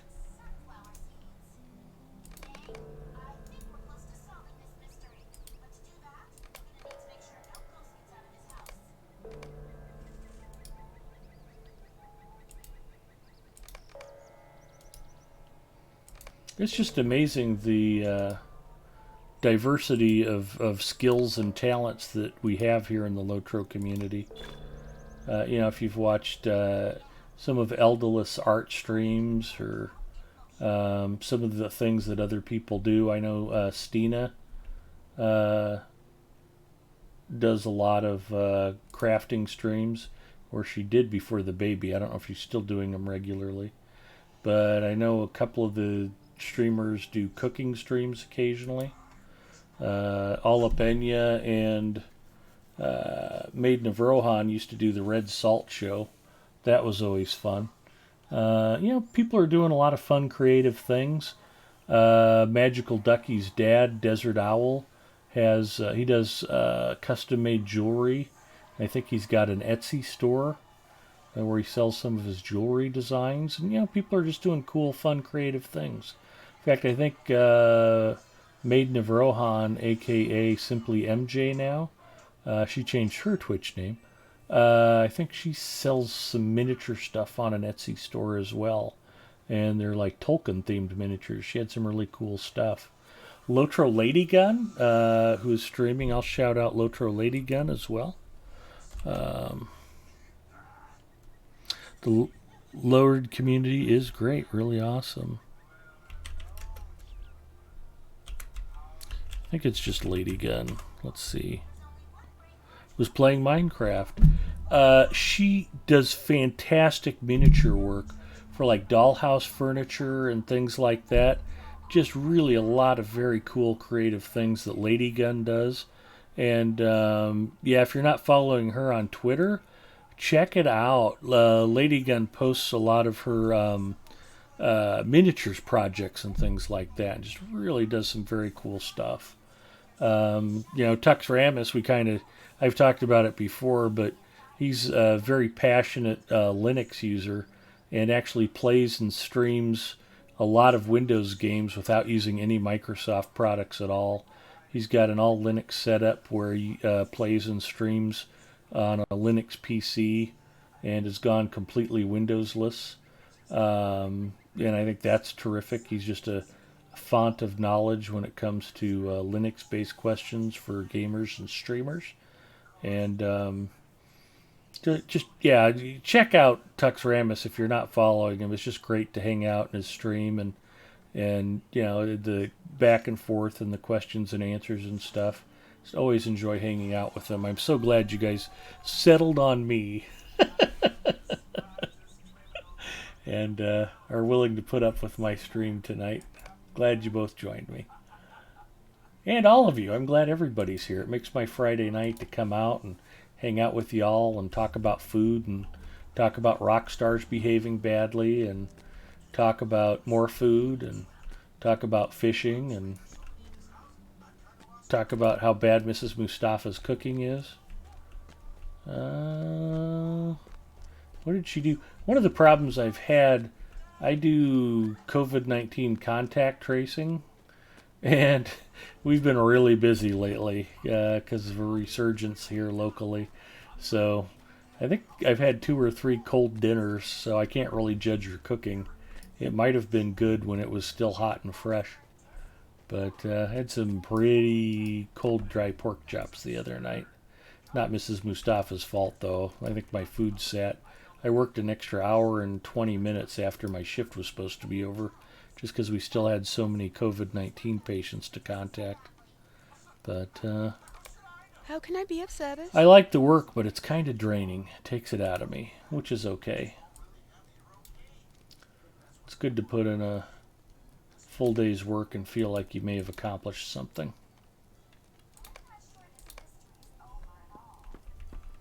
Look at that, I've got almost a whole row of pack space open. It's incredible. Okay, now we're going to go to the kin house and pop to the Mordor door. We ride for the kin house and for glory. I want to swat some landscape mobs in Mordor and just see how I'm doing against them. Now that I've got the sword beefed up, my tactical damage is a lot better.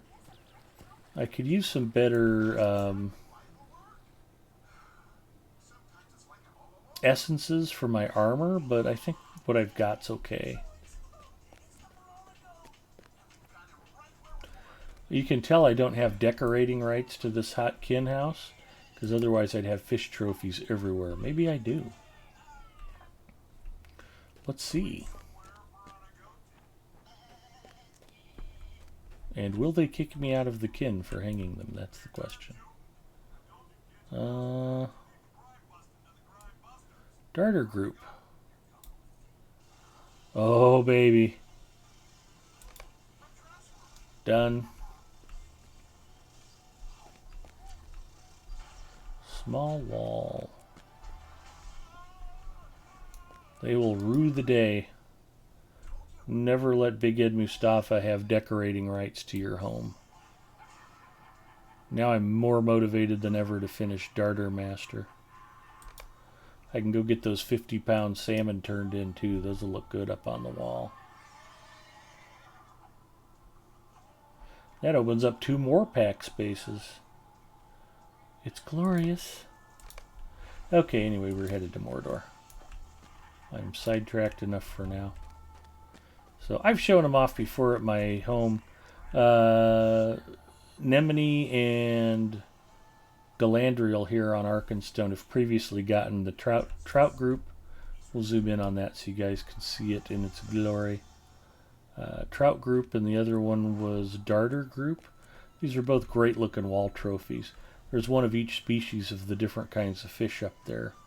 And when you get all 9 of the species caught, you earn the title Darter Master or Trout Master, and you're awarded the wall plaque as well as the title.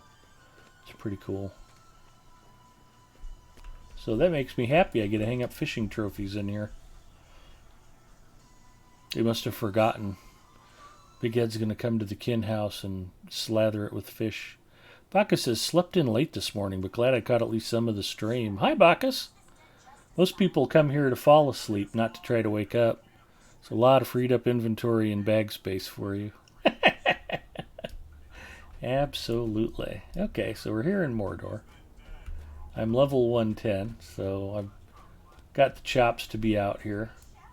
Let's make sure I am in full combat mode. So I don't want to be on my travel. One of the things I haven't done, I'm not big on cosmetic pets, normally because I'm just dying for Galandriel, and it's just all of her skill bars are full. She just doesn't have any extra room for stuff. Do you have something stalking me? The music out here is spooky. If you haven't been to Mordor yet, it's fantastic. The landscape is amazing. They did a tremendous job with the artwork and really pushing the limits of what the Lotro game engine can do. It's as spooky and as desolate and as scary looking as you thought it would be. Beast Slayer of Dora Marth, fantastic.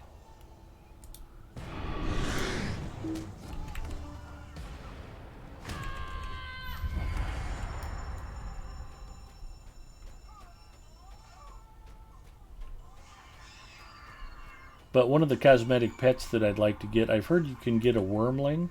I think the little wormlings that are running around out here are adorable. And I don't know why.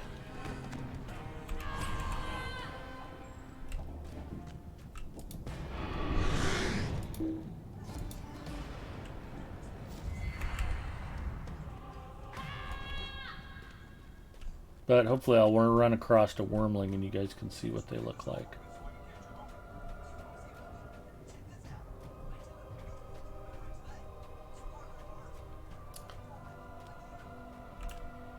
Rift Crawler, I don't think that's... See, the problem is I'm going to end up getting a whole new class of task items. I'm going to want to start collecting those task items out here. Let's see how we do against one of the drakes.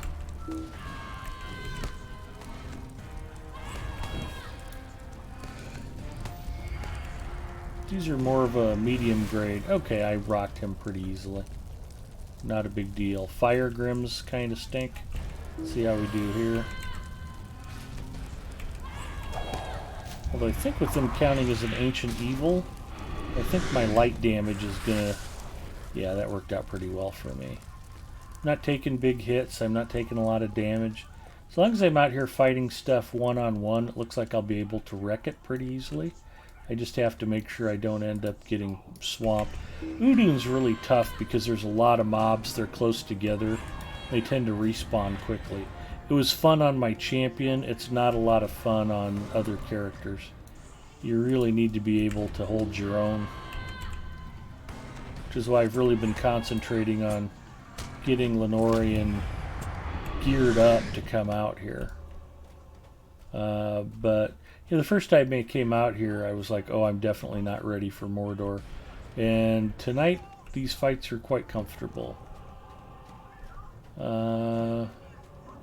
Nothing out here seems to be giving me fits or doing too much damage.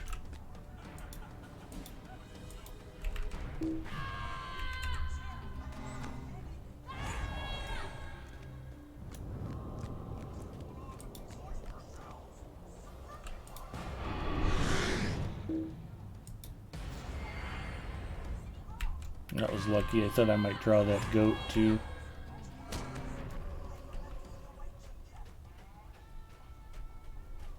So if I kill the Rift Crawler, it's only going to be for crafting, or for task items, and I don't want to start collecting too many Mordor task items yet. I've got too much lower end rep I still need to get done. Contrary to popular belief, I like having bag space. I just find it difficult to maintain.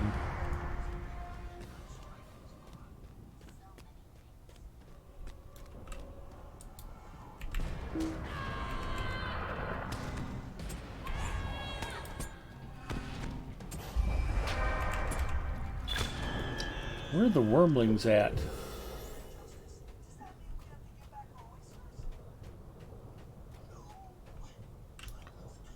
Rift Crawler, Skarn deposits, a lot of Rift Crawlers out here. I think we want to go this way just for fun.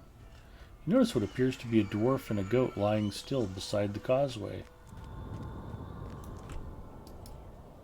He's a stout axe dwarf. He lost a shield. Queer armoring. I don't think that's politically correct. Far from wild, the goat is saddled and laden with various trinkets and supplies. There we go. Rift crawlers.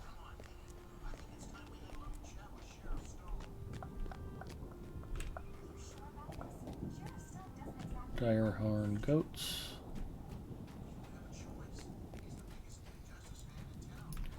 Travel windows will capture all your travel skills in one place and will put an icon on your screen that'll give you a drop-down menu of all the return to, guide, etc. skills you have. Is that a plugin? 2 mods you'll want to look into. Travel windows and bevy bars. I suppose. Bevy bars lets you place configurable and scalable bars of your own on screen wherever you want them, which you could use to put all your pets on. It's a fairly cool if sad storyline with the stout axes. Brodog3030 checking in. Hey Brodog, it's going good. We've had a good stream tonight, a lot of fun. Did a bunch of festivaling, got a couple of handful of Starlit Crystals again tonight. And I've got my sword almost maxed out. I only need 2 more handful of Starlit Crystals and it'll be completely charged up. Still need some experience points dumped into it to max out the damage, but it's coming along nicely. And I'm just coming out here to kind of field test things and see how my gear's holding up against Mordor foes. I've also leveled up tonight, so at 110 I'm about 5 levels above where you normally start Mordor. But my past experience, that was a good way to start Mordor. A lot less frustrating to come in above levels slightly. But Eldlith was saying that they've nerfed Mordor quite a bit.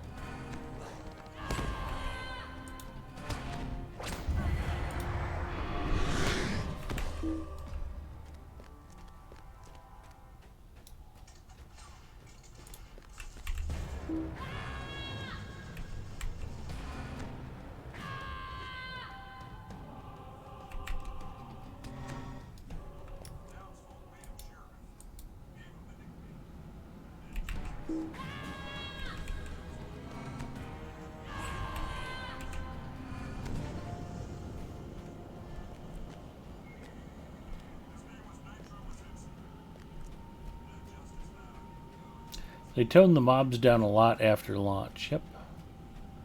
The Gems of Pure Starlight. I'm a big Lord of the Rings and Hobbit fan, but I never played this game. Is it good? It's a wonderful, wonderful realization of Tolkien's world. I'm in Mordor right now, which opens up after the One Ring is destroyed. This is not going as well. Yeah, I'm getting wrecked. I'm dead. Unless I can pull off a flop. Nope, that ain't it. There we go. Well, I may still bleed out if I'm not careful.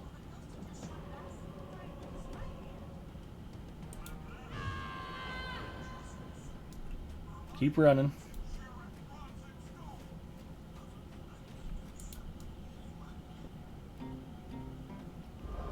Okay, well that was a good test. I know what to stay away from now. Those roving mobs. And that's just typical for a minstrel. You can do fine one-on-one, but you can't really take on a 3-pack by yourself normally. Or if you're going to do it, be smart and use crowd control. Something like Song of Distraction or what's the fear one? Invocation of Elbereth to help separate the pack. Pick them off one by one so you don't have to fight them all. I love roaming around without using the map in Lego Lord of the Rings once I completed the game. This is probably, well, not probably, it's definitely the best representation of Middle-earth that I've ever seen. There's parts of the game that are even better than the movie. Edoras, the capital of Rohan, for instance, it looked like an old western fort in the Rings trilogy when they showed it. And, I mean, you just can't build that big of a set. And it looks much more spectacular in the game. And the detail and the width and breadth of it. And the details of Theoden's mead hall. It's really spectacularly done in the game. I mean, it's neat. And you don't get to see a lot of Mordor in the movies. But here, it's after the fall of Sauron. Spoiler alert. And you get to come out here. You can even go to his tower at Barad-dûr. And there's quests inside. There's a whole storyline about how Sauron's lieutenants are vying for power. after his demise, and they're fighting to see who gets to take over. It's pretty interesting stuff. The developers at Standing Stone Games, it's an officially licensed product, so it has to stay fairly true to the original works, the canon, if you will. But, I mean, they're very passionate about Tolkien. The game does a wonderful job of weaving original storyline in and out of the book and movie plots, and they kind of interconnect. You can play alongside all of the major characters from the books and movies, and your storyline intersects with theirs from point to point. But at the same time, there's a lot of new original characters. There's a lot of great original content and storylines. And, you know, to be able to walk through the Shire, to be able to walk through Mordor, to be able to view Minas Morgul, there's just a lot to see and do. And it's really wonderfully depicted.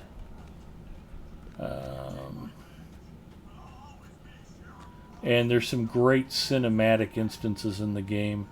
The Battle of Pelennor Fields, the fall of the Black Gate being sundered. You get to play the destruction of the ring from Gollum's standpoint, which is pretty cool. A lot of neat stuff. It's a terrific game. Lotro's actually 14 years old, and the developers keep finding new and better ways to stretch the graphics engine and keep the game looking good and creating new, original, fresh content. And it's completely free to play.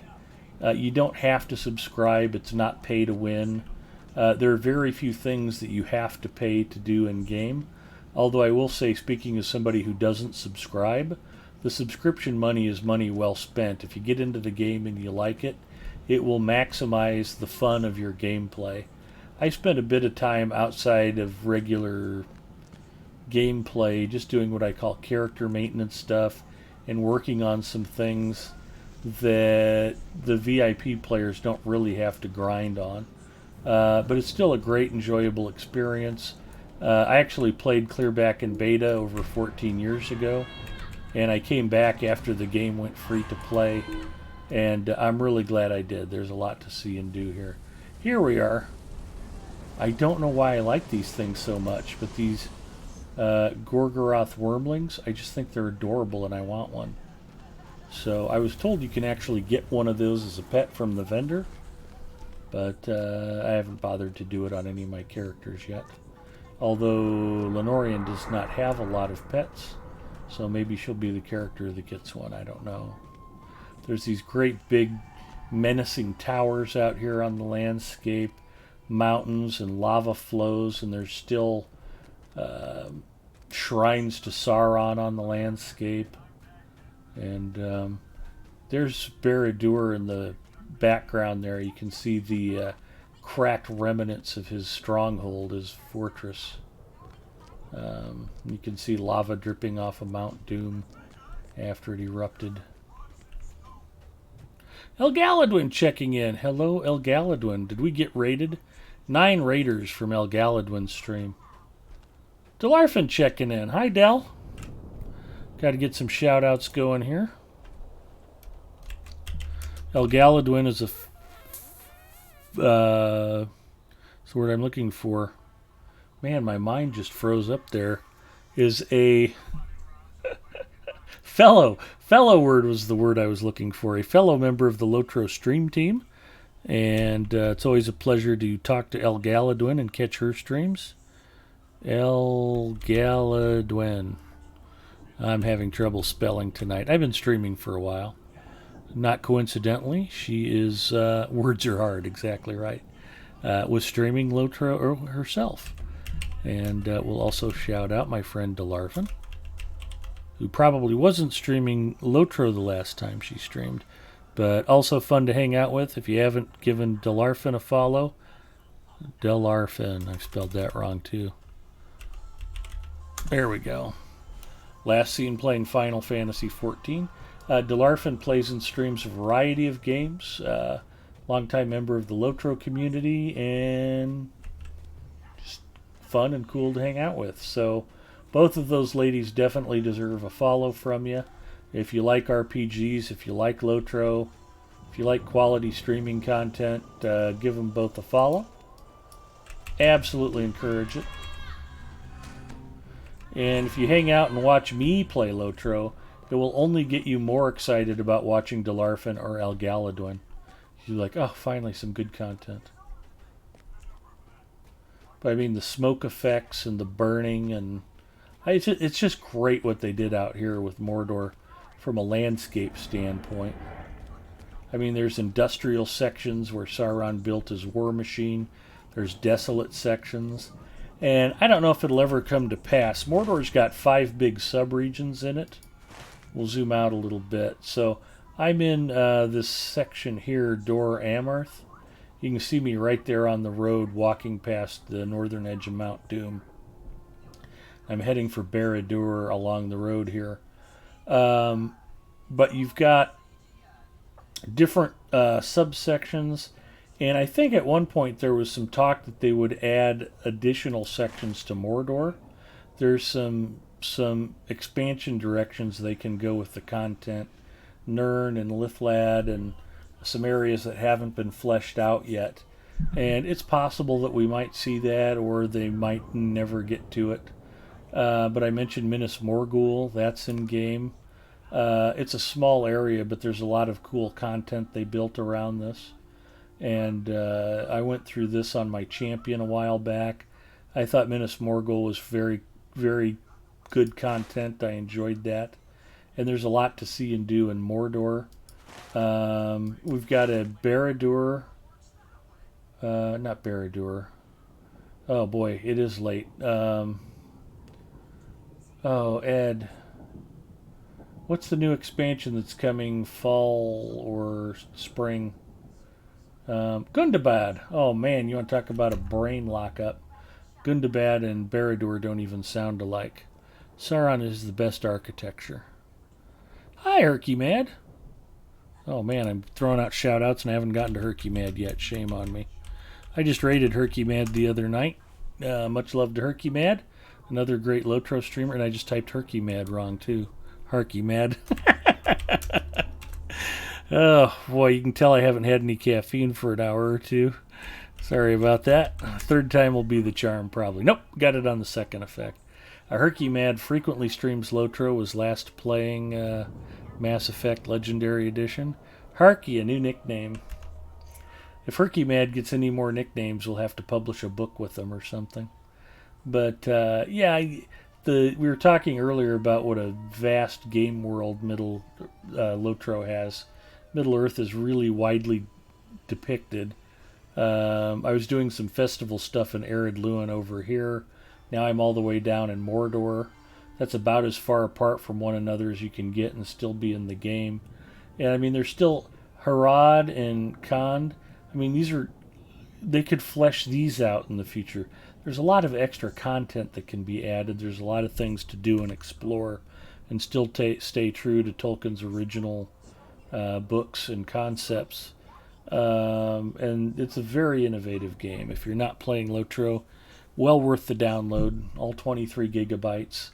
But you can play free to play and unlock the whole game without having to crack open your wallet. Ask me how I know.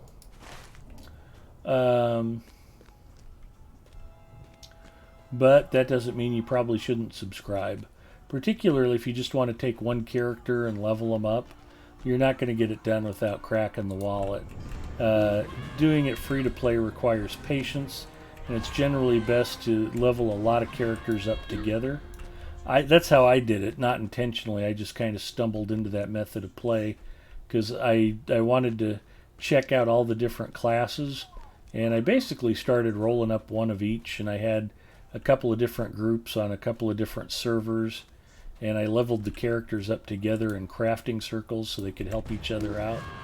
And if you do it that way, it takes some time, but you'll get so many Lotro points from completing deeds that when it comes time to buy an expansion or get a quest pack, you'll just have the Lotro points. You won't need to spend money. But if you do spend money on Lotro, you won't regret it. It's usually money well spent, and you can improve your quality of life in game considerably. On Wednesdays, I think all of my friends I play with on Evernight on Wednesdays are all VIP subscribers now that Zinger's been missing in action. Zinger was also free to play. And, we'll all go to meet up somewhere. And it's like, okay, I'm there. And it's like, I'm on this stable master's horse, and I got to go to this other stable master. But then after that, when I hop on the next horse, then I'll be on my way there. And they're like, oh my God, this just takes Ed forever to get anywhere. It's true. Travel is not fast if you're free to play.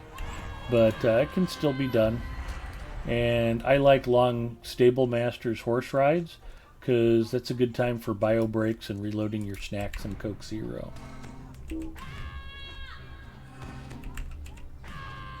Only got VIP after Moria for the other perks. Yeah, there's definitely a lot of perks to it. Fast travel unlocks for most places. You can send and receive mail anywhere. You don't have to go to town and find a mailbox, which is nice. You get 500 bonus Lotro points a month just for going VIP, and you can never have too many Lotro points. There's a lot of things that free-to-play players have to pay to unlock with Lotro points. Premium wallet, the gold cap, the writing skill. The list goes on. And a lot of those things are covered by your VIP subscription, and you don't have to use Lotro points to unlock those. A lot of your virtues for your skill tree and your racial traits, these have to all be unlocked with Lotro points if you're free to play. 95 points apiece. It's account wide, so it's not like you have to keep paying and keep paying and keep paying. Actually, those might be individual per character. Racial traits, these all have to be unlocked. Those are 95 points apiece. I don't know if these unlock on their own or not. It's late. I need caffeine. But I do have to work in the morning. I should probably think about calling it at some point. But I thought as long as I was crawling along in Mordor and seeing how well I could do, I wanted to get to a nice spectacular set piece. And the ruins of Barad-dûr, that's pretty cool. You can see these guard towers up on Mount Doom. You can see Sauron's stronghold crumbled and smoking, smoldering ruins. I don't remember this orc camp being here. That's pretty cool. Let's see what we can do here. You have to be careful because some of the orcs are elite. And if I run into any elites out here, it's probably not going to bode well for me. And I also want to be careful not to ping bunches of them at a time.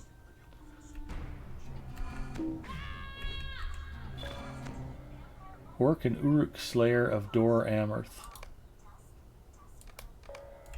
So, yeah, the grinding for scrolls and crystals has definitely paid off. I can't believe how much more smoothly these fights are going than when I first poked my head in out here.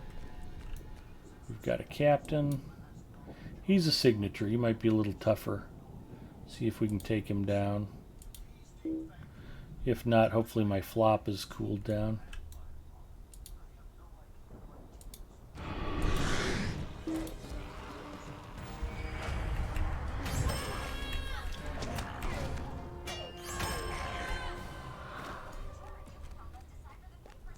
Like they said in Terminator 2, no problemo. Oof, those guys went down pretty quick. It's a good thing. I also feel I can afford it, so I like supporting the company that gives me the endless hours of fun. Yeah, you're not wrong about that. It's money well deserved. It's a beautifully crafted game, lovingly faithful to Tolkien's original concepts. I found nothing here. We'll get some tents destroyed. So I'm glad I came out here. This is kind of unexpectedly nice to move out and get into some new content and check out some areas I haven't shown off in a while.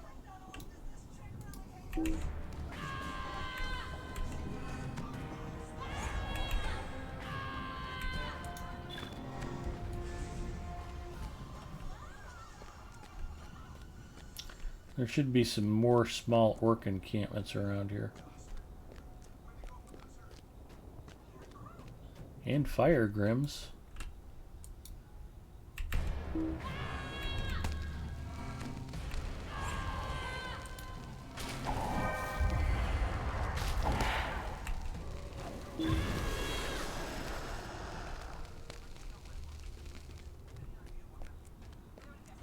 This is another one of those orc encampments, but man, it's just surrounded by... The fire grims are no joke. That dude walking around back there makes me nervous. They have some arch nemesis that are just walking around on landscape in Mordor. You really have to pay attention to what you're walking up to, or you're going to have a bad time.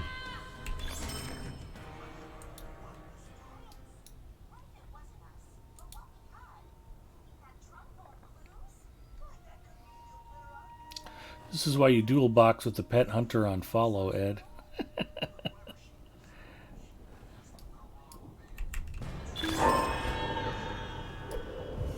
I'm really wrecking these orcs. I'm kind of surprised.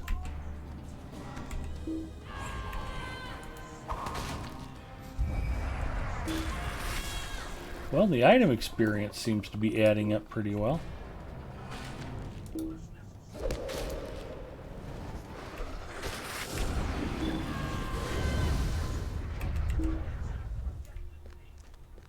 He did not make it.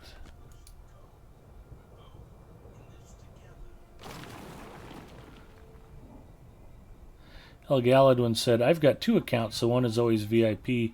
My second I had VIP for a month to get some of the perks that stay after you have VIP.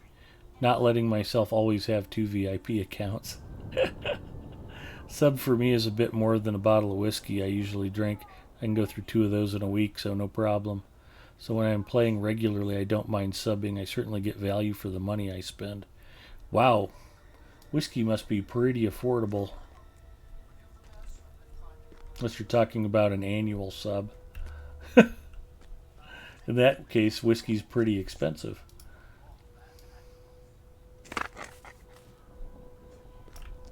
I've found nothing.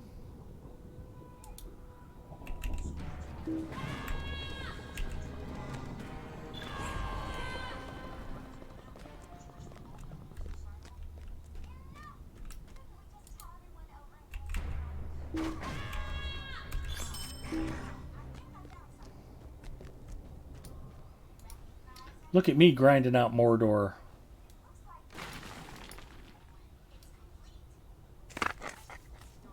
I drink cheap whiskey. VAT 69 is $10 a bottle here, but it's decent. Yeah, that's extremely affordable. I don't know. I'd consider Jim Beam to be good drinkable pedestrian whiskey. And that runs, I think, $18 or $20 for a fifth. I haven't bought whiskey in a really long time. In fact, I don't know if I've ever bought whiskey except by the drink. We don't even keep it at home for medicinal purposes. Maybe I should pick up a bottle and tell Mrs. Mustafa it's for snake bites. We need a bottle of whiskey, honey, in case we get snake bites. She's been watching a lot of old episodes of The Rifleman. She might believe me. Probably just end up using it to marinate steaks, which sounds like a good reason to buy some. If you've never had a whiskey marinated steak, oh boy, are those yummy. Jim Beam's about 15 bucks a bottle here. I buy it from time to time. Wow, really? Where it's that cheap? South Africa. Anywhere but here.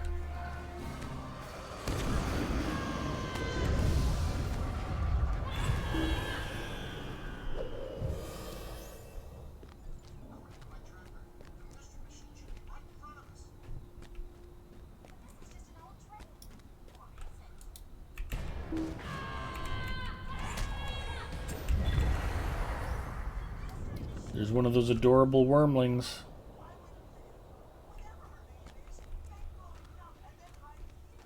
Ooh, more orcs to wreck. Here we go. While we're on the topic, though. Of course, it depends on your bottle size, too. I'm talking 750 millimeter. Walmart Jim Beam. Yeah, no, 18 bucks. I was right on. $17.98 for a fifth. I think you can get the 1.75 liter bottle for $28.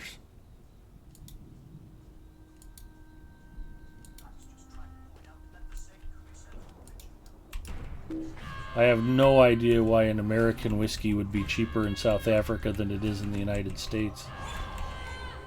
Maybe you have fewer sin taxes?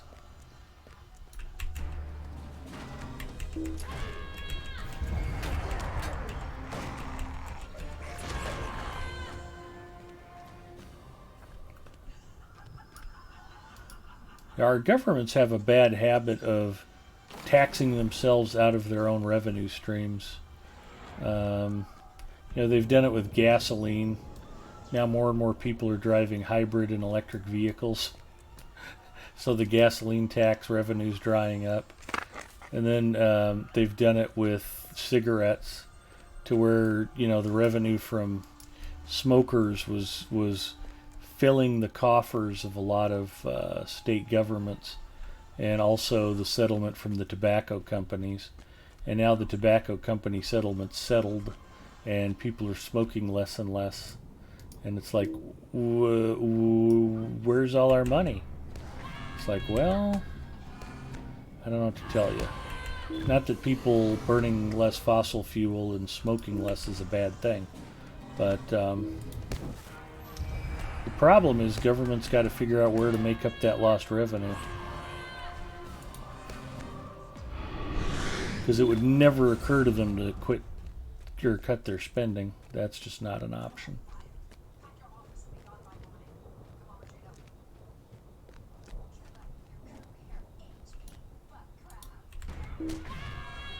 Yeah, boozes, smokes, petrol.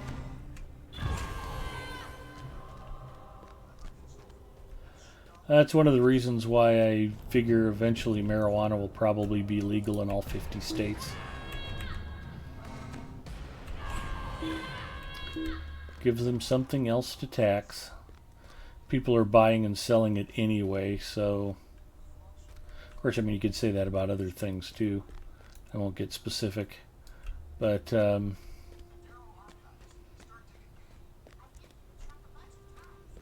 I guess they figure it's easy to tax it instead of fight it. Oh, which is another thing. I'm baffled by the advertising on TV the last couple of years. It's like Caesar Sportsbook. You can go online on your phone and just do sports betting anywhere in the country. It's like gambling's still supposed to be illegal a lot of places, or at least heavily regulated. And you've got these companies like DraftKings and FanDuel and Caesar Sportsbook that are basically just advertising nationally for sports betting. And it's like, when did this become okay? And it's just one of those things that it's like, I don't know, they seem like they don't really want to fight the battle anymore.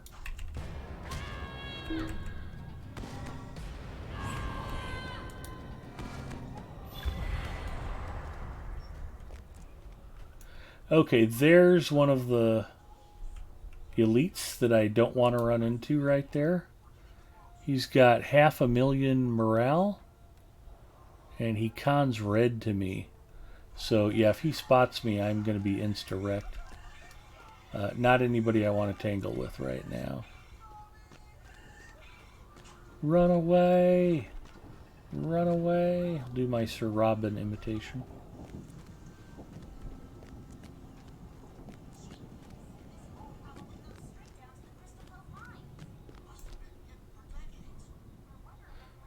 $33 for Jim Beam. Wow. Legalizing stuff, I don't know. It's hard to get behind. My problem is I'm a Southern Baptist who doesn't smoke or drink. So a lot of the stuff just seems unnecessary to me. I don't begrudge anybody else. I'm pretty libertarian. If you're not hurting anybody else, do what you want. If you want to smoke, if you want to drink, if you want to smoke weed, it doesn't impact me. It's fine. I don't have a problem with it. But at the same time, I mean, if we're making general choices for all of society,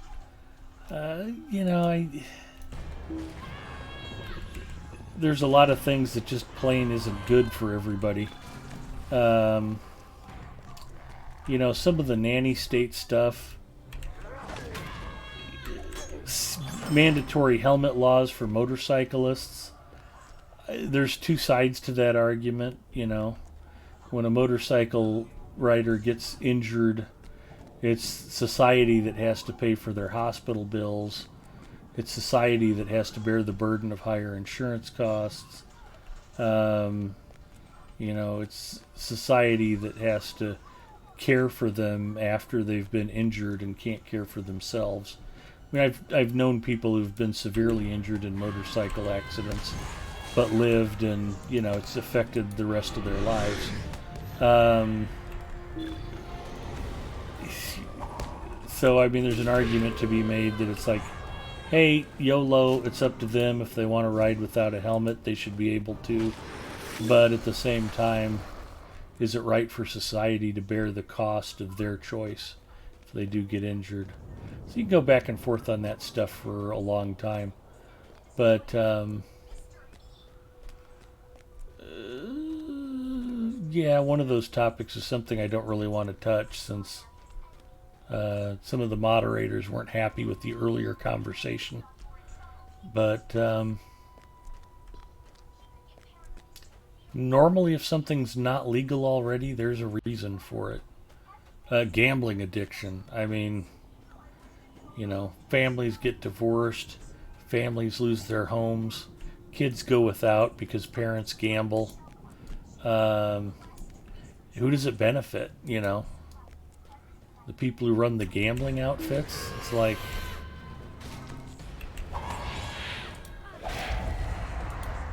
and don't get me wrong, I mean, it's not like I've never been on a football game, but I did it the old-fashioned illegal way with a sports bookie. This stuff goes on, but if it's not legal, it at least tends to curb the behavior. And whether that's right or wrong, I mean, that's another ethical conversation.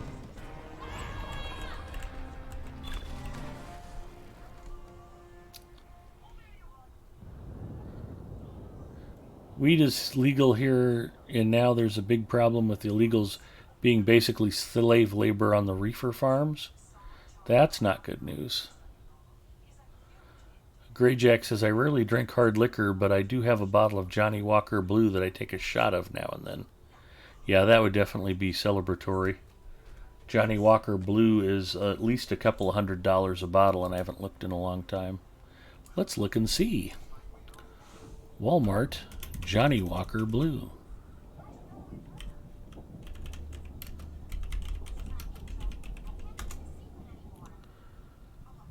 I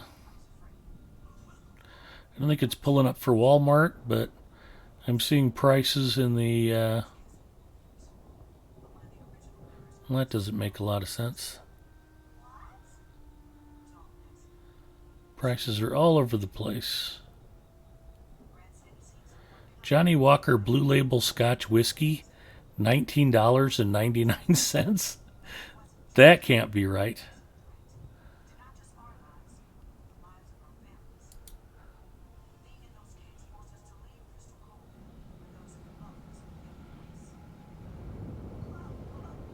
Oh, no, it's 50 milliliter. Okay, that makes a lot more sense. That's hilarious.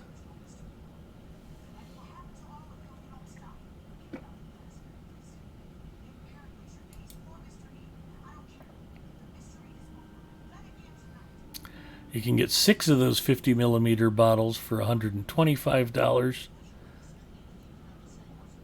Year of the Ox Limited Edition Blended Scotch Whiskey, $2.89. Excuse me, $286.99.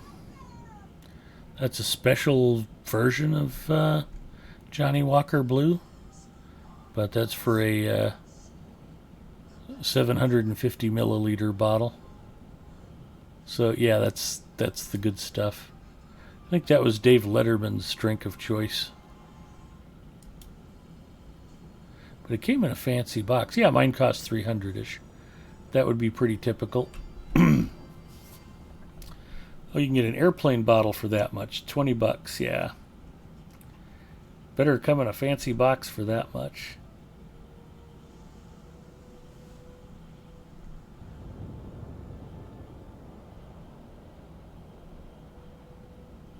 I have a severely smashed up ankle from a motorbike accident I had while drunk. And that cost the taxpayers a lot of money directly, given I work for government.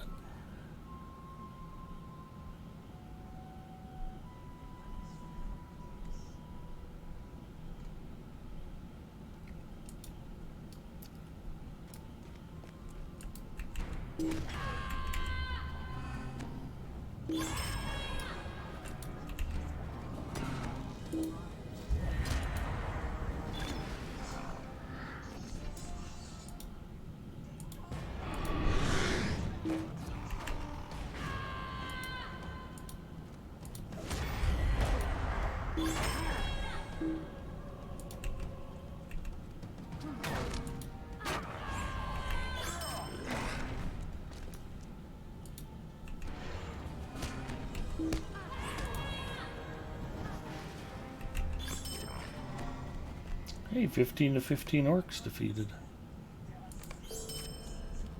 Boom, baby. Look at me getting rep. We are killing it out here tonight. So I just figured it was worth the jog out here to Barad-dûr. I mean, that's just a spectacular set piece. You can walk right in. There's quests inside. And if you go past Barad-dûr, it takes you to another section of Mordor. But, if you're wondering how good Mordor or how good Lotro can look, that's pretty cool stuff right there. I mean, that's just an epic scale.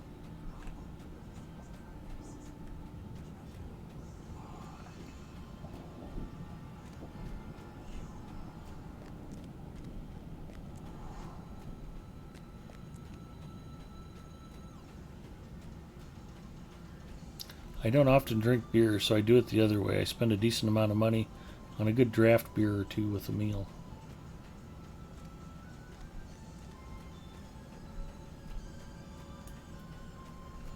Barad-dûr sentries.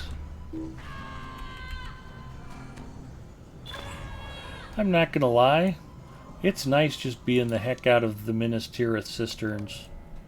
Doing anything besides grinding for scrolls and crystals is nice. I will be very anxiously awaiting whatever changes they make to the legendary weapons system. Because, it's brutally tedious right now.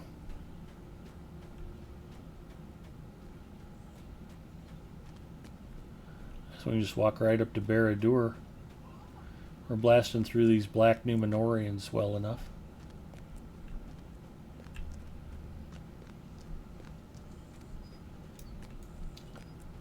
Barad-dûr sentry. I haven't started collecting any of the pages yet, and I probably won't tonight. But let's see.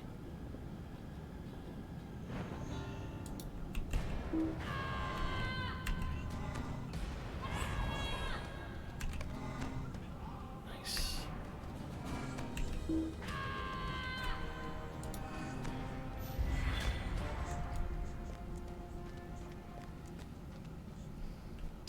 Collecting those pages becomes a whole thing. And then you don't know what to do with them. You spend all that time collecting them, and then it's like, okay, here's a bunch of books for you to go store somewhere. It's like, ugh, I have room for this stuff. You hate to get rid of it or throw it away, but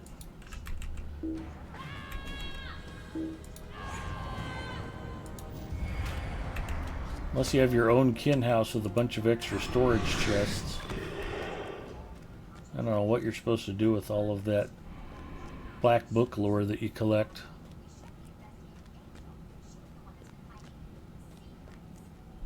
I think that's the reason I've not played much this last year. I'm waiting for the change. You know, the last time they said they were changing it, it's not like they did anything particularly dynamic. All they did was kind of nerf the Osgiliath and Minas Tirith scrolls so that you had to go on to new content, new paid content, so you could get the higher level scrolls to finish maxing out. I was like, wow, you're really doing us a favor, thanks. That was not the change I was looking for. The problem with this stuff, what did I say you needed? 33 crystals or 29 crystals or something. The number of scrolls that you need, the last time I checked, was like 240 per legendary item to finish maxing out your legendary imbues. It's like, that's just stupid. And I mean, you can get 10 or 12 a day if you grind them. It's just like, why is it hundreds of scrolls? How is that fun? How does that make any sense? Places of Darkness, Barad-dûr. This is just spectacular. The closer you get to this place, the cooler it looks. I mean, the detail in the stonework, the detail in the arches. It's just cool. The detail in the costumes. Check this dude out up close and personal.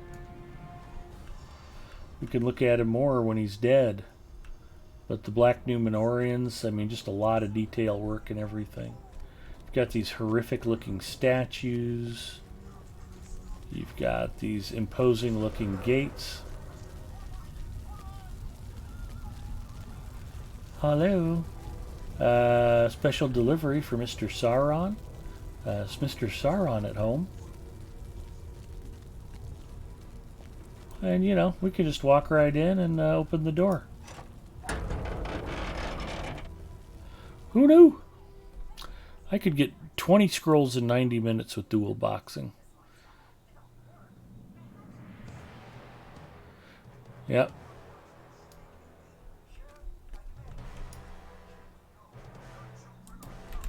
So sometimes when the devs think they're doing us a favor, they're not doing us a favor. That's unfortunate.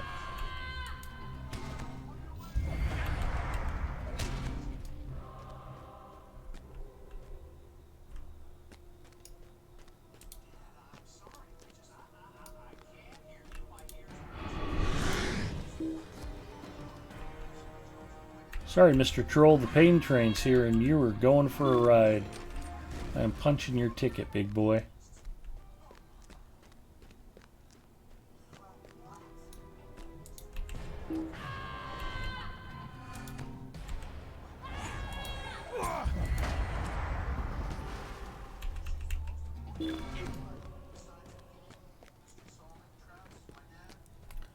Notice large scratch marks on the nearby wall.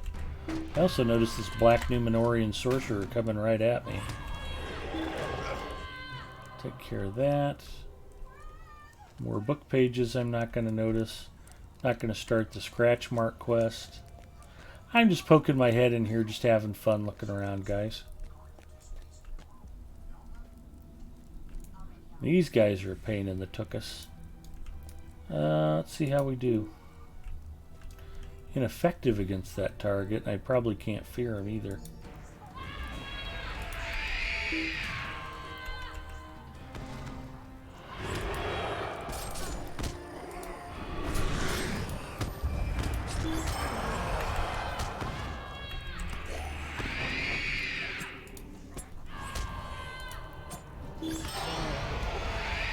Oh, nice, I took 2 of those down at once. For a minstrel, I am not that squishy. It's good to see. So this is it. This is Barad-dûr. This is Sauron's fortress. This is the central hub of all of Mordor. At least the entry. I don't know, I ever did look over the wall. That's pretty cool. Man, that looks like a scene out of some medieval painting. It's just bones and death and fire. Oof. This dude needed a new decorator.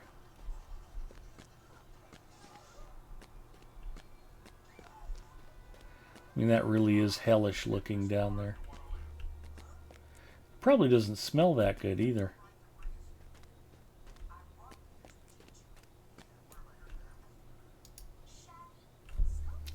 You're kicking ass and chewing bubble gum, Ed. I'm doing okay.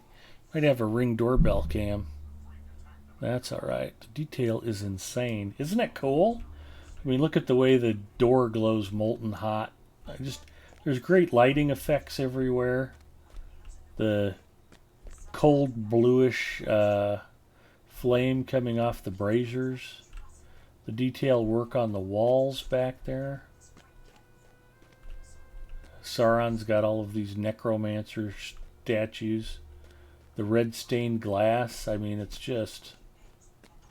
nice. It's very cool looking. And like I said, with each update, you know, the first one that really blew me away, I remember getting to Western Gondor for the first time, and you get to Dol Amroth. It's one of my favorite spots. I just think that whole city is beautiful. I like going there. I like basically basing there because they've got all the services in pretty close quarters, and it's a beautiful place to hang out. But Dol Amroth was just a spectacular upgrade in graphics quality, the detail work that they put into that place. And then, you know, some of the other areas. I mentioned Edoras earlier. I'm always showing off the Mead Hall. And I think that's a spectacular set piece. Central and Eastern Gondor are pretty war-torn, so they don't really show off as spectacularly. And that's by design. That's to stay true to the storyline. I think Osgiliath is a little bit like Mordor. I think it's horribly wonderful. I mean, it's a wrecked city. It's been sacked and burnt by Sauron's troops. There's dead bodies everywhere. There's destroyed buildings. But at the same time, I mean, from a graphic standpoint, from a design standpoint, Osgiliath is really well done. And Minas Tirith was pretty spectacular. It's just, there was a lot of tedium in Minas Tirith. It's not my favorite part just because there was so much back and forth and up and down the various tiers and trying to find your way around and having to search every nook and cranny to complete some of those quests, where to hide the art, going and getting Forlong the Fat's quest items. Just a lot of tedious stuff. Back and forth, up and down the tiers. And it's not that Minas Tirith isn't pretty spectacular in its own right, but the quests were frustrating, and they've always had problems with memory leaks there. I used to have really bad client crashes. When I was questing in Minas Tirith on Galadriel, I mean, you could go in and out of the city maybe once or twice before the client would give up the ghost and crash. And that's gotten a lot better, but I'm still having memory leak issues out there. I'm still getting client slowdowns. And, you know, I mean, Chromite called it right a few weeks ago. He's like, you need to just log in and log out. Or log out and log in again, rather.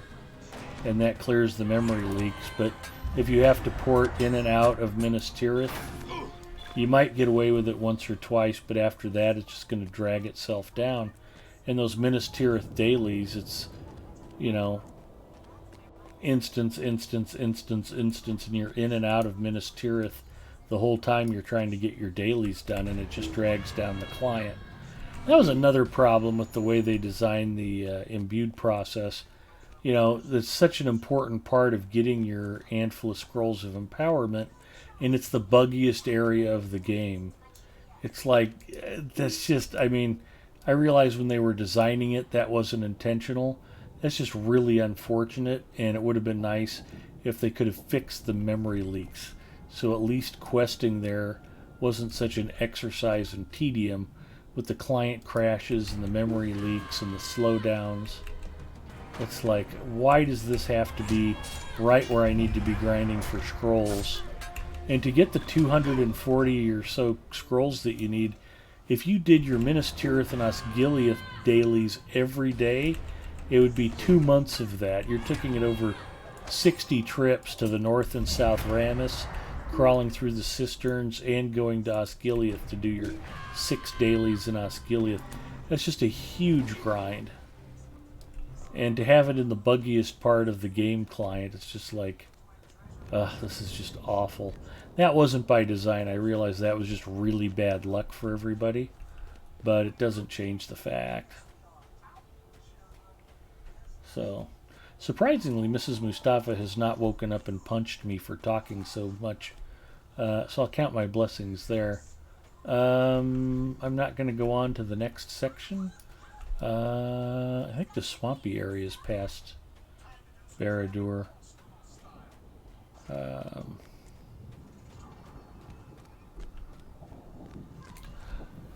Sorcerer Zero's heading out. Good night, Linda Tepler. Thanks for hanging out. Hope you enjoyed it.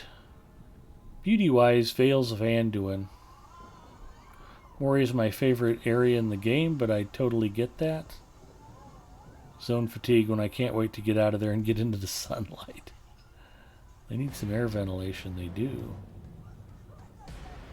Yeah, Moria is really terrific. Scumfill, and I'm like, I do not want to think how nasty this smells. True story that. I mean, Moria was such an achievement to have this huge region of the game with all the different sub-regions and so many points of interest and so much original design work and artwork. And at the same time, it's all one big dungeon. It's like, wow. That's cool.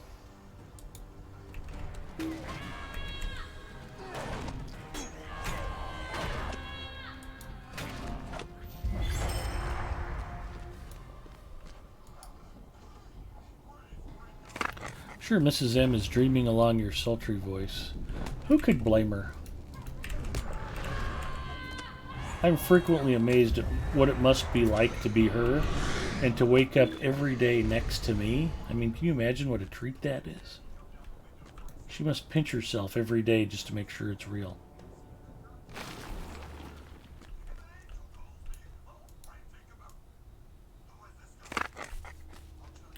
Ooh, I found a dusty artifact.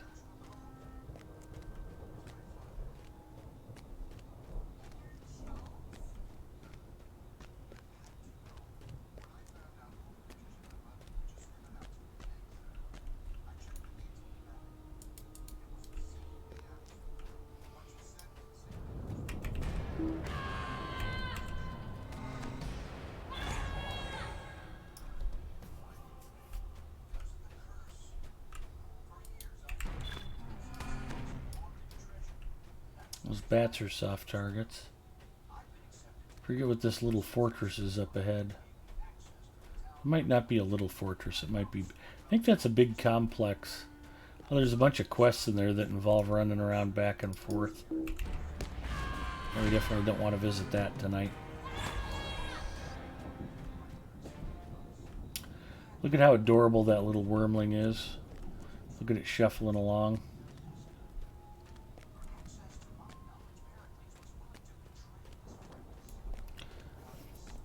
When I read the books, now I just imagine Lotro Moria at that part. Absolutely. You have time and opportunity and actually explore and experience the place instead of legging through it as fast as possible from one side to the other.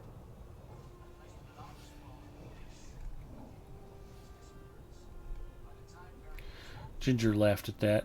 I don't think she believes Mrs. Mustafa pinches herself with delight every time she realizes she's married to me. It's true, Ginger. It's completely factual. If Mrs. Mustafa were awake, I would have her confirm it for you right now.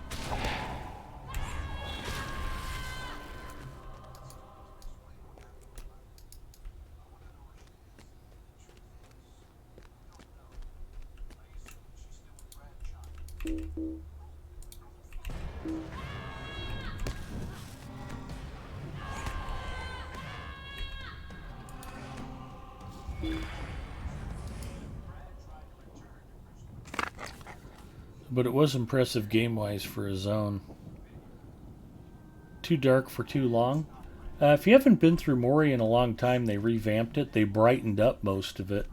And the quest streaming, I mean, it's really well guided. The last few times I've been through it, in fact, I think might have been with Mandalinia. Nah, who was it? Would I have taken through there right before that? Maybe it was my burglar on Brandywine, Little Ed Mustafa. It was really almost scary how fast I got through Moria. The quest guides, I went through it in a week in a pretty casual place and basically completed all the available single-player landscape quests. I mean, it was extraordinarily quick. I wasn't trying to finish it quickly or anything. It just rolled all together very nicely. You know, the thing that helps with Mori is if you go through it a few times and you actually know your way around without getting lost or struggling to get from place to place, it just goes a lot faster. But the quests themselves, they've changed how they're strung together, and it goes very smoothly now. I'm still looking for a couple of tents to destroy, I guess.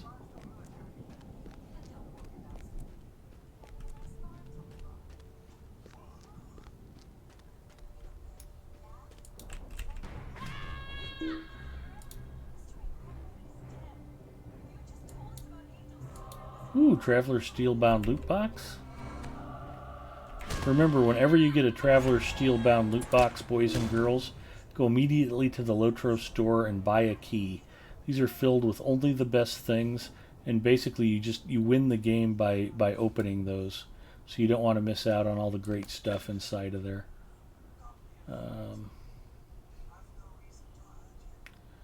It's important and stuff.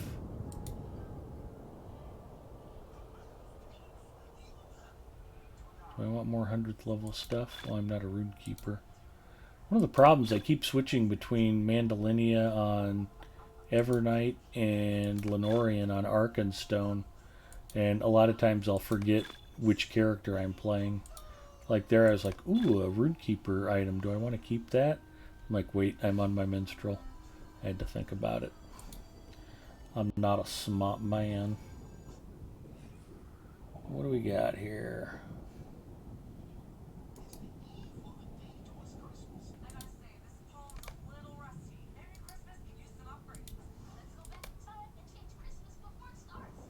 Thought it was weird. I was losing, or I wasn't losing. I wasn't getting notifications about loot dropping out for pending loot. Then it's like, because you actually had a row of pack space to use, dummy. I'm not a smart man. What else we got?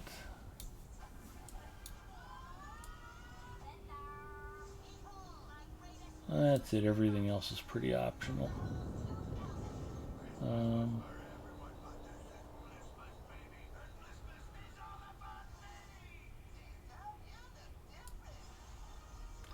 I don't know what Mrs. Mustafa fell asleep watching, and I don't know what she's watching it on if we're still having problems with our Kindle Fire tablet.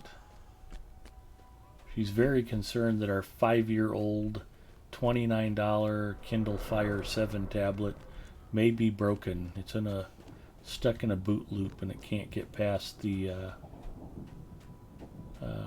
Fire logo when it's booting up. It's like, I think we can probably spare the $29 to buy another one when they go on sale. I dare say it might be a good excuse to upgrade and get a better tablet.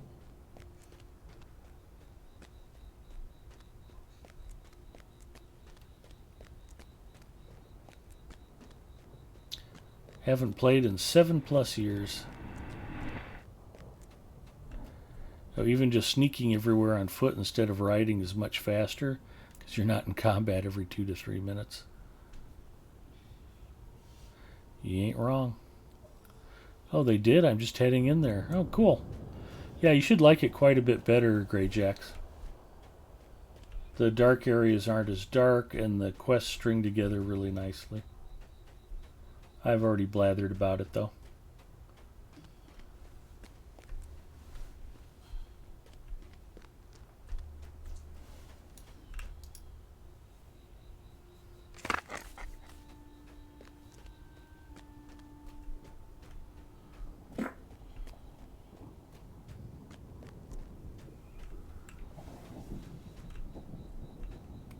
Oop, don't fall. Wow, that was close. That was almost tragic. Gotta watch your step out here. Oh, I still almost fell to my death. There we go. I'm trying to kill myself. I just couldn't get it done. Uh-oh, the sleeper has awoken.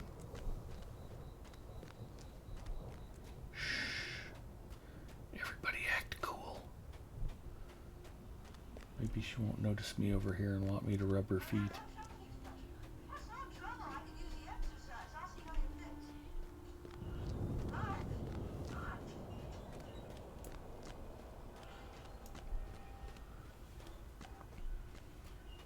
Ooh, I get to crush all that stuff for relics. That's exciting.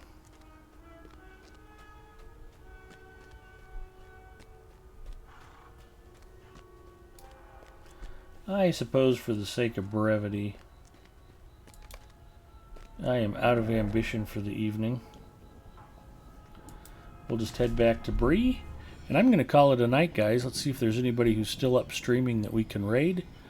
I've been at it 5 hours and 17 minutes, so... Plus I have to save my voice. I have to call COVID-19 people tomorrow and go, "Hi, I heard you have COVID-19. Professor Teacher G is streaming Lotro. French Girl Gaming, also a fellow stream team member, playing Swords of Legends. Doug Lendauer, a former Lotro stream team member, playing D&D Online. Doug's an old friend. We used to play Rocket League together. He is a terrific guy. Lots of good folks to watch tonight.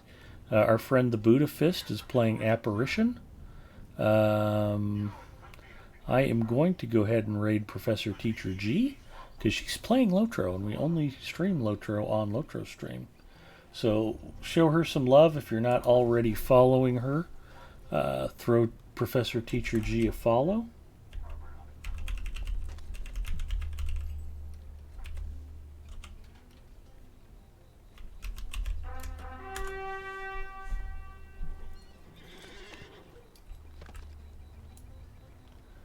And if you want to see more mediocre Lotro streaming throughout the week, you can come by my personal channel, say howdy. I take Monday night and Thursday night off from Twitch, just so I can chillax and do whatever I want. But the other 5 nights of the week, you'll find me on streaming something. Although Friday nights, it's here on Lotro Stream rather than my channel. Thank you, everybody, for hanging out. Thank you to all of my fellow streamers who've hung out with me tonight. Looking for Big Ed Mustafa? I'm Big Ed Mustafa. Where the heck? There we go. Grez, thank you for the follow. I very much appreciate it. And without further ado, Professor Teacher G coming right up.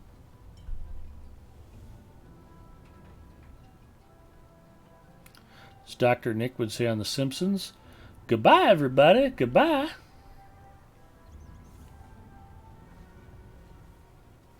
I say Professor Nick, I meant Dr. Nick. I'm super tired.